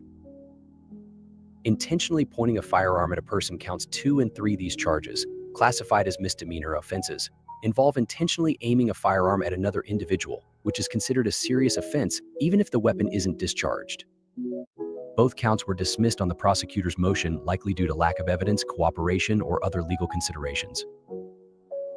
Resisting or obstructing an officer count 4. This charge, also a misdemeanor A, involves obstructing or resisting law enforcement in the performance of their duties. Like the previous charges, this count was dismissed on the prosecutor's motion.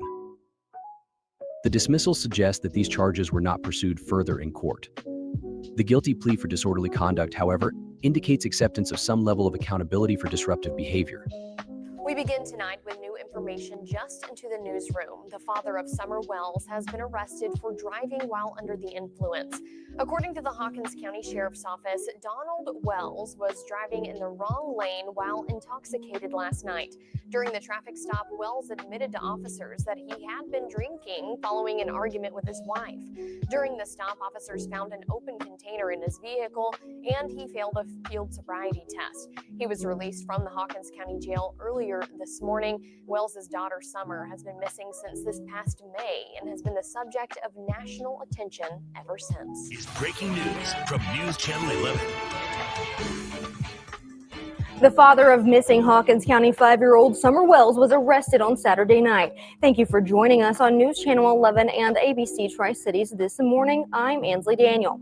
Don Wells was reportedly arrested for driving under the influence. According to Sergeant Betty Crawford with the Hawkins County Sheriff's Office, Wells is facing multiple charges, including a DUI, having an open container, violation of financial responsibility, as well as other charges. Wells is currently being held on a $5,750 bond. Now, there are no further details regarding his arrest that have been released at this time, but his daughter, Summer Wells, was last seen on June the 15th near their home in the Beech Creek community of Hawkins County. This morning, the Amber Alert for Summer remains active and ongoing, and we were told that it's going to stay that way until she is found. If you have any credible information regarding Summer's whereabouts, you are asked to contact the TBI immediately at 1-800-TBI-FIND or tips to TBI at TN.gov. Is any of the family persons of interest? Everybody's a person of interest till we find Summer. The most important thing is find Summer. That's what it's all about. That's why we're doing the ground searches, the aerial searches, and finding her is first and foremost.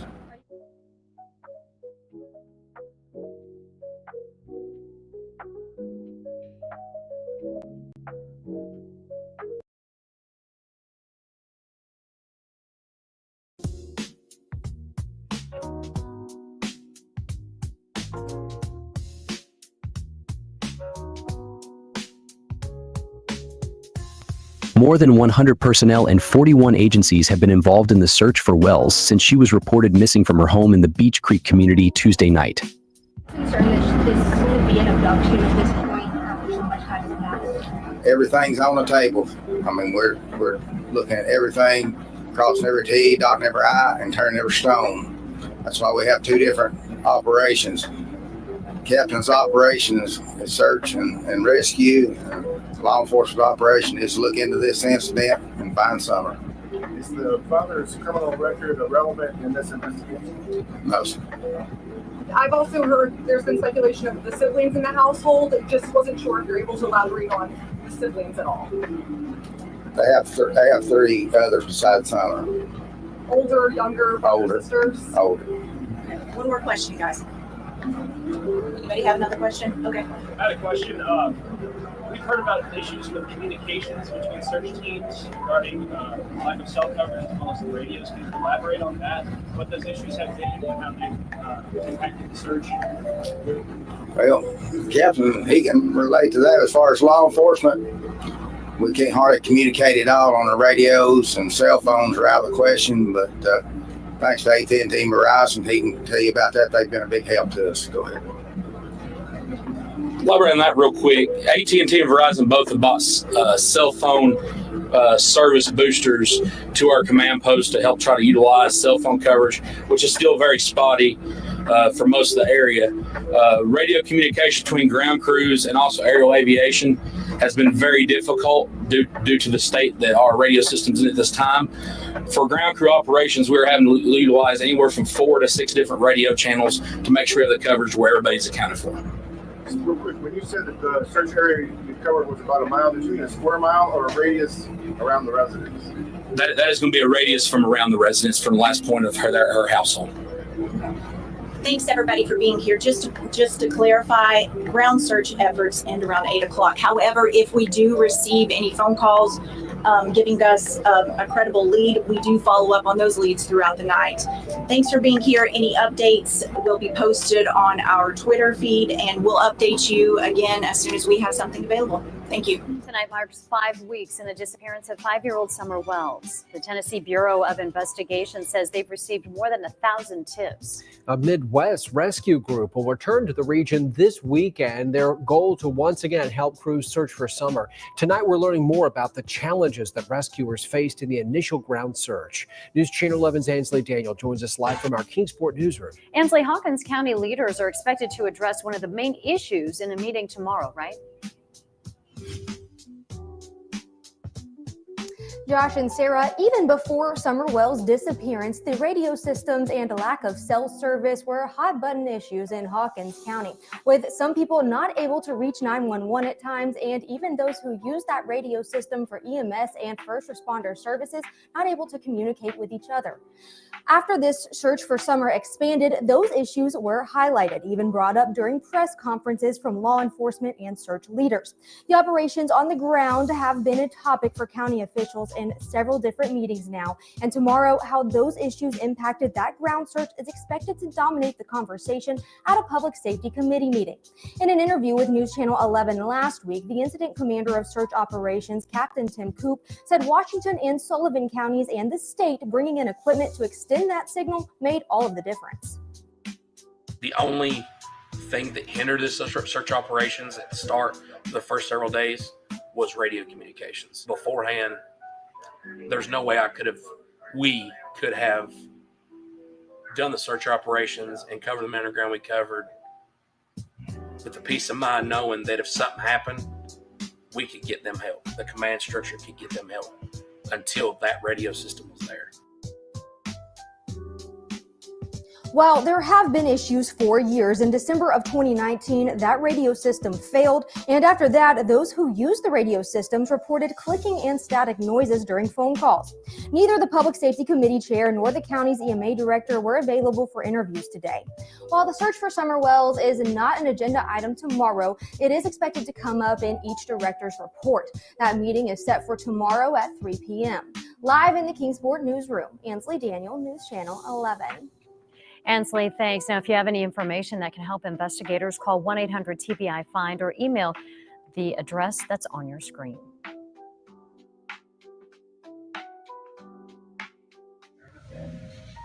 Before we go on, Commissioner Fields don't care. I'd like to go ahead and say a little prayer for Summer Wells. She's still missing, and I'd like to just go ahead and open up the meeting by doing that. I do, sir. Please stand.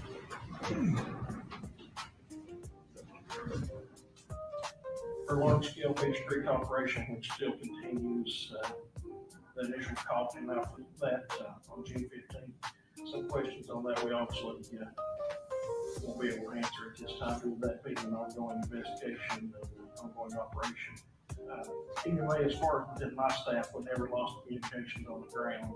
I've got AT&T FirstNet phones deployed with everybody in my department.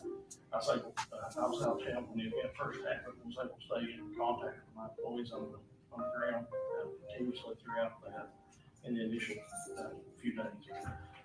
The command trailer communication channel was deployed. It was for 13 days. Interesting fact of how much an event like that costs and the resources that are required. That we usually have 400 gallons of fuel just during that operation, and that continues as we're being deployed for a day operation here and there. There's obviously communications issues in the initial couple of days of that event that was reported by media. EMA along with 911 assisted in deploying 3 SALs into that event, which was AT&T's FirstNet, Verizon, and Tennessee Advanced Communication Network. I'll let some of the other agencies speak on exactly what they ran into the first couple of days, but some of the neighboring counties gave us radios to use with that Tennessee Advanced Communication Network SAL while it was being deployed. 911.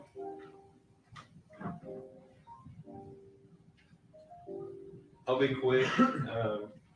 We're continuing to work with the ad hoc committee on the possibility of a backup 911 center. The search in Beach Creek, we logged over 1,000 additional man hours with mobile communications trailer. That doesn't include the dispatchers that were actually at the district working. We determined once we arrived on scene there that communications was going to be a problem with the phones and the radios. The 911 district is a foundation agency with FirstNet, so we immediately requested that they deploy a site on wheels.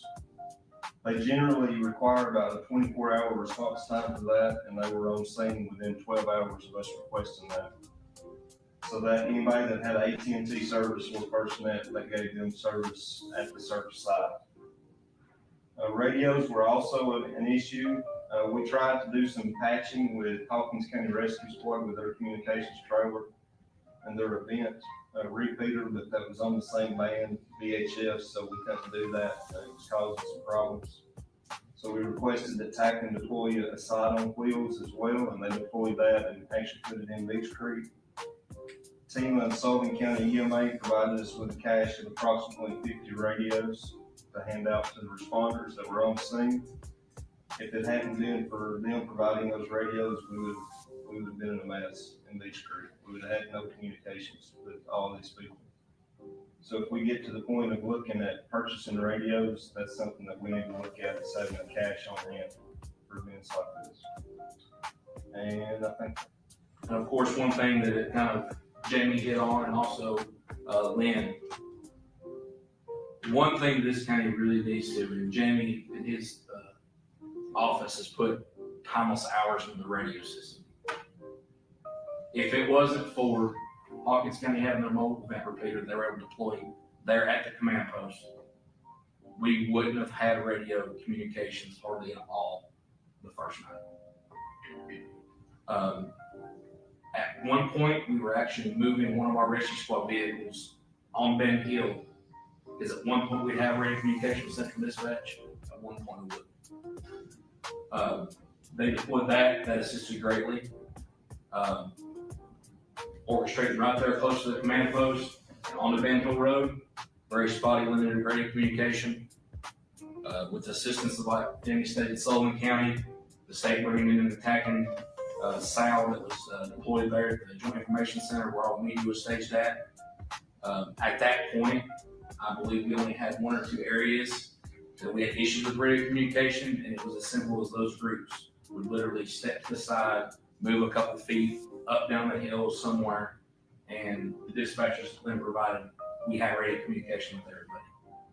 And I don't know what all everybody here has done as a career, but when I took my position at Church of Rescue Squad's captain, one of my main responsibilities is the safety of my people. I had no issue knowing that I knew not only my people, those 1,194 searchers that were there, law enforcement included, I knew where they were at, and I had accountability. The TACN system, that is something this county needs to look into. I understand there's a dollar sign there, but I do not believe any of you guys standing right here put a dollar sign on one person's safety and what that one person's worth.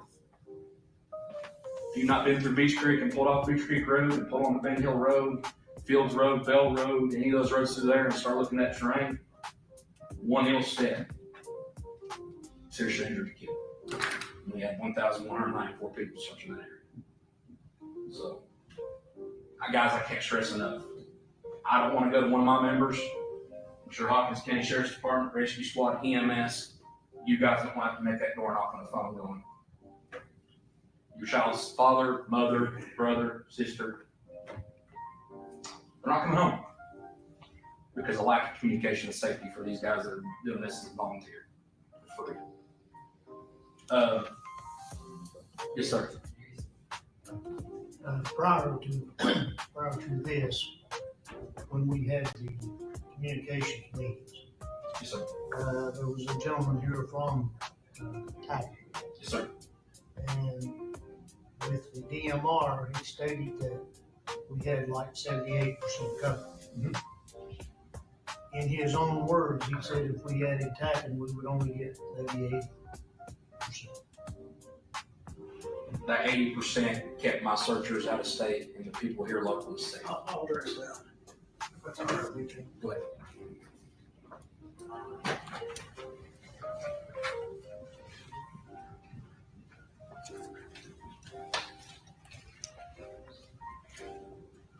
what we talked about there in my presentation was DMR. We're getting into a different system here, which is TACN, which was also presented during the initial radio conversations.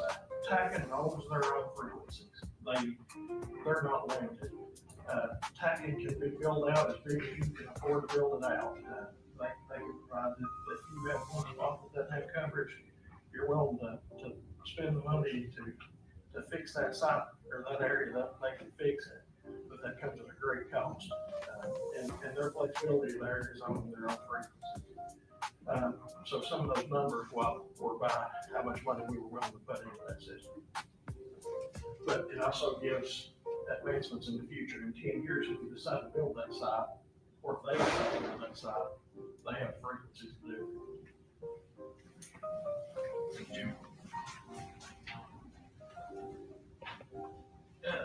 I'm gonna go ahead and say, I really appreciate everything all that we have done. But, I mean, county commission, I mean, I feel like every time something happens, we start getting blamed for radio. And the way I look at it, we can't do that for radios until we see a resolution or something come in front of us to decide on what to do on the radio. And I mean, I don't know, how come we always get a finger pointed at us? I mean, we have done everything that we're supposed to do that we've seen in front of us so far. Absolutely, and if I elaborate on that, my statements that I made is pointing no blame. This is just providing you additional information that you guys don't see. I mean, like I said, in Beach Creek, I'm just providing you information saying, hey, this system works. There's no point in blame. This is additional information, reaching out. We can't do it on our own. We're trying to come to the commission to say, hey, help us. We're not pointing blame. I don't think any agency here would point a finger at any one of you guys or any one of them when every one of these things are fixed. This is just providing information to help you guys make the right decision for us. Yeah, well, I appreciate that statement. And I mean, I've sat here and I've listened to part of it, but I mean, as a county commissioner myself, I mean, the issue at hand right now is Summer Wells. Absolutely. And nobody has given us an update on her since I've been here today. Approximately 1,500 miles driven, and the reason for that was going to area counties to get supplies, and we also used a utility trailer that we have that our rangers are side by side is hauled on to haul personnel to the drop locations throughout the search. So Tim Lewis done a lot of that, hauling crews and stuff all over the Beach Creek area and picking them up. So we have a bunch of equipment that was committed to that search. Four-wheel drive Suburbans, our communication trailer. As it was mentioned, our event repeater was used initially. We continued to use that throughout the event for the transportation units that were picking it up. So we worked hiring up that main channel that was being used by the search crews. So that was used throughout the whole event. And we continue to stay in contact. Me and Tim talk almost daily, sometimes hourly.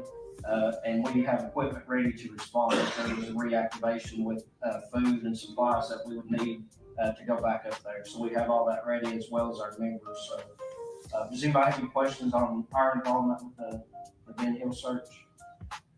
I guess I have one problem. I know the sheriff's office, I think, was the one that did it. They were advising people a lot of people not to come and mess the tracking system up, I'll put it that way. Right. But at the same time, the county commission was criticized for not being there. Do you want to address that? Yeah, I can elaborate on that. So it may be just strictly a little bit of confusion. It wasn't that we didn't want the county commission there. There was like I stated, there were several county commissions that showed up there. What we were requesting, not the community to be involved, other people other than these trained personnel, agencies were requested, was for the actual search operations itself. For a couple different reasons. One, yes, the skilled teams, the canines that were in there, we had to be very tactful on where we deployed people, when we deployed them. And not only that, there was no public land of where we were at. So when you start bringing people outside of here other than emergency services who have permission, who have consent to be on these areas searching, and one person finds out, well, so-and-so was with them and they're not involved in anything, they're just a civilian coming in, we don't want the interaction. It takes away from what we originally were for. That was to find Summer Wells. So it had nothing to do with not wanting these people there. The county commissioners, the other county officials, we had people from the bus shop, they're providing us a bus to transport people back and forth. Several other offices, the county offices, come by, drop off food, hang out, talk, pray with us. The command post itself, I mean, if you were involved in this county or outside this county in emergency services, the county itself was more than welcome to. And I apologize if that was taken or confused or taken the wrong way. It was just we didn't want anybody from outside except back for these search operations itself.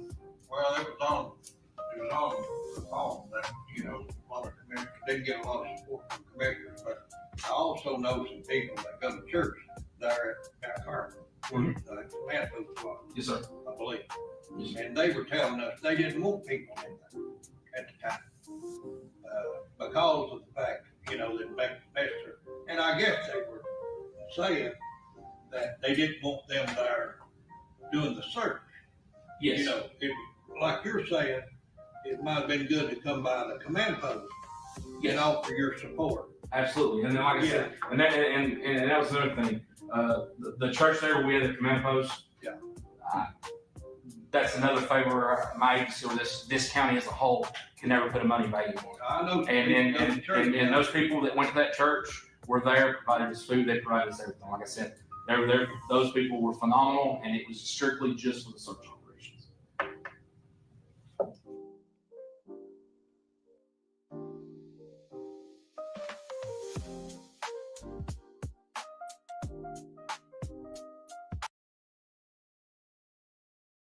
Not in our town. That's the reaction from some Jackson County residents regarding efforts by out-of-state Christian nationalists to potentially remake their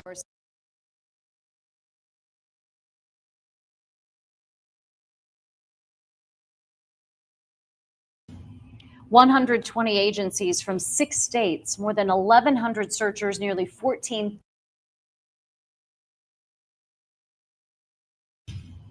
120 agencies from 6 states, more than 1,100 searchers, nearly 14,000 man-hours, still no sign of 5-year-old Summer Wells. It has been a very difficult 13 days for so many since Summer was last seen, according to her family, at her home in Hawkins County. Tonight, the Tennessee Bureau of Investigation wants to find a potential witness. The agency said a pickup truck was driving near Summer's home in the Beech Creek area close to the time she disappeared. The truck, described by TBI as a 1998 to 2000 maroon or red Toyota Tacoma with a full bed ladder truck. Investigators said they want to talk with the driver, and they stressed the driver's not a suspect. News Channel 11's Ansley Daniel joins us live from the Beech Creek community. Now, Ansley, you spoke with one of the searchers today. How did he say the crews are faring?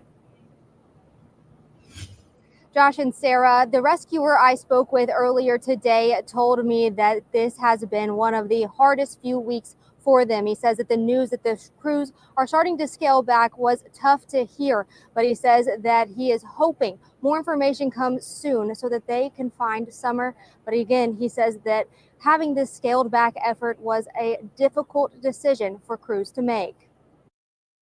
Most all the searches that I participated in, we have had resolution.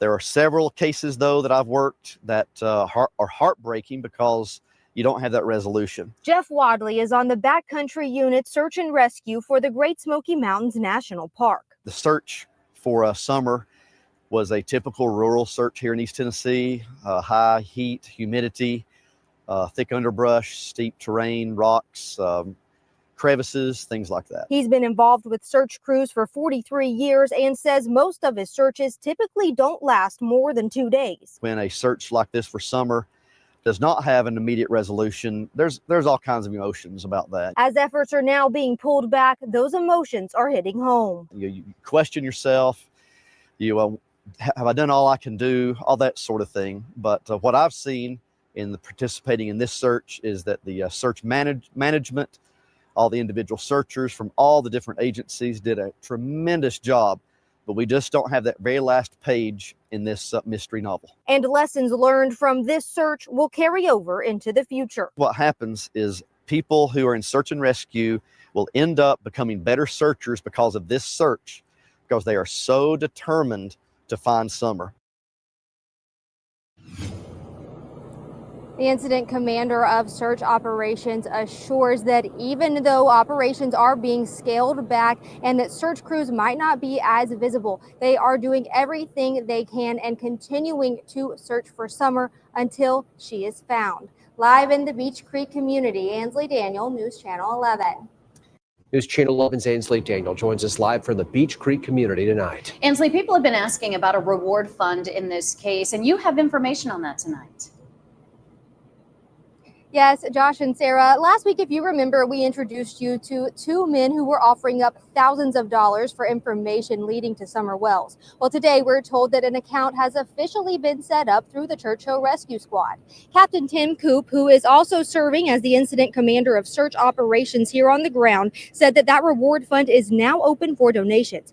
Anyone can contribute to the fund at Civis Bank branches, and the money donated will stay there for 6 months. Then, if there are no tips that lead to Summer, the money will then be donated to the Child Advocacy Center. Coop says the only money in the account right now is what was needed to open it. The man who is offering the $25,000 reward says that check will be provided to the individual with the credible tip leading to Summer. Coop also said that there is another $10,000 check that was dropped off to the Churchill Rescue Squad station, but that check is only to be deposited if Summer is found. Again, if you would like to donate to this account, all you have to do is go to any Civis Bank. You can go to any bank branch and say that you want to donate to the Churchill Rescue Squad's Summer Wells Reward Fund. Again, anyone can donate to that, and they're hoping that that's going to lead to more information to bring Summer home. Live in the Beech Creek community, Ansley Daniel, News Channel 11. Offering assistance in the form of donations, others are offering up their help through prayer. The prayer garden at Solomon's Temple Missionary Baptist Church is covered in teddy bears, wreaths, and other mementos in hopes of Summer's safe return. A Johnson City man who's been following the case made 2 wreaths for Summer and tells us his goal in doing so is to raise awareness. I personally myself pray that this prayer garden here will show the family of Miss Summer Wells that they have support. He says they are keeping a light at the bottom of their newest wreath for Summer, and they hope the light stays on until she is returned home safe.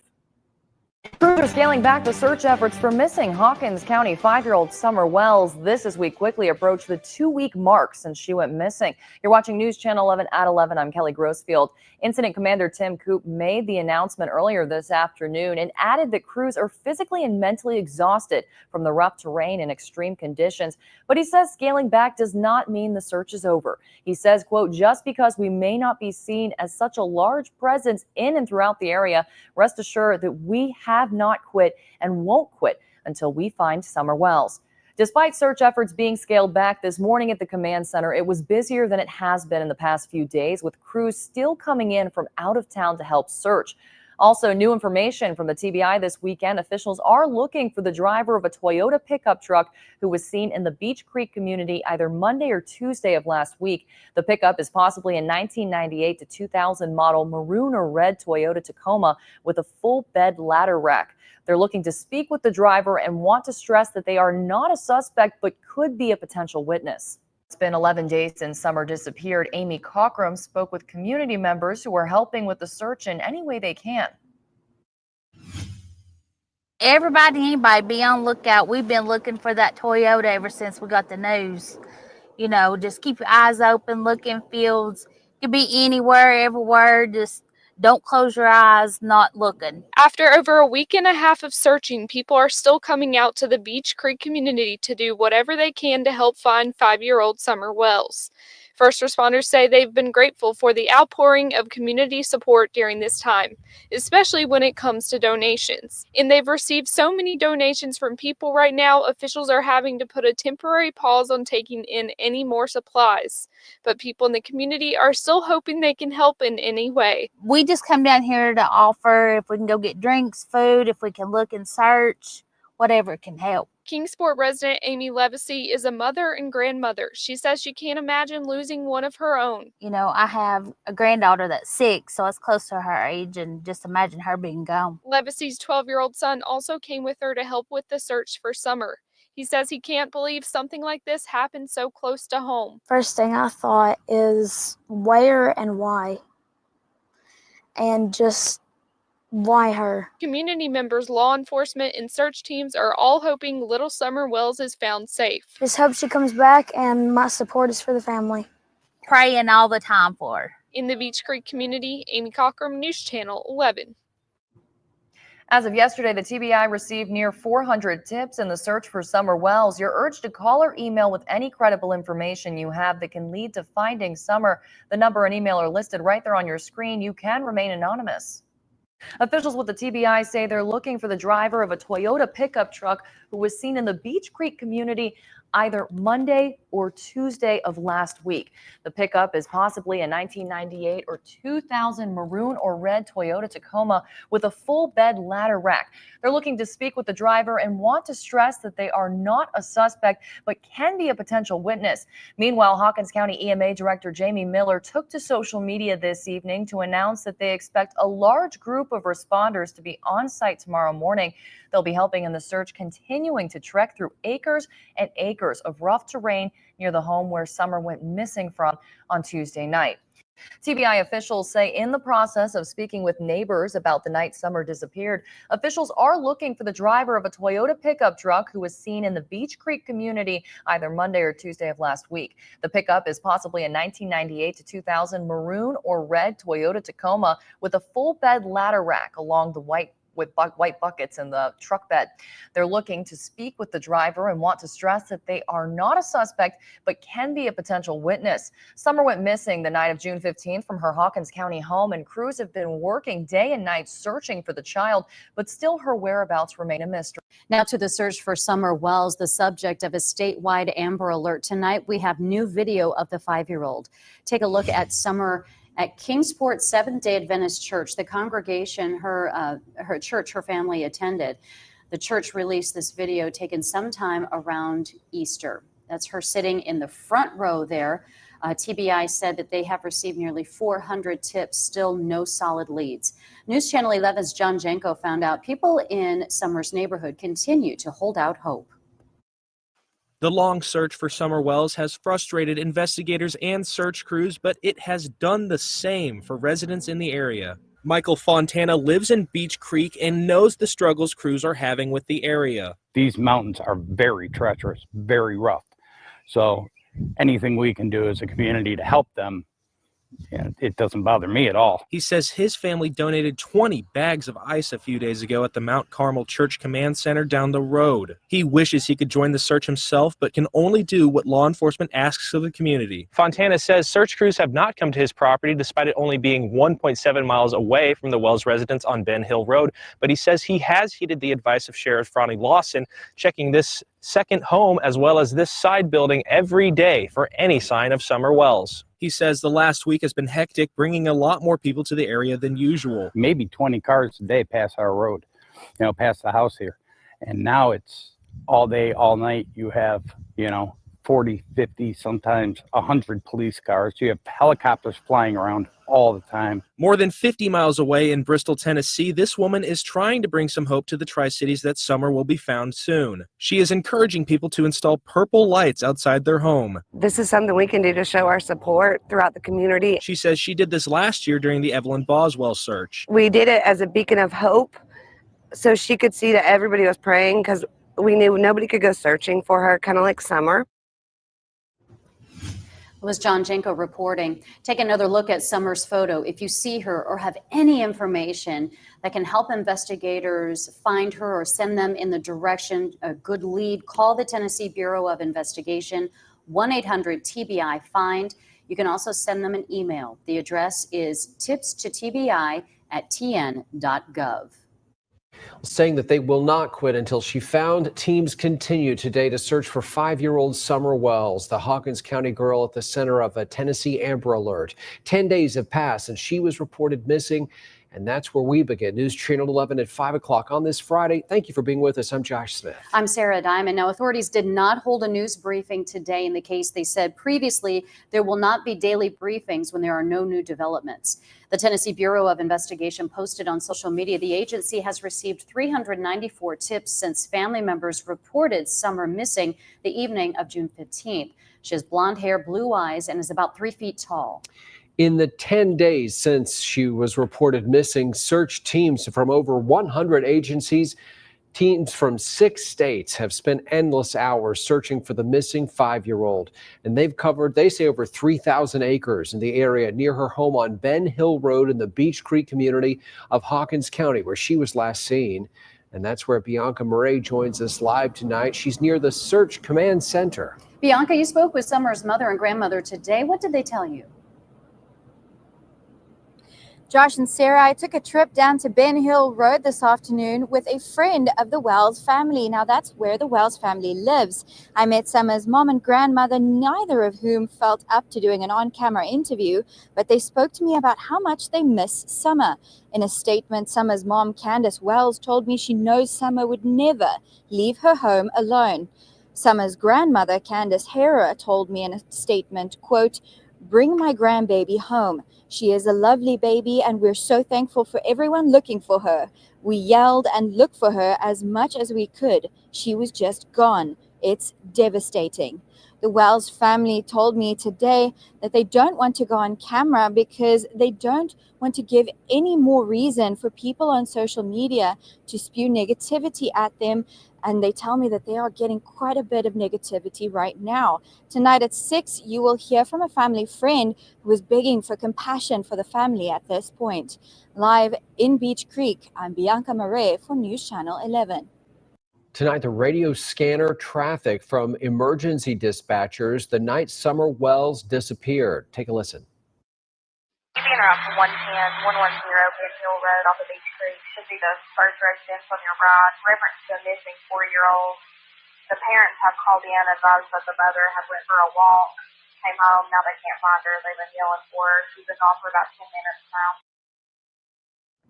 Again, audio from police scanner traffic that evening. Dispatchers referenced Summer Wells as a 4-year-old. We now heard that correction the following day that, in fact, she is 5 years old. We learn more today about the role of the Federal Bureau of Investigation in this case. It's one of more than 100 agencies taking part in the search for Summer. The FBI today said that it has deployed its Child Abduction Rapid Deployment Team. They told us this a few days ago. Today, the FBI said their CARD team members consist of highly trained, experienced subject matter experts, including FBI agents, intelligence analysts, and behavioral analysis profilers.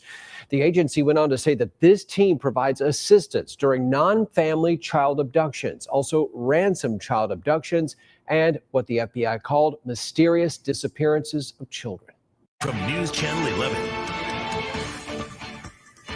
Breaking news at 6, day 9 in the search for 5-year-old Summer Wells, and investigators say they are heartbroken and extremely frustrated as the case is taking longer than usual to resolve. Thanks for joining us at 6. I'm Sarah Diamond. I'm Josh Smith. Take a look at some new photos of Summer Wells that we obtained today. Summer's mother shared these with us. In a news briefing late this afternoon, the Tennessee Bureau of Investigation said the search for Summer is, quote, definitely outside the norm when it comes to the standard amount of time for a missing persons case like this. Typically, in an investigation like this one, we have some idea of where the case is headed and what might have happened within a few days. In this situation, despite doing everything within our power and exploring all avenues, the circumstances leading to Summer's disappearance remain unclear. News Channel 11's John Janko is at today's news briefing. John, are investigators hopeful at this point that they will find Summer? Sarah and Josh, while search teams and investigators are physically and mentally exhausted, I can tell you that they all remain hopeful. Leslie, at this point in the search and investigation, do you believe Summer Wells is still alive? We hope so, but honestly, we just don't know. I mean, we're holding out hope, doing everything we can. Obviously, we typically would have found a child at this stage in the investigation. So honestly, we just don't know. Hawkins County Sheriff Ronnie Lawson again made a plea to those who live in Beech Creek, Sullivan, and Hawkins counties to check and recheck their security or trail cam footage. In the desperate search for Summer Wells, he also had another request. So if the general public that lives in this area will go back and search their outbuildings, their barns, their hay fields. Now it's mowing season, so when they mow, they need to pay attention. And if you have a resident that cannot search their property themselves, if they'll call my office at 423-272-4848, I will send an officer to your residence to search your property for you. 106 agencies are participating in the search for Summer Wells. You're looking at new video the TBI released this afternoon of crews conducting line searches in the Beech Creek area near where Summer was last seen. The TBI says the purpose of these searches is to ensure every inch of ground has been covered. They've covered about 4.6 square miles of terrain so far. That's about 3,000 acres. Captain Tim Coop of the Churchill Rescue Squad says they've covered multiple ground multiple times. He said different eyes in different search teams may discover something someone else didn't notice. Live in the Beech Creek community, John Jenko, News Channel 11. John, thank you very much. Amy, thanks. And we want to point out here that TBI says the Wells family has been very cooperative with investigators throughout their search efforts. Friends of the family tell us they're doing their best to keep their spirits up on day 9. News Channel 11's Bianca Murray joins us from the Beech Creek community where Summer was reported missing. Bianca, how do friends say the family's coping with this? Well, Josh and Sarah, a family church friend says that it's been really difficult, especially on Summer's 3 older brothers, and they're coping with the negativity that's been spreading both online and in person. Yesterday, took them to the putt-putt golf course here in Kingsport, and just to try to let them have a peaceful day away from the search and rescue teams going on their property and the agents coming up. There was someone who made a comment that wasn't very polite. And Dotson was called to the Wells property the night Summer went missing. we definitely wanted to have a church family there with them. He says the family is having a hard time coping without Summer. Mom is devastated. Mom does not want to leave the house. She, like, if Summer comes back, if she happens to wander back up, I want to be here.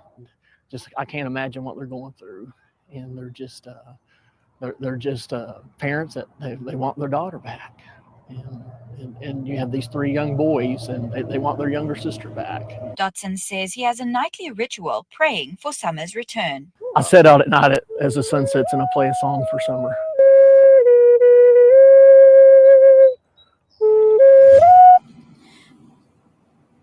Josh, family friends ask that the community continues to pray for the Wells family and for Summer's safe return and keep the family in their thoughts during these difficult times. Reporting live in Beech Creek, I'm Bianca Murray for News Channel 11.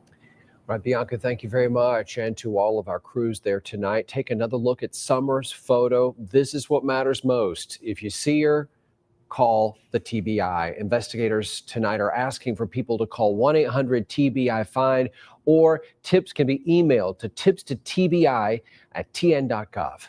As there are 2 aspects to this case, the search for Summer and the investigation into how she disappeared. Part of that investigation has involved looking into the family.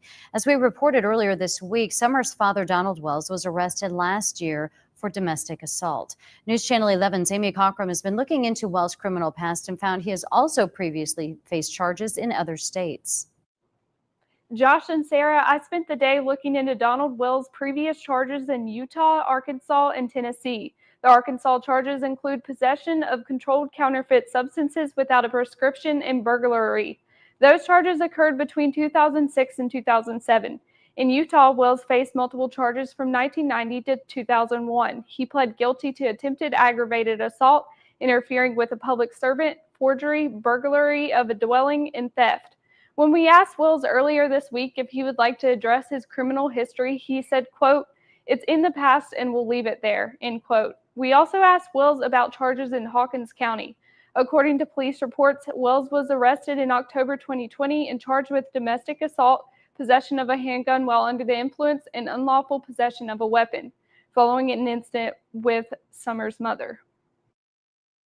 We've worked it out. She's apologized to me. She's went to the district attorneys. She even talked to the judge and told him that she made a serious mistake, and that's the end of it. This past April, Wells pled guilty to possession of a handgun while under the influence. The other charges were dismissed. Josh and Sarah? Amy, thanks. And we want to point out here that TBI says the Wells family has been very cooperative with investigators throughout their search efforts. Friends of the family tell us they're doing their best to keep their spirits up on day 9. Just into our newsroom, the Tennessee Bureau of Investigation says it will hold a news briefing in just a few hours on search efforts for 5-year-old Summer Wells. Family members reported Summer Wells missing around 6:30 p.m. June 15th after she was last seen at their Rogersville home on Ben Hill Road. There's currently a statewide Amber Alert for her in Tennessee. Again, that TBI briefing is set to start at 4 p.m. You can watch it live on the air in our First at 4 newscast on WJHL.com. Just into our newsroom, the Tennessee Bureau of Investigation says it will hold a news briefing in just a few hours on search efforts for 5-year-old Summer Wells. Family members reported Summer Wells missing around 6:30 p.m. June 15th after she was last seen at their Rogersville home on Ben Hill Road.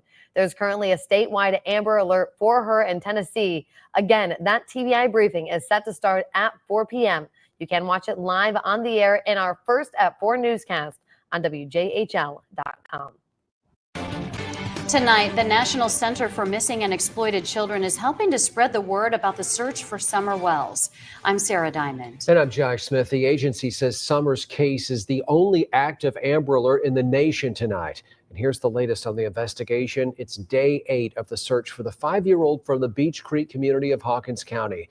Today marked the first full day of what the incident commander said would be more focused and more specialized searches. For the second straight day, the Tennessee Bureau of Investigation did not hold a scheduled media briefing, saying there were no significant developments to share. But TBI did say that as of today, they have received 304 tips in the case, none of which have led to Summer.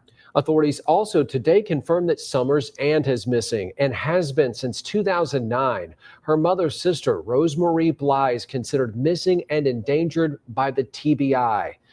By the FBI. And TBI told us they're aware of the case but have no evidence of a connection to Summer's disappearance. So far, Tennessee is the only state to have actually issued an Amber Alert. John Janko learned more about how this case is being handled when it comes to alerting the public. Right now, Tennessee is still the only state that has issued an Amber Alert for Summer Wells. But thanks to efforts by organizations like the National Center for Missing and Exploited Children, the reach of the search goes much further. A week ago today, TBI decided to issue the Amber Alert for Summer Wells using government resources, including Federal Emergency Management Agency infrastructure, triggering the alerts on TV and on your phone. Whether more states issue Amber Alerts for Summer depends on TBI, according to National Center for Missing and Exploited Children Executive Director Alan Nanavati. The state of Tennessee, the coordinator would reach out to a neighboring state if there's information through the investigation to believe that the missing child or the abductor with a missing child is traveling interstate. In the private sector, the center works with multiple partners to increase the alert's impact. The purpose of the Amber Alert is really to reach that mobile public, so those individuals that are traveling. You've likely seen billboards like these across the Tri-Cities. I know that it was over in Nashville. It was running in all of our digitals in the state initially.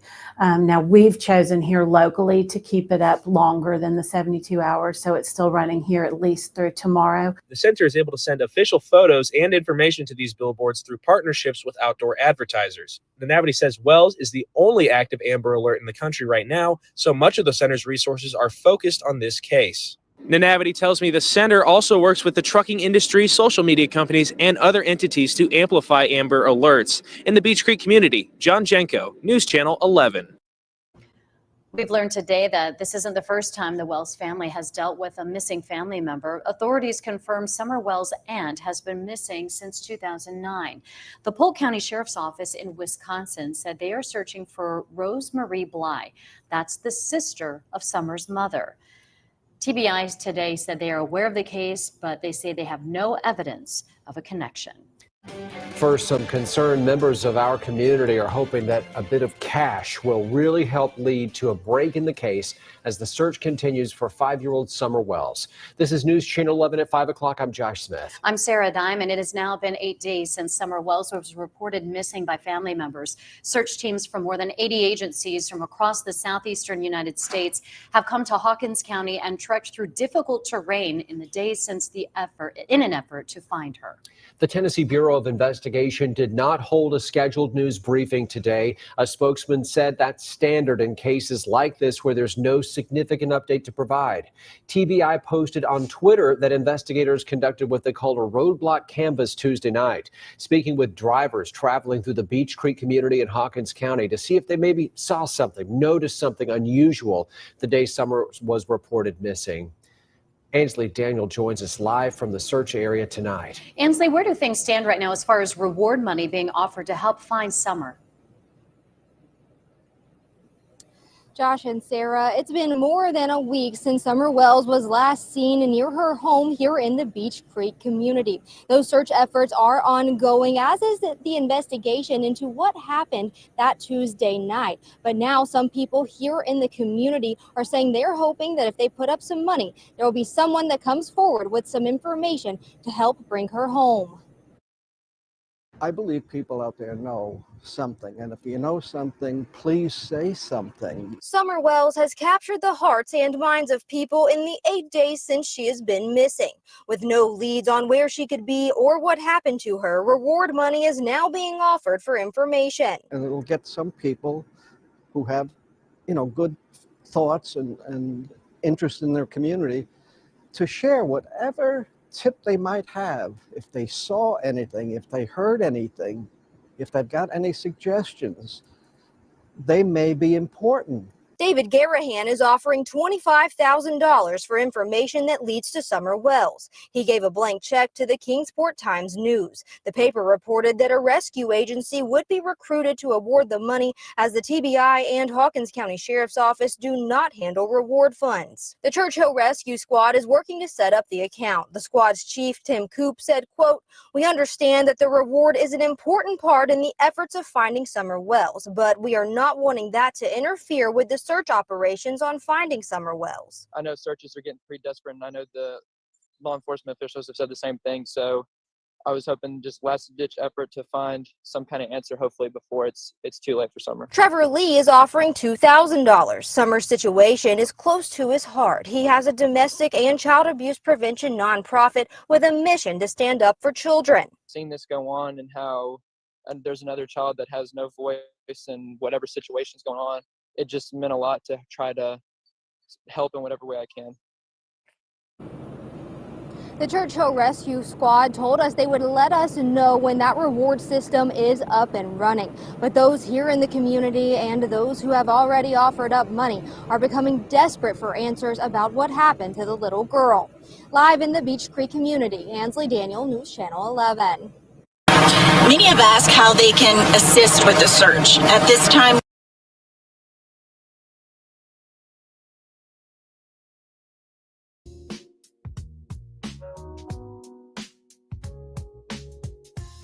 More than 100 personnel and 41 agencies have been involved in the search for Wells since she was reported missing from her home in the Beech Creek community Tuesday night. Speaking to reporters, Summer's father, Don Wells, thanked the community and the emergency personnel searching for Summer. Wells also spoke about the evening his daughter was reported missing. She was planting flowers with her mother and her grandmother, and she wanted to go into the house. So my wife watched her go into the door, and she went into the house. And the boys were on the internet, of course. And she wanted to go downstairs and play with her toys. So when her mother came in and she says Summer, and she went down into the basement and she didn't answer. So she went down there and she was gone. So she went out the basement door, which was unlocked, and we haven't seen her since. Don Wells, Summer's father. So when her mother come in, she says, "Where's Summer?" She went down in the basement, but she didn't answer, so she went down there and she was gone. So she went out the basement door, which was unlocked, and we haven't seen her since. This morning, Donald Wells spoke on camera for the first time since his daughter disappeared. Please, let Summer be okay. Cruz come home. He says it's unlikely Summer would leave the house on her own. Wells says the last time anyone in the family saw Summer was when she entered the house to play in the basement after gardening with her mother and grandmother. Wells also spoke about his gut feeling about Summer's whereabouts. Some bad person out there, but we have no idea. Wells says law enforcement have covered leads on area sex offenders and drug addicts. We're trying to beat our brains out. We'll cover everything that we can think of already. Investigators say they have followed up on 85 tips so far. Wells says he is overwhelmed by the massive numbers of personnel on site. We just really appreciate everybody trying to help. We got now law enforcement and all these volunteers that are here. Never seen anything like this in my entire life. It was John Janko reporting those sentiments shared by Hawkins County Sheriff Ronnie Lawson, who said he has never seen a show of public support like this in his 4 decades of law enforcement. And today, the TBI and Sheriff Lawson said Summer's family does continue to cooperate in this ongoing search for the little girl. They say that at all points, the family has continued to be assisting in this process.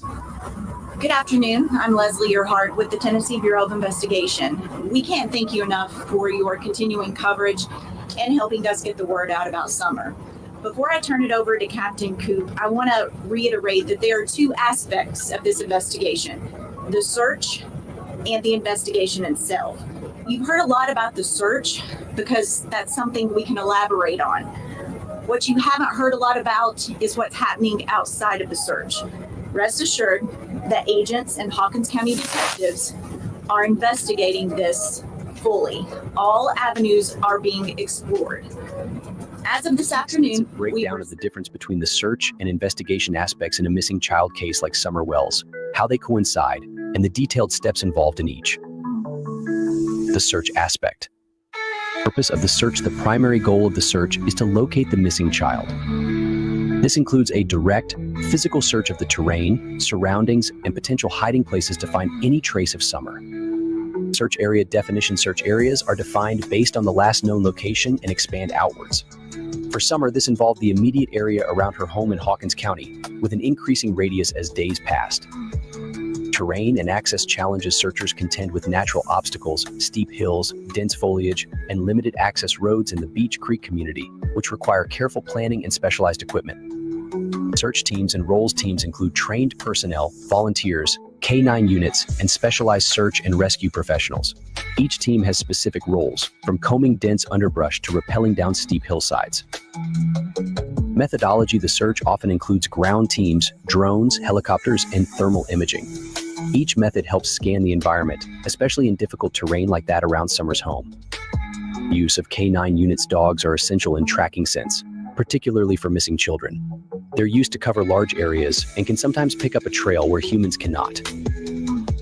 Drones and helicopters. Aerial searches allow coverage of hard-to-reach areas and provide a bird's-eye view of the terrain. Drones, in particular, can navigate through dense woods and steep cliffs with ease. Community searches. The public may participate under law enforcement guidance to help cover more ground, especially when more people are needed to canvass expansive areas.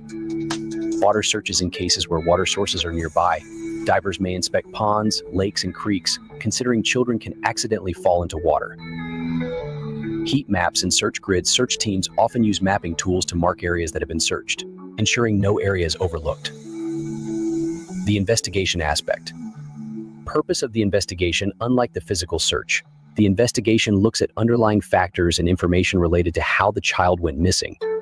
Investigators analyze clues to understand potential circumstances or suspects. Questioning family and witnesses. The investigation includes interviews with family members, neighbors, and others who might have seen Summer or been in the vicinity. Timeline development. Investigators piece together a timeline of events on the day of Summer's disappearance.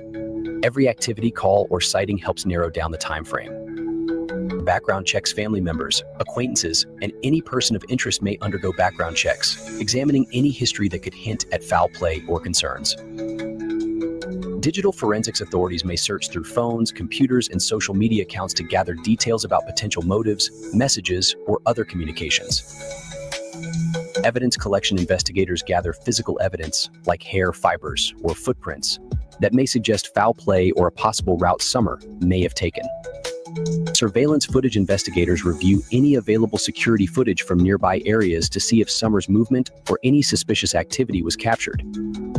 Use of polygraphs. Sometimes family members or witnesses take polygraph tests to verify their accounts or rule them out as suspects. Forensic analysis, DNA testing, fingerprints, and any recovered evidence are analyzed to understand the nature of any potential crime. Psychological profiling investigators may create psychological profiles of potential suspects, especially if they believe an abduction occurred. How search and investigation coincide. Shared goal of locating Summer. While the search physically looks for Summer, the investigation seeks clues about her potential location, which can direct the search area. Evidence-guided search areas investigation findings, like a potential scent trail, inform search efforts, allowing teams to focus on specific areas. Real-time updates. As investigators gather new information, they can relay it to search teams.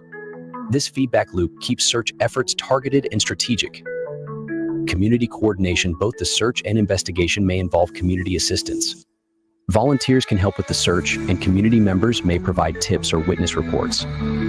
Communication with law enforcement. Search teams and investigators work closely to avoid duplication and ensure a streamlined response, especially when resources are limited. Witness statements influence search. If witnesses report potential sightings or suspicious activities, search teams may prioritize those areas based on the investigation. Specialized search for evidence. If investigators believe Summer was abducted, search teams may look for items left behind, like clothing or personal belongings, which could lead to new evidence. Coordination on press releases. Both teams ensure consistency in information given to the public, avoiding confusion and protecting the integrity of the investigation. Utilization of expert input. Experts in psychology, environmental science, and forensic science may contribute insights that aid both the search and investigation. Integration of search with evidence processing. Evidence found by search teams is handed over to investigators to process and analyze, making every discovery a potential lead. Specific aspects investigators may be exploring. Abduction possibilities. They may explore whether Summer's disappearance involved abduction by reviewing people of interest or strange occurrences in the area. Potential family dynamics. The investigation could look into the family's background for any signs of discord, financial issues, or other motives. History of criminal activity in the area. Investigators may assess if recent criminal activity in the neighborhood could be connected to Summer's case. Prior reports of suspicious persons. Local records may be reviewed for previous reports of strange behavior or individuals in the community. Recent changes in the home environment. Investigators could explore any recent family changes that might have impacted Summer's safety. Any known associates. Authorities may investigate anyone who recently interacted with the family to assess potential risks. Possible patterns with other cases. If other children in the area had gone missing, or if similar cases happened recently, these may be evaluated for connections. History of Child Protection Services involvement. If CPS or similar agencies had previously been involved with the family, records might offer insight. Personal contacts. Friends or associates of the family who may have had knowledge of Summer's routines could be questioned. Mental health evaluation. Sometimes a child's behavior or family's dynamics lead investigators to assess mental health factors that may contribute to disappearance. Components of the investigation process. Analyzing call records. The investigation may involve a detailed review of recent phone records, particularly around the time of Summer's disappearance. Examining digital footprints. Social media and internet searches related to family members or any person of interest are checked for relevant information. Canvassing neighborhoods. Investigators often canvass local areas, speaking to neighbors and collecting any accounts of what was seen or heard that day. Search for prior abductions in the area. If other abductions or missing person cases exist in the area, they may be re-evaluated for similarities or leads. Analysis of known offenders. Nearby law enforcement may review local offender databases for individuals who could have had access or motive to approach Summer. Data from financial records. Transactions and finances can sometimes reveal important clues, particularly if investigators suspect foul play. Analyzing parent and family alibis. Every family member's location and movements are carefully checked to validate alibis or clarify any timeline gaps. Cooperation with state and federal agencies. In a high-profile case, local agencies work with state and federal authorities for resources and specialized skills. Balancing public engagement and confidentiality. Both the search and investigation must balance informing the public and maintaining confidentiality to protect the case's integrity. Continuous reevaluation each day brings new updates, and both the search and investigation processes adjust continuously, allowing for fresh strategies in locating Summer or uncovering what happened. This approach reflects the complexity of the search and investigation processes and highlights how both elements are interwoven to maximize efficiency and effectiveness in efforts to locate Summer. As of this afternoon, we've received approximately 85 tips. Agents and officers continue to follow up on each lead that comes in. At the same time, teams continue to search the area around Ben Hill Road for any sign of Summer. Captain Tim Coop is with the Churchill Rescue Squad. He's currently serving as the incident commander for ground search operations. He's going to talk about the status of the search and the specialized teams being utilized today. Captain. Thank you, Leslie. Once again, I wish we could bring you guys better news, but at this time, on the search side of operations, we have no further new news. The following methods are continuing to be used today to try to locate Summer. Ground crews comprised of over 100 trained professionals. Aerial and aviation being completed by helicopter and fixed-wing aircraft. Multiple canines, and also utilizing a specialized advanced mapping. The following new methods of search being utilized today are dive teams, hazardous and extreme terrain search teams, subject matter experts. We have deployed the state TAC and radio system to increase radio coverage for search and law enforcement efforts. USAR, the Urban Search and Rescue Teams. Here's a detailed look at what a USAR Urban Search and Rescue Team is, their role in missing person cases, and how they contributed to the search for Summer Wells. What is a USR team? Urban Search and Rescue USAR teams are specialized units equipped to conduct search and rescue operations in various challenging environments, including urban areas, wilderness, and disaster sites. These teams are made up of highly trained individuals, often from fire departments, law enforcement, and other emergency services. Specialized training USR team members undergo extensive training in search and rescue techniques, emergency medicine, structural collapse rescue, and more. Their training includes navigating difficult terrain, handling natural obstacles, and working under hazardous conditions, which are often present in missing person searches. Core equipment and resources USAR teams come equipped with advanced tools like GPS systems, thermal imaging cameras, and specialized search and rescue equipment. They also have medical supplies and often work alongside K9 units to cover difficult-to-access areas more efficiently. Role in missing person searches. When it comes to missing children like Summer Wells, USAR teams are invaluable because of their ability to search vast and difficult terrain. They bring both manpower and expertise to canvass wide areas, locate evidence, and explore potential hiding spots in complex natural landscapes. Why USAR teams were needed in Summer Wells' case. The area around Summer Wells' home is challenging terrain with steep hills, dense woods, and limited access routes. USAR teams were essential for covering this rugged environment, using their skills and resources to navigate the thick brush and difficult inclines. Combining search with rescue skills in cases like Summer's, the distinction between search and rescue is essential. USAR teams are prepared not only to locate individuals but to conduct rescues if necessary. This means they're trained to handle situations where a person might be injured, stranded, or stuck in inaccessible areas. Working with local agencies, USAR teams often collaborate closely with local law enforcement and emergency services. In Summer's case, USAR teams worked alongside Tennessee Bureau of Investigation TBI agents, Hawkins County Sheriff's Office, and local volunteers to expand the search radius and cover more ground efficiently. K9 units and tracking. Many USAR teams have K9 units specializing in scent detection, which is crucial for missing persons. These dogs can pick up scents over large distances, especially in rugged terrain, which was a major asset during the search for Summer in dense, wooded areas. Extreme terrain and environmental hazards. The environment around Summer's home presented unique hazards, from steep drop-offs to areas with thick foliage where visibility was limited. USAR teams used specialized skills and tools, like rope systems and rappelling equipment, to safely navigate and search these challenging zones. Endurance and mental resilience. Search operations can be physically and emotionally demanding. USAR teams are trained to handle long hours in difficult conditions while remaining focused. This resilience is critical in cases like Summer's, where the community and law enforcement depend on these professionals to conduct a thorough and exhaustive search in hopes of locating a missing child. USAR teams bring specialized resources and trained personnel to missing person cases like Summer Wells, helping law enforcement cover challenging terrain and follow leads more effectively. Their involvement is instrumental in ensuring that no area remains unexplored in difficult environments.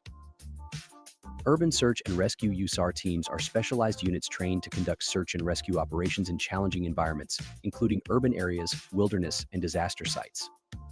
They consist of professionals from various emergency services, such as fire departments, law enforcement, and medical personnel, who collaborate to locate and rescue individuals in distress. Key functions of USAR teams: search operations utilizing trained personnel and K-9 units to locate missing persons. Rescue missions extracting individuals from hazardous situations, including collapsed structures. Medical assistance providing immediate medical care to rescued individuals. Structural assessments evaluating the stability of buildings and structures in disaster zones. USAR teams in the search for Summer Wells. In June 2021, USAR teams were deployed to assist in the search for Summer Wells, a 5-year-old girl who went missing in Hawkins County, Tennessee. The challenging terrain, characterized by dense woods and steep hills, necessitated the expertise of USAR teams to conduct thorough search operations. Their involvement included ground searches, coordination with local authorities, and the use of specialized equipment to navigate the difficult landscape. And additional resources. For a more in-depth understanding of USAR teams and their operations, consider the following resources. FEMA's Urban Search Rescue Overview provides detailed information about the National USR Response System. FEMA Urban Search and Rescue Day in the live video offers a glimpse into the daily operations and training of a USAR team. This is the Chester County Urban Search and Rescue Team. Today, participants are coming from Lionville Fire Company out of Euclid, PA, and Fame Fire Company from Westchester, PA. You may be asking yourself, what is an urban search and rescue team? Urban search and rescue, by definition, is a technical rescue operation that involves locating, extracting, and initial medical stabilizations of victims trapped in urban areas, namely structure collapses from natural disasters, war, maybe a terrorist attack or an accident, a mining incident, or even a trench collapse.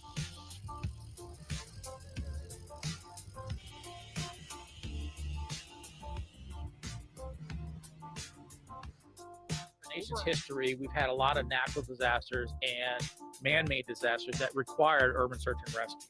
Not until 1989 did FEMA, which is the Federal Emergency Management Agency, start to begin to build a framework of federal, state, and local partners for emergency response teams to integrate a federal disaster task force. The reason for this is because not only do they support their own areas, but they support nationally and internationally. So they were able to make responses down into Haiti during their earthquakes. They go to California during their earthquakes. One of the most high-tech tools that they're going to use during the rescue is going to be a video scope. This is a 25-foot-long boom scope, and it's very important to get down into where the victims are. This has the ability to do a 360-degree view of where victims may be laying. It also has the ability to talk to a patient and listen to a patient. And also have deployed state and federal resources. At this time, we have a total of 41 agencies involved in being represented in the search for Summer Wells. We have, at the completion of search efforts as of yesterday, the 17th, we have covered 688 acres of ground of extreme terrain. We're on the track to completing a total of 1,000 acres of land covered thoroughly by the completion of today's search efforts. Once again, as we have stated, we are still experiencing steep and dangerous terrain, which causes our teams to become exhausted very quick. We are and will continue to work with and alongside local, state, and federal search and law enforcement agencies to locate Summer Wells, which is our ultimate mission to complete. Thank you. I'll now hand it over to Hawkins County Sheriff Ronnie Lawson.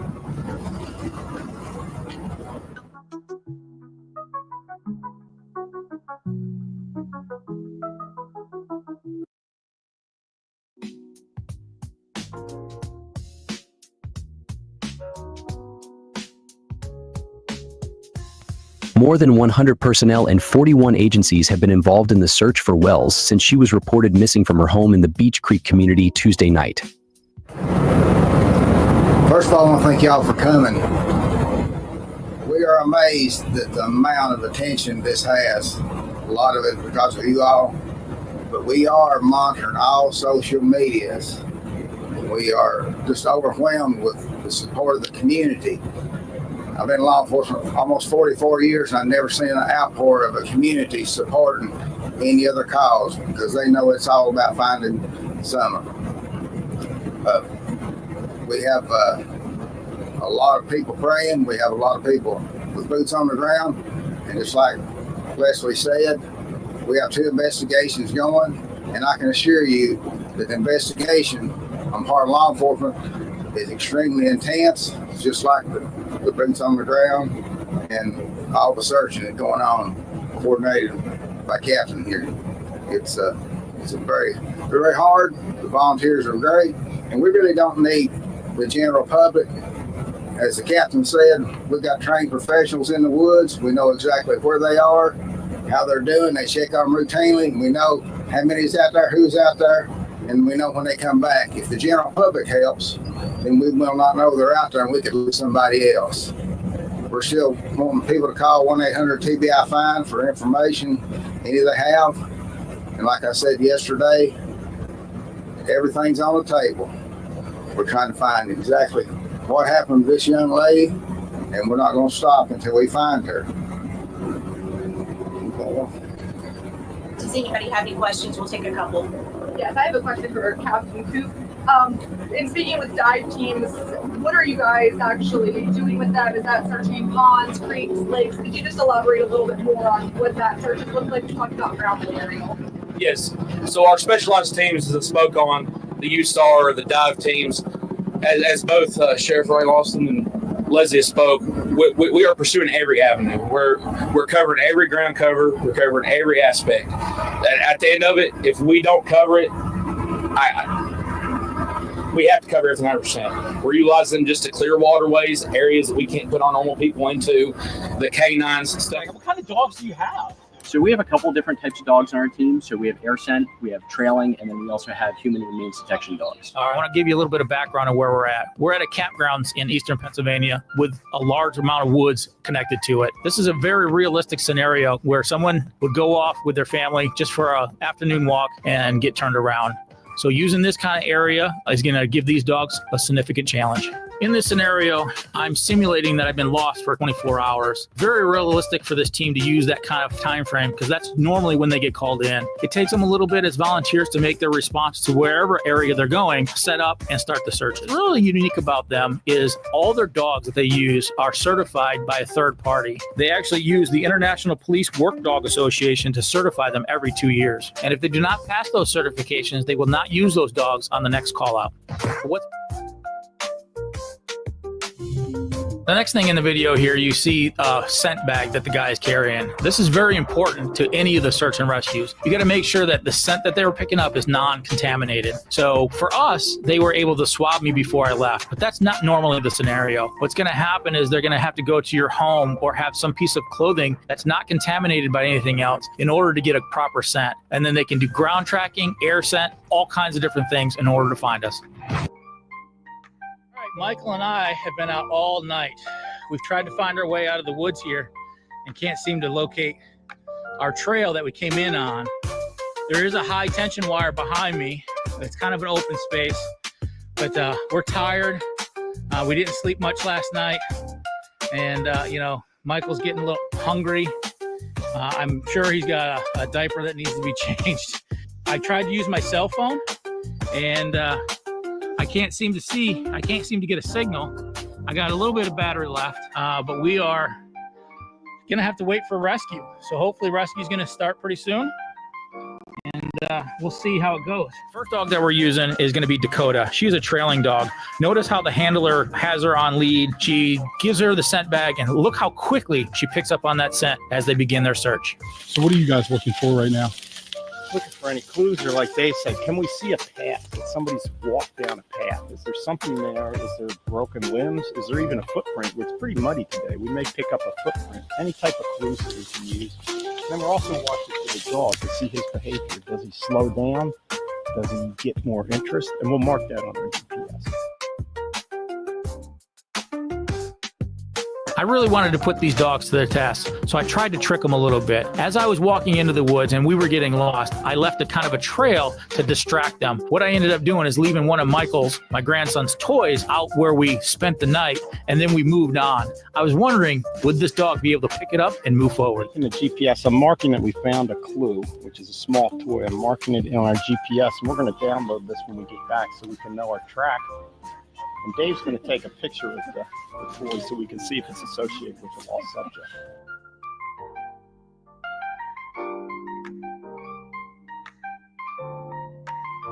You could imagine that an adult may have picked up the child, and so you might not find clues for the child anymore. You might find clues from the adult that's carrying the child. There's a footprint in this mud here. Where did you see it, Marty? Right there, there's a tread. There's 2 treads right here.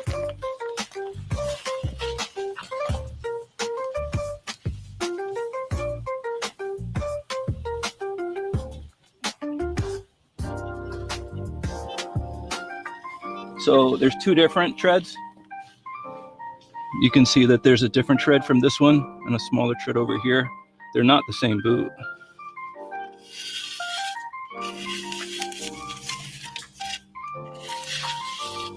And this is their left foot.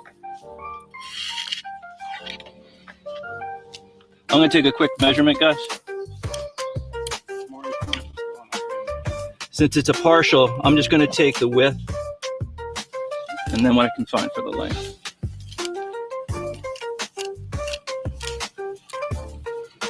So with the rubber bands, now I know if we find another footprint, I can see if that's the same width and the same length of what we have so far.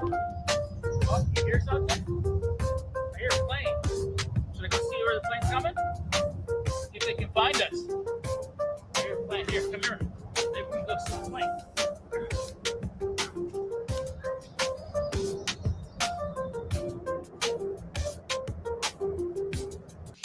We tried to catch that plane. I'm running across the field here, or the woods here. I was across the creek.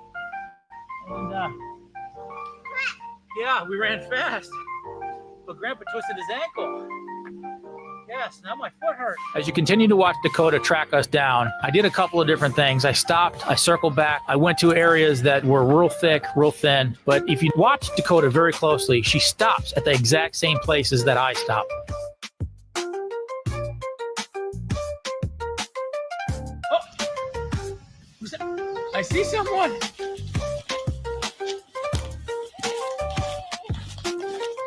Say, hey! Say it loud. Hi. Look at the doggy. Oh, thank you. Hey guys, what's your name? My name is Mike. Mike. Thank you for coming. This is Michael also. Michael, thanks. You come to rescue us, buddy. How are you? Yeah, is everybody feeling okay? We were doing good. We heard a plane go by, and so we ran over, and I twisted my ankle on these rocks over here. All right, we'll take a So look at that. we've been out here all night. How'd you stay warm last night? You were Yeah, okay with it together? we used some leaves and tried to cover it up as best we could, but Looks like you got found a good, safe place. yeah, we're pretty thirsty. You guys got any water? I do. I was just going to ask you, are you thirsty, buddy? Want something to drink? We've been out here a while. I tried to call my wife yesterday, and my phone died. What about medical again? You mentioned one of your ankles. I left my boot on. I heard a snap. I don't know if it's broken or just swollen, but Buddy, can I just take a look and make sure I've been you're able to okay? put a little bit of pressure on it, but not David. much. Is it okay if I look at your child? Yeah, absolutely. Yeah, he's gonna check you out, Michael. You good? You have any bug bites? You feeling okay? He got a little scratch on his neck. You do. I don't know if that's from Oh, us I do see sleeping or what. Now you look like an adventurer now. You want to wipe your hands down? Cell phones don't get out all the time. There you go. You can wipe your hands. And, it was half charged. Get you all when I nice came and out. cleaned up. Can I have this hand? You Oh, know, you're I didn't the even have a best. backpack or nothing. I just had his backpack. Can I see the carried scratch it that you have? And our toy was Consider to go out for an hour or so. Right, And, it's easy to get lost and turn around when every Right. tree looks It seemed like I kept going in circles. Does that feel Like okay? I come Does that back, hurt?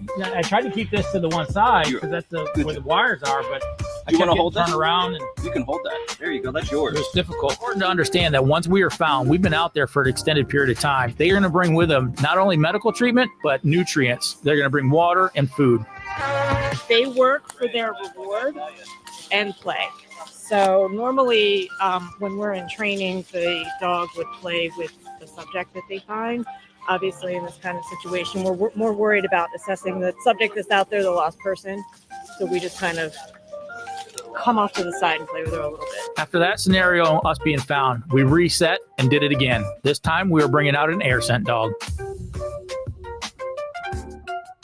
GPS collar on. That's what that collar is. It's not like a shock collar or anything. Yeah. That's a GPS collar, so we can track them.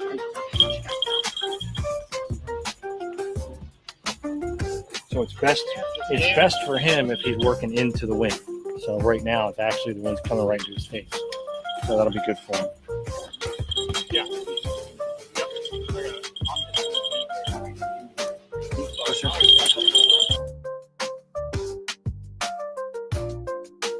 When he was out here, he picked up some odor. I'm sure he's picking up some odor down in here.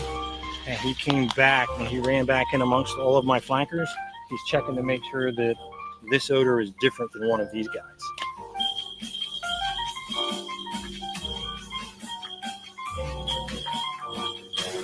He has a bell on. It's called a bear bell.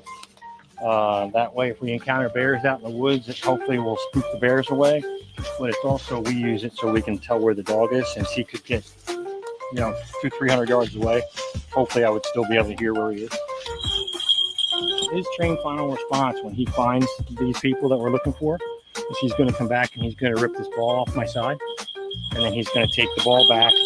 I'm going to tell him, show me, and he's going to lead me back to wherever the lost person is. So that's what his trained final response is. Some people will use a bark, like the dog will come back and bark at the handler and then go back.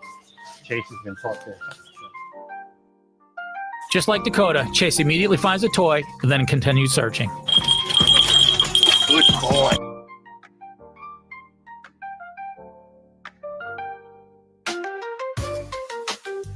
Devin is tagging it with GPS. He's tagging it with GPS and photographs. I am flanking right now.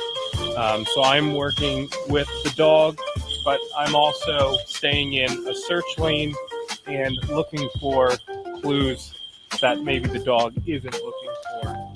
Looking for personal items, anything that could have fallen, any kind of clue that would lead us to the missing person. He's the most important tool on the team, so we have to keep him healthy. So we have to take a break here and give him a little water.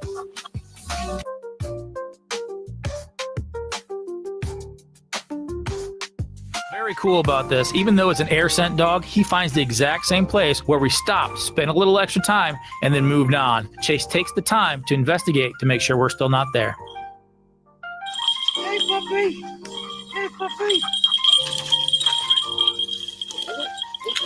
Show me, bud. One of the coolest things about these dogs is they are very gentle. Even though they are certified by the International Police Working Dog Association, they are not police dogs. They are very gentle to children, people with special needs, elderly that may have dementia. As they come up on us and find us, that dog just wants to sit down and play because it's done its job, it's found us, and now it's just going to be able to relax. And all those little places where you sat, you're creating little scent pools. They're aging a little bit, but every time you get up and move, you're creating another scent pool. So what does my dog do when it encounters one? Right. And then it moves on and catches another one? Or what does it do when you have multiple flankers that all create a different scent? Right. This is a HRD dog. Stands for human remains.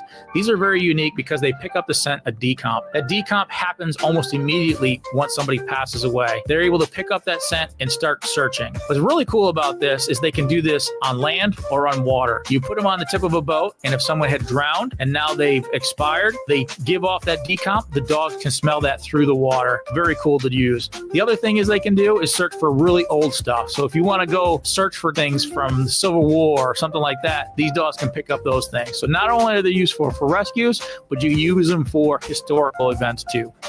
So the first thing I'll do is check the air, see what the wind is doing. And it's blowing up this way. Her command is just to search. She does only human detection. Search.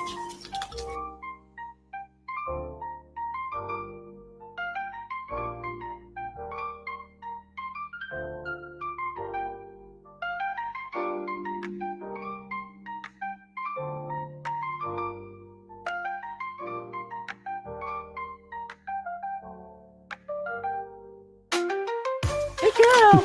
So it's underneath the slats in the wood there. Good dog. And her sitting down next to it then signified that that's She where put it her was. nose in and then sat. Gotcha. Been out here for a while, so there's a big scent pool.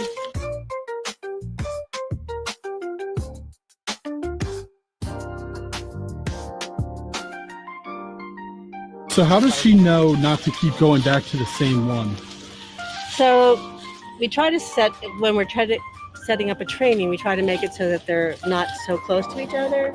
But she would, if she goes back to the other one, we'll just say good dog, and we've already found that one.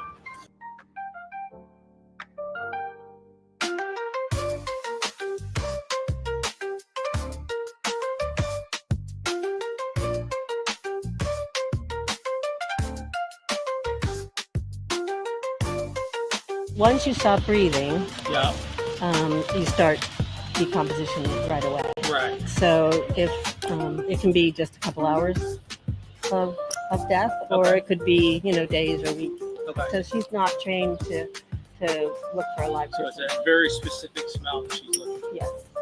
We've done 40 acres or 60 acres, and it's a lot of nose time for the dog. So we practice. This is quick and easy, just so you can see. But we want to really build their nose time so that they can work for an hour or 2 hours. We did a couple scenarios using a couple different dogs. We used that open air dog, we used the trail dog, and even the HRD dog.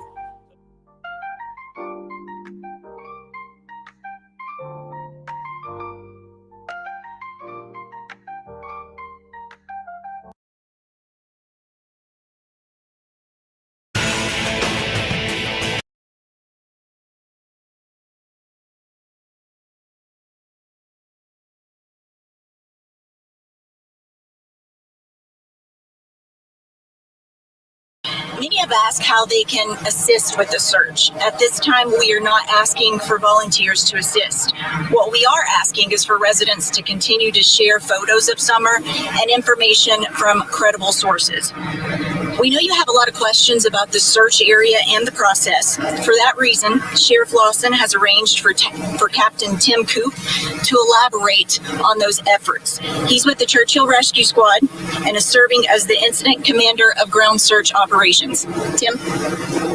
We've utilized ground crews of 80 to 100 people of trained professionals, aerial aviation search, both visual and FLIR, medical THB and TBI assisting us with fixed wing, multiple drones, and 4 different canine units. The day that she went missing, we searched from the time of notification until dark. We searched all day yesterday, resumed this morning, continue on throughout the rest of our operational period, utilizing multiple ground crews, drones, fixed wing, and also helicopter with canines on standby. Some of the issues we're encountering with the search is the steep and dangerous terrain. With this steep and dangerous terrain, we're also experiencing, as you see behind us, very dense canopy coverage, including very dense ground cover,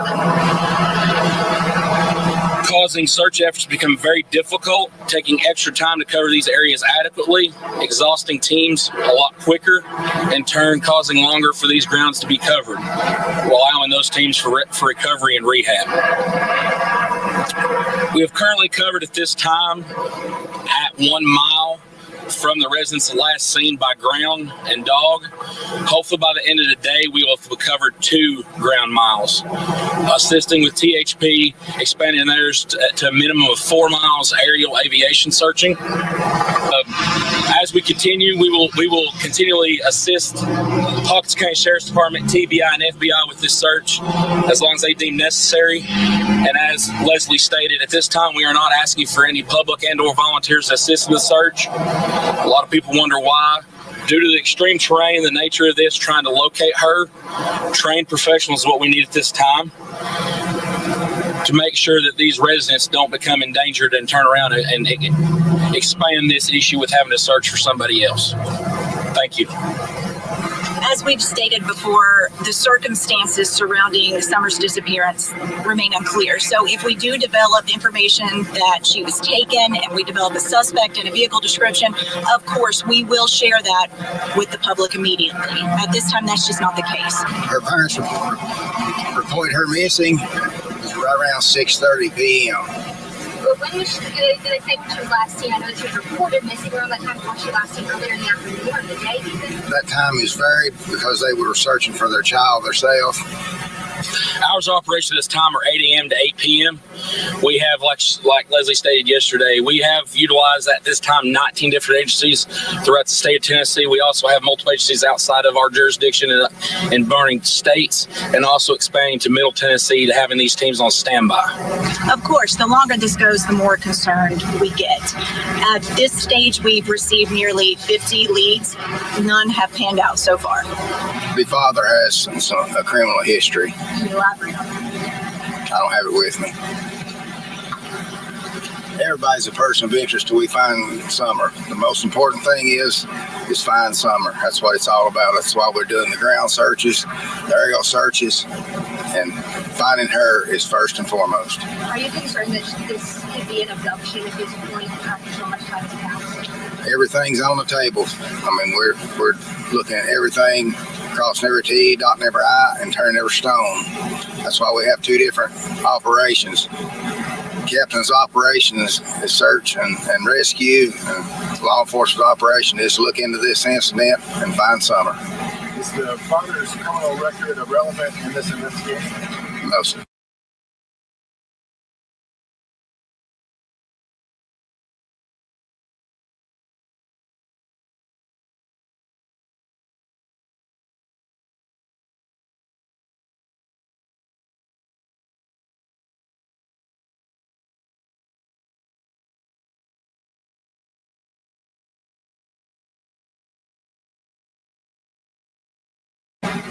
Captain, he can relate to that as far as law enforcement. We can't hardly communicate at all on our radios, and cell phones are out of the question, but thanks to AT&T and Verizon, he can tell you about that. They've been a big help to us. Go ahead. AT&T and Verizon both have bought cell phone service boosters to our command post to help try to utilize cell phone coverage, which is still very spotty for most of the area.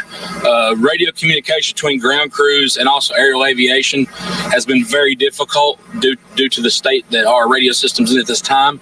For ground crew operations, we're having to utilize anywhere from 4 to 6 different radio channels to make sure we have the coverage where everybody's accounted for. So real quick, when you said that the search area you covered was about a mile, did you mean a square mile or a radius around the residence? That is going to be a radius from around the residence from the last point of her household. Just to clarify, ground search efforts end around 8 o'clock. However, if we do receive any phone calls giving us a credible lead, we do follow up on those leads throughout the night.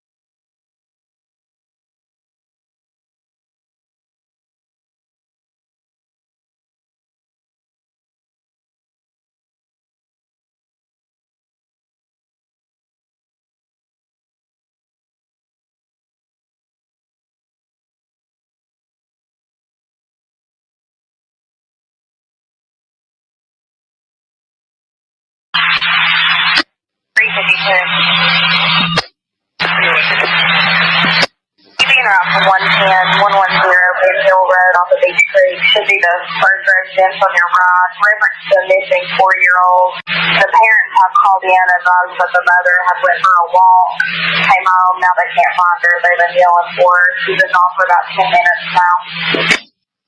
10 for 1 in America. And 110.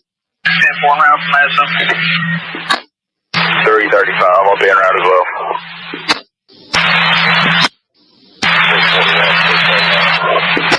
Go ahead. 35. Some of these guys probably don't need to take that several maybe. 10 for 29 cents, so go ahead. So far. Rescue, fire, police for search. 335. You say when you got the original call that mom went on a run and when she came back the daughter was gone? That's what the father advised. He's at work about an hour away, trying to make his way home. Careful.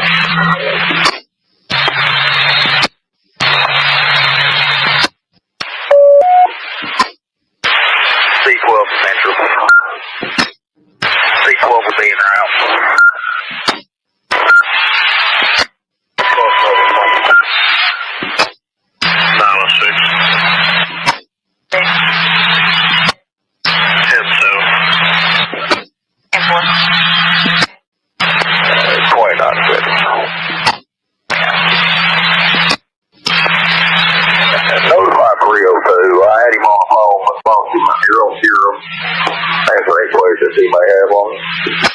10-4.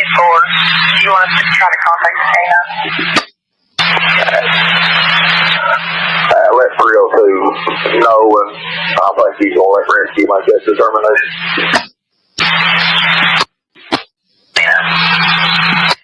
Point on, go ahead. 302 has been notified. He also wanted me to just remind you to be sure to check the house camper, even if they said they've already had. Yeah, boy.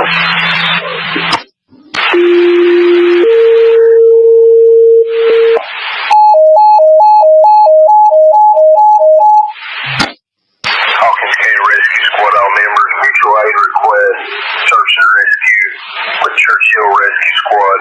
Staging area is going to be at Mount Carmel Baptist Church on Beach Creek. Hawkins County Rescue Squad, all members, mutual aid request from Churchill Rescue on a search and rescue. Staging area is going to be at Mount Carmel Baptist Church on Beach Creek. Also requesting a respond with 6-wheeler and command trailer. First page 1911. 506. 506. We acknowledge the page and the resource request. We've got several here at the station. We'll be in route in just a second. Copy, acknowledge the page and resource request. 707, 715. Go ahead. The 1043 is partner in building service to 1044. Let's go. Go ahead, go rescue more.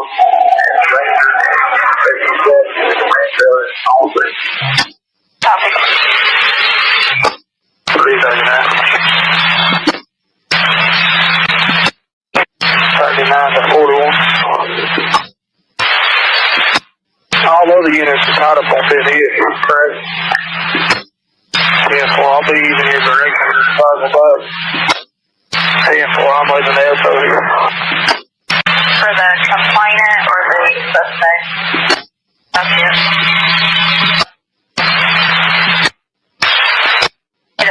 Go 6. Is 317 on the scene. 18's en route.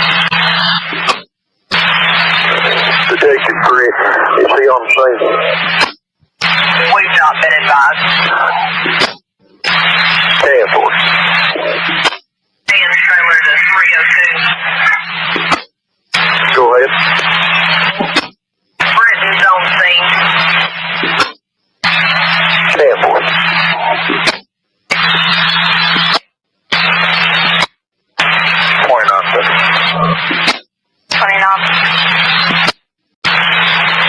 Get hold of 334. By then we need 2 units to come in after call the week.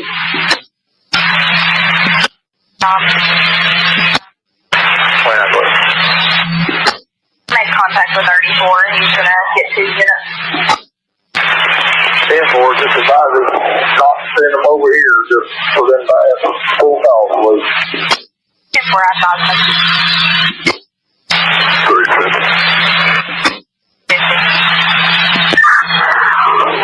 myself 41 has it cleared by the time the 2 units go from there. Get one of them welfare check on country line. We go from there. 2949.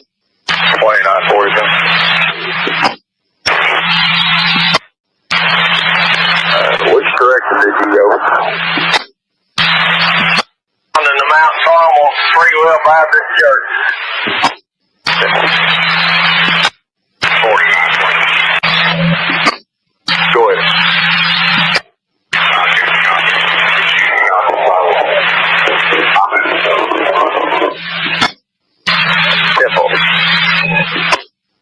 Central Dispatch 1205. Oh, 1205 B1097 Mount Carmel Church.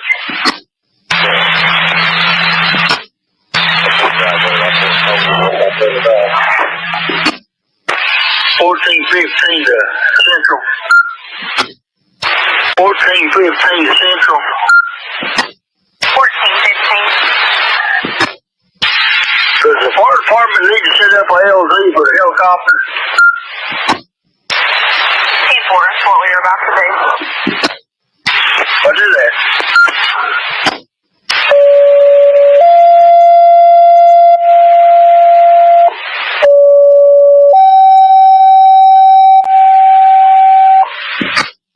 Attention Persia, Sturgisville Fire Department, and staff members and members to respond to Sturgis High School to set up an LZ for Highland at approximately 6 minute ETA.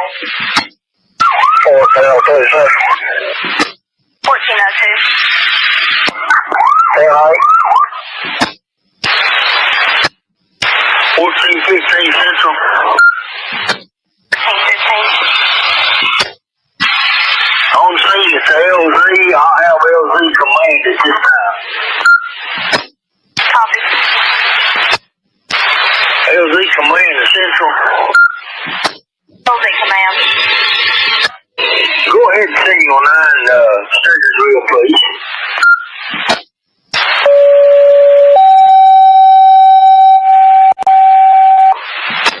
Sturgisville Fire Department.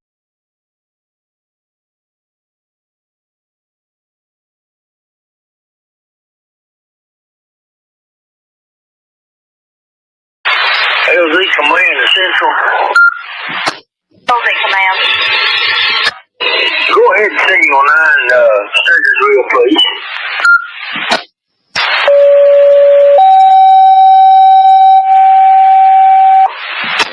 Sturgisville Fire Department, attention all members, car 1415 on scene of the LZ. You can signal 9 your response.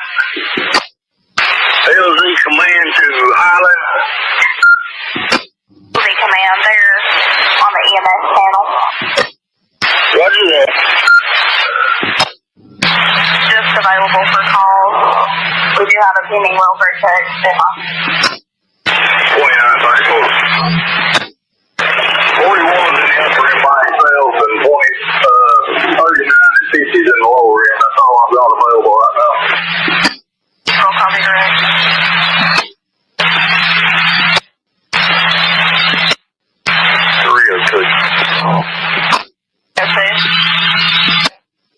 I heard 34 is 10-8. Which other unit is coming in? 14 advised. What other unit is 10-8? We're going to go 10-8. 302 wants to know. LZ command to Central. LZ Smith. Helicopter sits on the ground. 10-4. Your other units to go 10-8. And while Willow and Gotchi's over here to take care of county. 2934. 2934. 49's over here with us. He was working with You won't be able to reach him. Ecom 302. Okay, copy 302. 10-4, they're set up here at 10-4, I got it. 34, 34,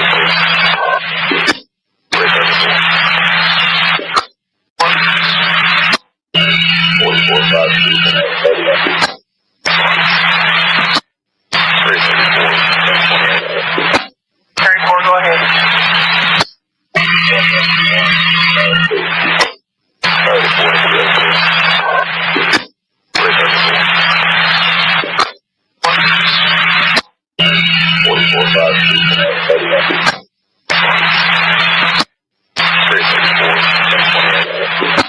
34, go ahead.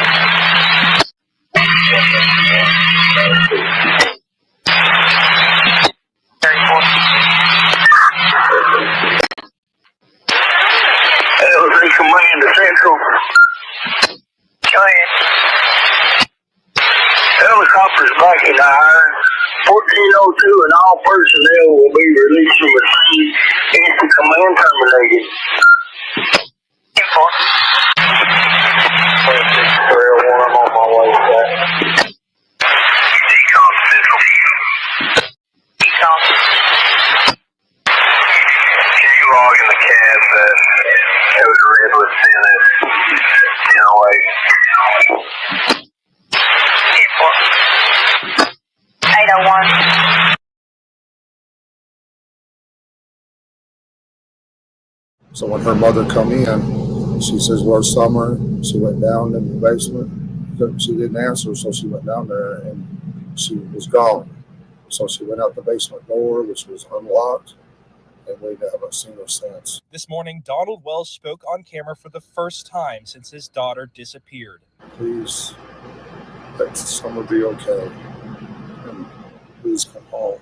He says it's unlikely Summer would leave the house on her own. Wells says the last time anyone in the family saw Summer was when she entered the house to play in the basement after gardening with her mother and grandmother. Wells also spoke about his gut feeling about Summer's whereabouts. Some bad person grabbed her, but we have no idea. Wells says law enforcement have covered leads on area sex offenders and drug addicts. We're trying to think, beat our brains out. We've covered everything that we can think of already. Investigators say they have followed up on 85 tips so far. Wells says he is overwhelmed by the massive numbers of personnel on site. We just really appreciate everybody trying to help that they have, law enforcement and all these volunteers that are here. I've never seen anything like this in my entire life. That was John Janko reporting those sentiments shared by Hawkins County Sheriff Ronnie Lawson, who said he has never seen a show of public support like this in his 4 decades of law enforcement. Yeah, today the TBI and Sheriff Lawson said Summer's family does continue to cooperate in this ongoing search for the little girl. They say that at all points the family has continued to be assisting in this process.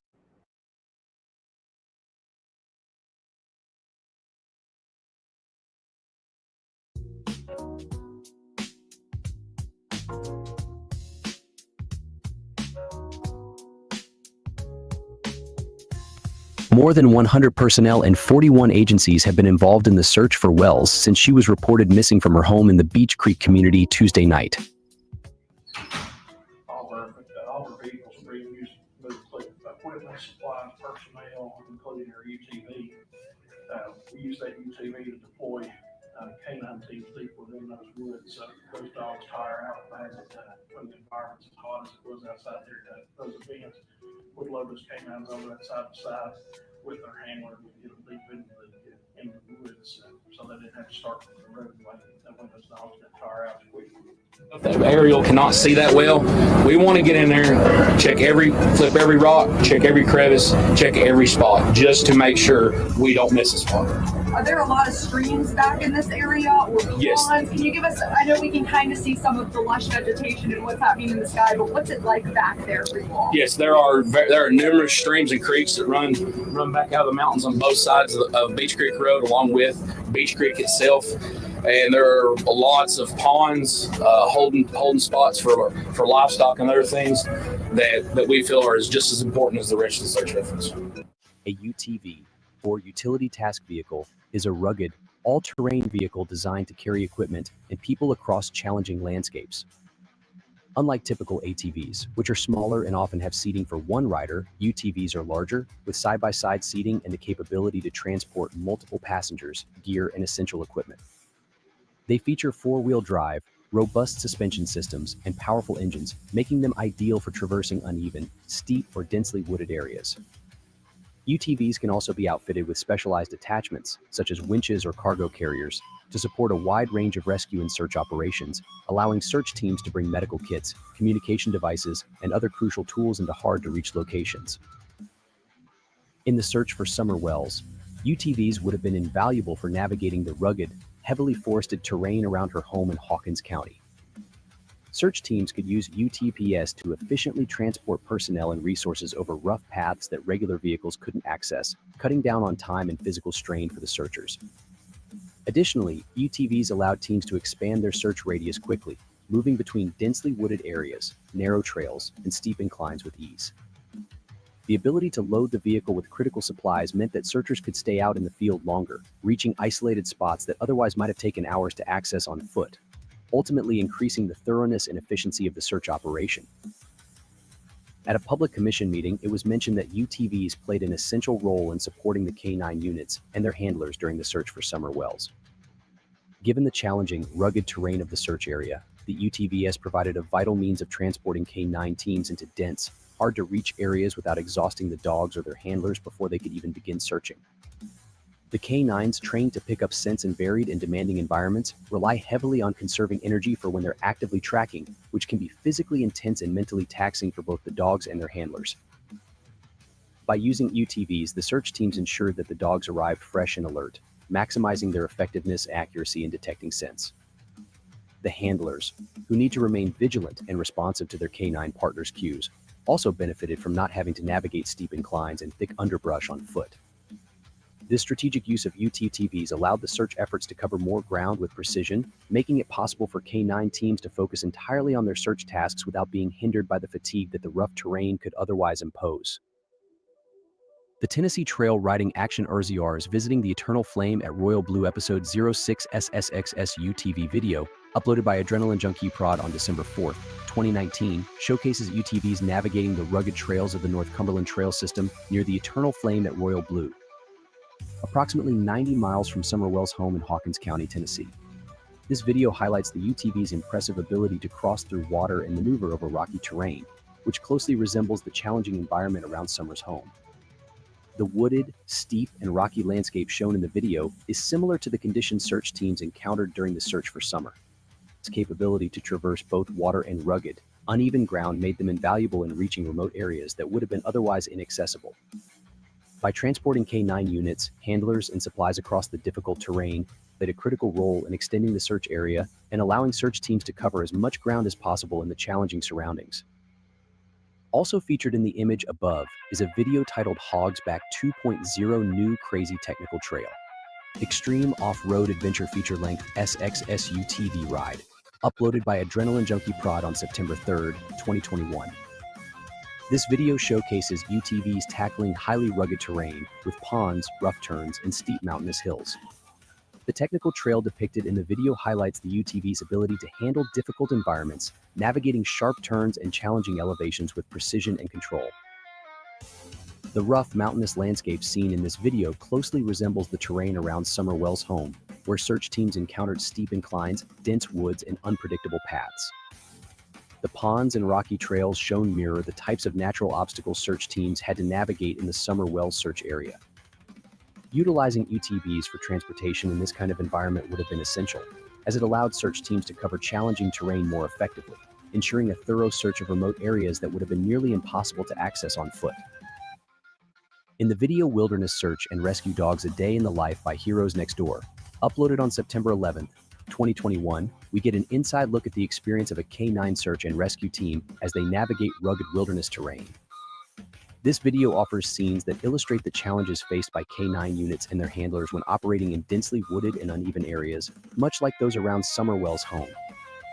Using footage like this, we can visualize the conditions under which K-9 units might have been transported by UTVs during the search for Summer. In such challenging terrain, UTVs were essential for safely and efficiently moving K9 units and their handlers to different search areas without exhausting the dogs or their handlers before they could begin tracking. The UTVs allowed teams to cover difficult ground more quickly, conserving the energy of the dogs and giving them the best possible chance to perform effectively. These scenes help illustrate the dedication and effort of the K9 teams, whose focus is always on locating missing persons in even the most remote, hard-to-reach environments. Sheriff, I have a question for you as far as the investigation goes. I know you probably can't comment on a whole lot, but are you able to say if you've executed any search warrants during this time? Actually, we've done a tremendous amount of searches, and every one has been a consent search. The community has really stood out. They want to help. They want to give advice. They want to give information. And we've not had to obtain not one search warrant. And it due hard to everybody in the community just want to find Summer. And Leslie, I know you were talking about credible tips. Can you kind of go into what is a credible? If you have information about Summer, if you saw Summer the day she went missing, anything like that, if you captured a photo on a trail camera or surveillance camera, that's a credible tip. Anything that would assist us. Something you see on social media that you know is somebody's opinion or just speculation, that's not a credible tip. In fact, that just bogs law enforcement down by having us, we have to go through and check that information and then mark it off. So please, credible tips, we welcome information, but just don't share speculation and rumors that you see on social media. Here's a focused breakdown on the importance of calling in only credible tips in missing person cases, what constitutes a credible tip, how social media can interfere, and the official number to use for reporting. Importance of credible tips in cases like Summer Wells' disappearance. Credible tips are crucial for directing investigators toward helpful leads. Each credible tip has the potential to bring valuable information to light, aiding authorities in narrowing their focus and making the search more effective. What is a credible tip? A credible tip is information grounded in fact or direct observation. This means that the person providing the tip has seen, heard, or knows something specific about the missing child or circumstances. Vague suspicions or speculative theories do not qualify as credible tips, as they lack actionable details.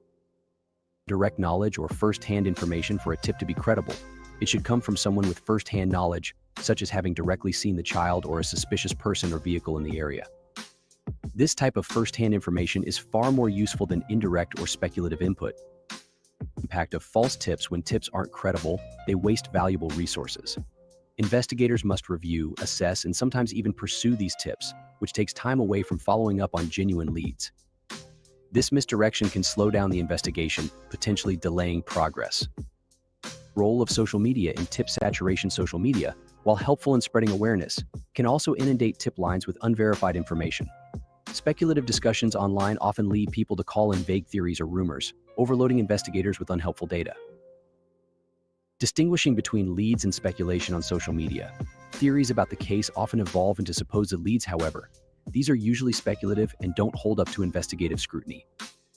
Investigators prioritize tips based on reliability and actionable content, and social media chatter rarely meets this standard.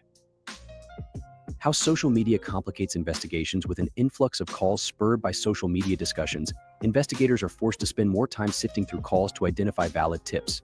This can overwhelm tip lines, causing delays in processing genuine, credible information. Preserving resources for credible tips. By only calling in credible tips, the public can help ensure that law enforcement resources are dedicated to solid leads. This efficiency is vital in missing person cases, where each moment counts and the investigative response needs to be as precise as possible. Community's role in responsible reporting. For community members and social media users who may be following the case, it's important to remember that only credible tips should be called in. This allows the investigative team to focus on truly relevant information that could lead to finding the child. The official tip line for credible tips only: call 1-800-TBI-FIND. This number is specifically designated to handle tips in the Summer Wells case and other investigations. By calling this line only with verified information, you can play a vital role in assisting law enforcement in finding Summer or gathering important evidence. Being responsible about reporting and filtering out speculative information is essential for effective law enforcement work in missing person cases. I have a question. I'm kind of reluctant to ask you, but is there a point in this search when you all will discussion as a children, this is not a lockdown anymore. This is possibly infection. Is there a amount of time or amount of territory? Well, at this time, the circumstances leading to Summer's disappearance are very much under investigation. So currently, it's an active and ongoing investigation. We're not going to stop until we determine what happened to her, and we're just taking it one day at a time. What has the interaction been like with the child's parents? I know that they've spoken with us on Advocate for Record about interactions with law enforcement, HD, police officers, and so forth. Can you speak to us a little bit about the interaction with the parents and how they've helped or not helped with the investigation? All I can say in that aspect is that they're currently cooperating.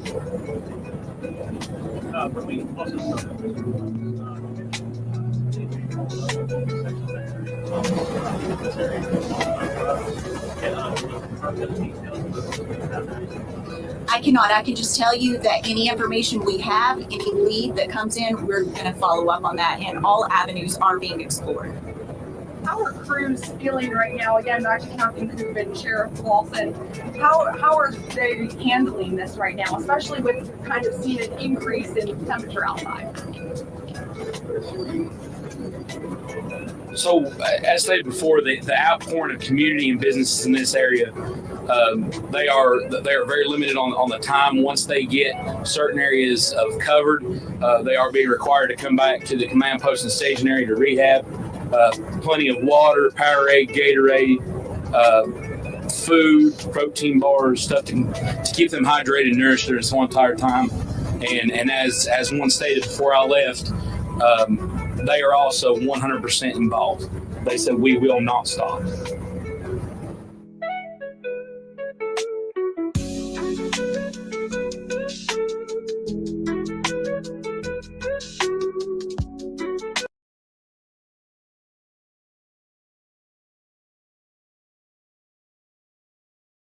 TBI officials say in the process of speaking with neighbors about the night Summer disappeared, officials are looking for the driver of a Toyota pickup truck who was seen in the Beach Creek community either Monday or Tuesday of last week. The pickup is possibly a 1998 to 2000 maroon or red Toyota Tacoma with a full bed ladder rack along the white buckets in the truck bed. They're looking to speak with the driver and want to stress that they are not a suspect, but can be a potential witness. Summer went missing the night of June 15th from her Hawkins County home, and crews have been working day and night searching for the child, but still her whereabouts remain a mystery. The TBI is looking for a potential witness. Authorities say they received information about a Toyota pickup truck that was seen in the area of Beach Creek Road and Ben Hill Road on June 14th or 15th when that little girl was reported missing. The TBI says that truck is possibly a 1998 to 2000 maroon or red Toyota Tacoma. It has a full bed, ladder rack with white buckets in the truck bed. Authorities are asking the driver to call 1-800-TBI-FIND or 911. Again, this is a person that is not a suspect in the case, but a potential witness. Police are looking for the driver of a red Toyota Tacoma that was in the area around the time Summer went missing, and stressing that this person is a potential witness. I've never seen this truck, and I've never heard of it until just recently. But I wish they would come forward and explain themselves. I mean, if you're not a suspect, at least come forward and say what you've seen. No one has been named a suspect, and authorities have not ruled Summer's disappearance as an abduction. But tonight, the TBI now hopes to find the driver of a pickup seen in the area when Summer disappeared, a maroon or red Toyota Tacoma.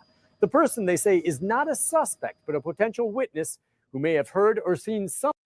Good evening. Tonight, a change in the effort to locate missing 5-year-old girl Summer Wells. Plus, there's a possible new lead that could explain what happened to the little girl. Tonight, we have exclusive Sky 5 video from the search site, and News Channel 5's Nick Barris tells us a shift in strategy now focuses on the possibility of foul play. We flew over Summer Wells' home in Hawkins County in Sky 5 to see for ourselves what crews there are up against. After nearly 2 weeks, they found no trace of the little girl, and now the strategy moving forward has changed. This is an aerial view of the family's home on Ben Hill Road in Rogersville. Woods literally surround the home. It's very tough terrain, full of venomous snakes, briar patches, and an occasional bear. Plus, it's been very hot. Crews have spent long days the past 2 weeks doing line searches, as you see here in a field just across from the home. Others hit the woods using bloodhounds, but never finding the girl's scent. The only thing they have found is exhaustion. I've had multiple of my guys come up to me and tell me, Captain, I'll go to the end, but I'm tired. I'm physically and I'm mentally tired. So the incident commander says crews are scaling back search operations to focus on more specialized searches. This comes as more attention goes to the possibility that Summer was the victim of foul play. No one is giving up on the search. We are all one team, and we will not quit until we find Summer Wales. Summer was said to be planting flowers outside the home next to this camper when she went inside to play and then vanished. Was she abducted? We've learned there are more than 40 registered sex offenders living in the family's zip code, and the TBI now hopes to find the driver of a pickup seen in the area when Summer disappeared, a maroon or red Toyota Tacoma. The person, they say, is not a suspect, but a potential witness who may have heard or seen something that could help. Certainly any solid lead could help. I'm told with no trace of Summer found, it appears less and less likely that she just wandered off and more likely that she is the victim of foul play. No announced suspects at this time, but authorities consider everyone a person of interest. Nick Barris, News Channel 5. Nick, thank you. And it's worth noting the FBI has now called in its Child Abduction Rapid Deployment Team. The CARD team involves experts in intelligence analysis and profiling in criminal cases against children. TBI officials say in the process of speaking with neighbors about the night Summer disappeared, officials are looking for the driver of a Toyota pickup truck who was seen in the Beach Creek community either Monday or Tuesday of last week. The pickup is possibly a 1998 to 2000 maroon or red Toyota Tacoma with a full bed ladder rack along the white buckets in the truck bed. They're looking to speak with the driver and want to stress that they are not a suspect, but can be a potential witness. Summer went missing the night of June 15th from her Hawkins County home, and crews have been working day and night searching for the child, but still her whereabouts remain a mystery. Law enforcement spoke for the first time on camera today in more than 2 weeks on the disappearance of Summer Wells. You'll remember families said they last saw the 5-year-old at their home in Hawkins County in the Beach Creek community on June 15th. Bianca Murray spoke with one of the lead agencies in the case. Hawkins County Sheriff Ronnie Lawson tells me everything is on the tables. Investigators are not ruling out an abduction or that she might have walked away from her home. Their only goal is to find Summer, but they're saying it's difficult with circulating rumors on social media.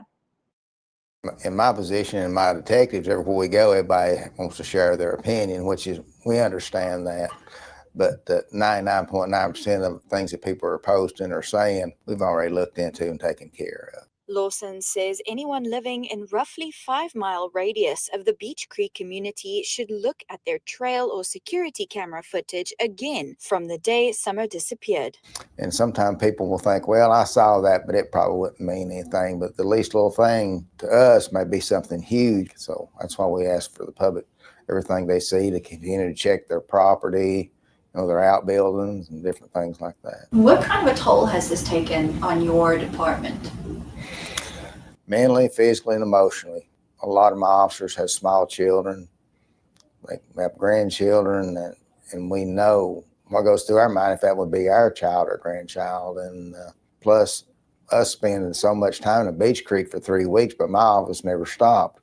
We're still answering all the same amount of calls, still, bringing people to jail, investigating other cases, and it just wires you out. Investigators are still hoping to find a potential witness who drives a red or maroon truck that was spotted in the Ben Hill Road neighborhood the afternoon of June 15th. The biggest thing is the ladder racks and the white buckets. Means that they do some kind of work, and that vehicle was seen in the area sometime during her disappearance. And we're just wondering if they saw something. They may hold that little piece I was talking about earlier that would blow this thing wide open, let us know where Summer is if they saw something. And we've searched and found so many of them, just not the right one yet. Sheriff Lawson tells me that if anyone has a credible tip, not a social media rumor or opinion, but something they may have seen near the Beach Creek community that day, to let authorities know. Breaking news alert. The search for missing 5-year-old Tennessee girl growing more urgent by the hour. Welcome into News 2 at 4. I'm Erica Francis. Hi, everyone. I'm Eric Egan. We continue to track this breaking news alert. An Amber Alert now issued for Summer Wells, the 5-year-old last seen in Hawkins County last night, walking near her home there. So crews have been just scouring this area not far from Kingsport, Tennessee, for any sign of the girl. And within the last hour, investigators now sharing new information on what led up to Summer's disappearance. News 2's Haley Wilgus is at the WKRN.com alert desk with what we're learning. Haley. Eric, the search is taking a much more urgent turn this afternoon. People who live in the Beech Creek community are being asked to check trail cameras and outbuildings for any clues of where the little girl might be. More than 100 people have been part of this search effort so far. Today, the TBI tells us a family member reported Summer Wells missing around 6:30 last night. An endangered child alert was initially issued for the child, but the TBI has upgraded that to an Amber Alert. The Hawkins County Sheriff says it's too early to tell if foul play is involved. Investigators are dealing with rough terrain and a lack of cell service in the search zone. It's very dense.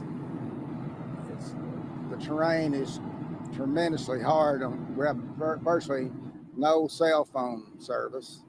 The radio system we use, which is not that good, we have very little radio communication. We do have several command posts setting up, but what makes it so hard is the communication between the boots on the ground, searching the woods, and the different agencies and officers, and it's very hard to communicate. The FBI is also assisting in this search. Anyone with information is urged to call 911 or 1-800-TBI-FIND. News 2 brings you breaking news around the clock on WKRN.com. New details after an endangered child alert issued for a missing East Tennessee girl. We featured this actually in the first hour of Good Morning Nashville. To Josh with the update. Yeah, Neil, so the TBI now updating the age of that little girl, saying she is 5, not 4, as they previously thought. That endangered child alert issued last night out of Hawkins County there in East Tennessee for Summer Wells. Take a look at these photos provided by the TBI.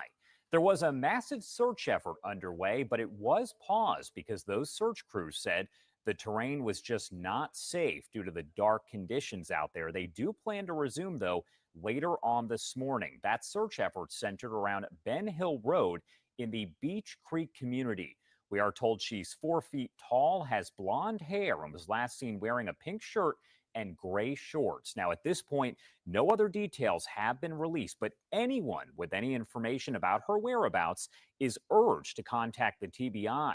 We're going to post all this information on our website. Head over to WKRN.com for the latest breaking news. Now, the TBI has issued an endangered child alert for a missing 4-year-old in Hawkins County. The sheriff's office says Summer Wells was last seen walking away from her home on Ben Hill Road last night. On your screen right now is a closer look at the pictures of her. She was wearing a pink shirt and gray shorts. And right now, crews are searching in the Beech Creek community. This is what the area looked like around 3 o'clock this morning.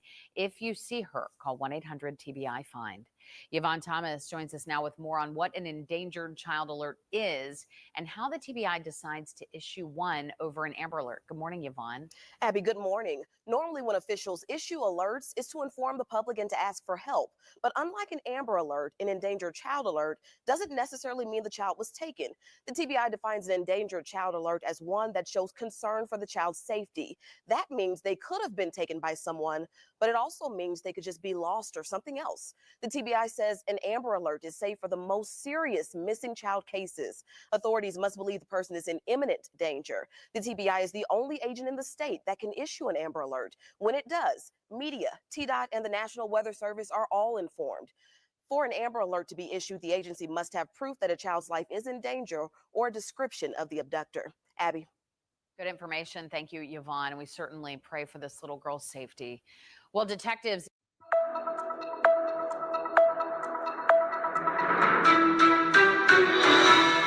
I'm Leslie Earhart with the Tennessee Bureau of Investigation.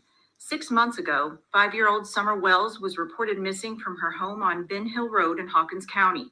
The case remains unsolved and weighs heavily on those working to find answers. Today, the investigation remains active and ongoing as TBI agents work alongside the Hawkins County Sheriff's Office and the FBI to determine what happened to Summer. Investigators have executed numerous search warrants, collecting all potential evidence. We've spoken with anyone and everyone associated with the Wells family, in some cases more than once. This includes neighbors, acquaintances, and those working in the area the day she disappeared. We've used a plane, helicopters, divers, canines, and every resource available to us during search efforts.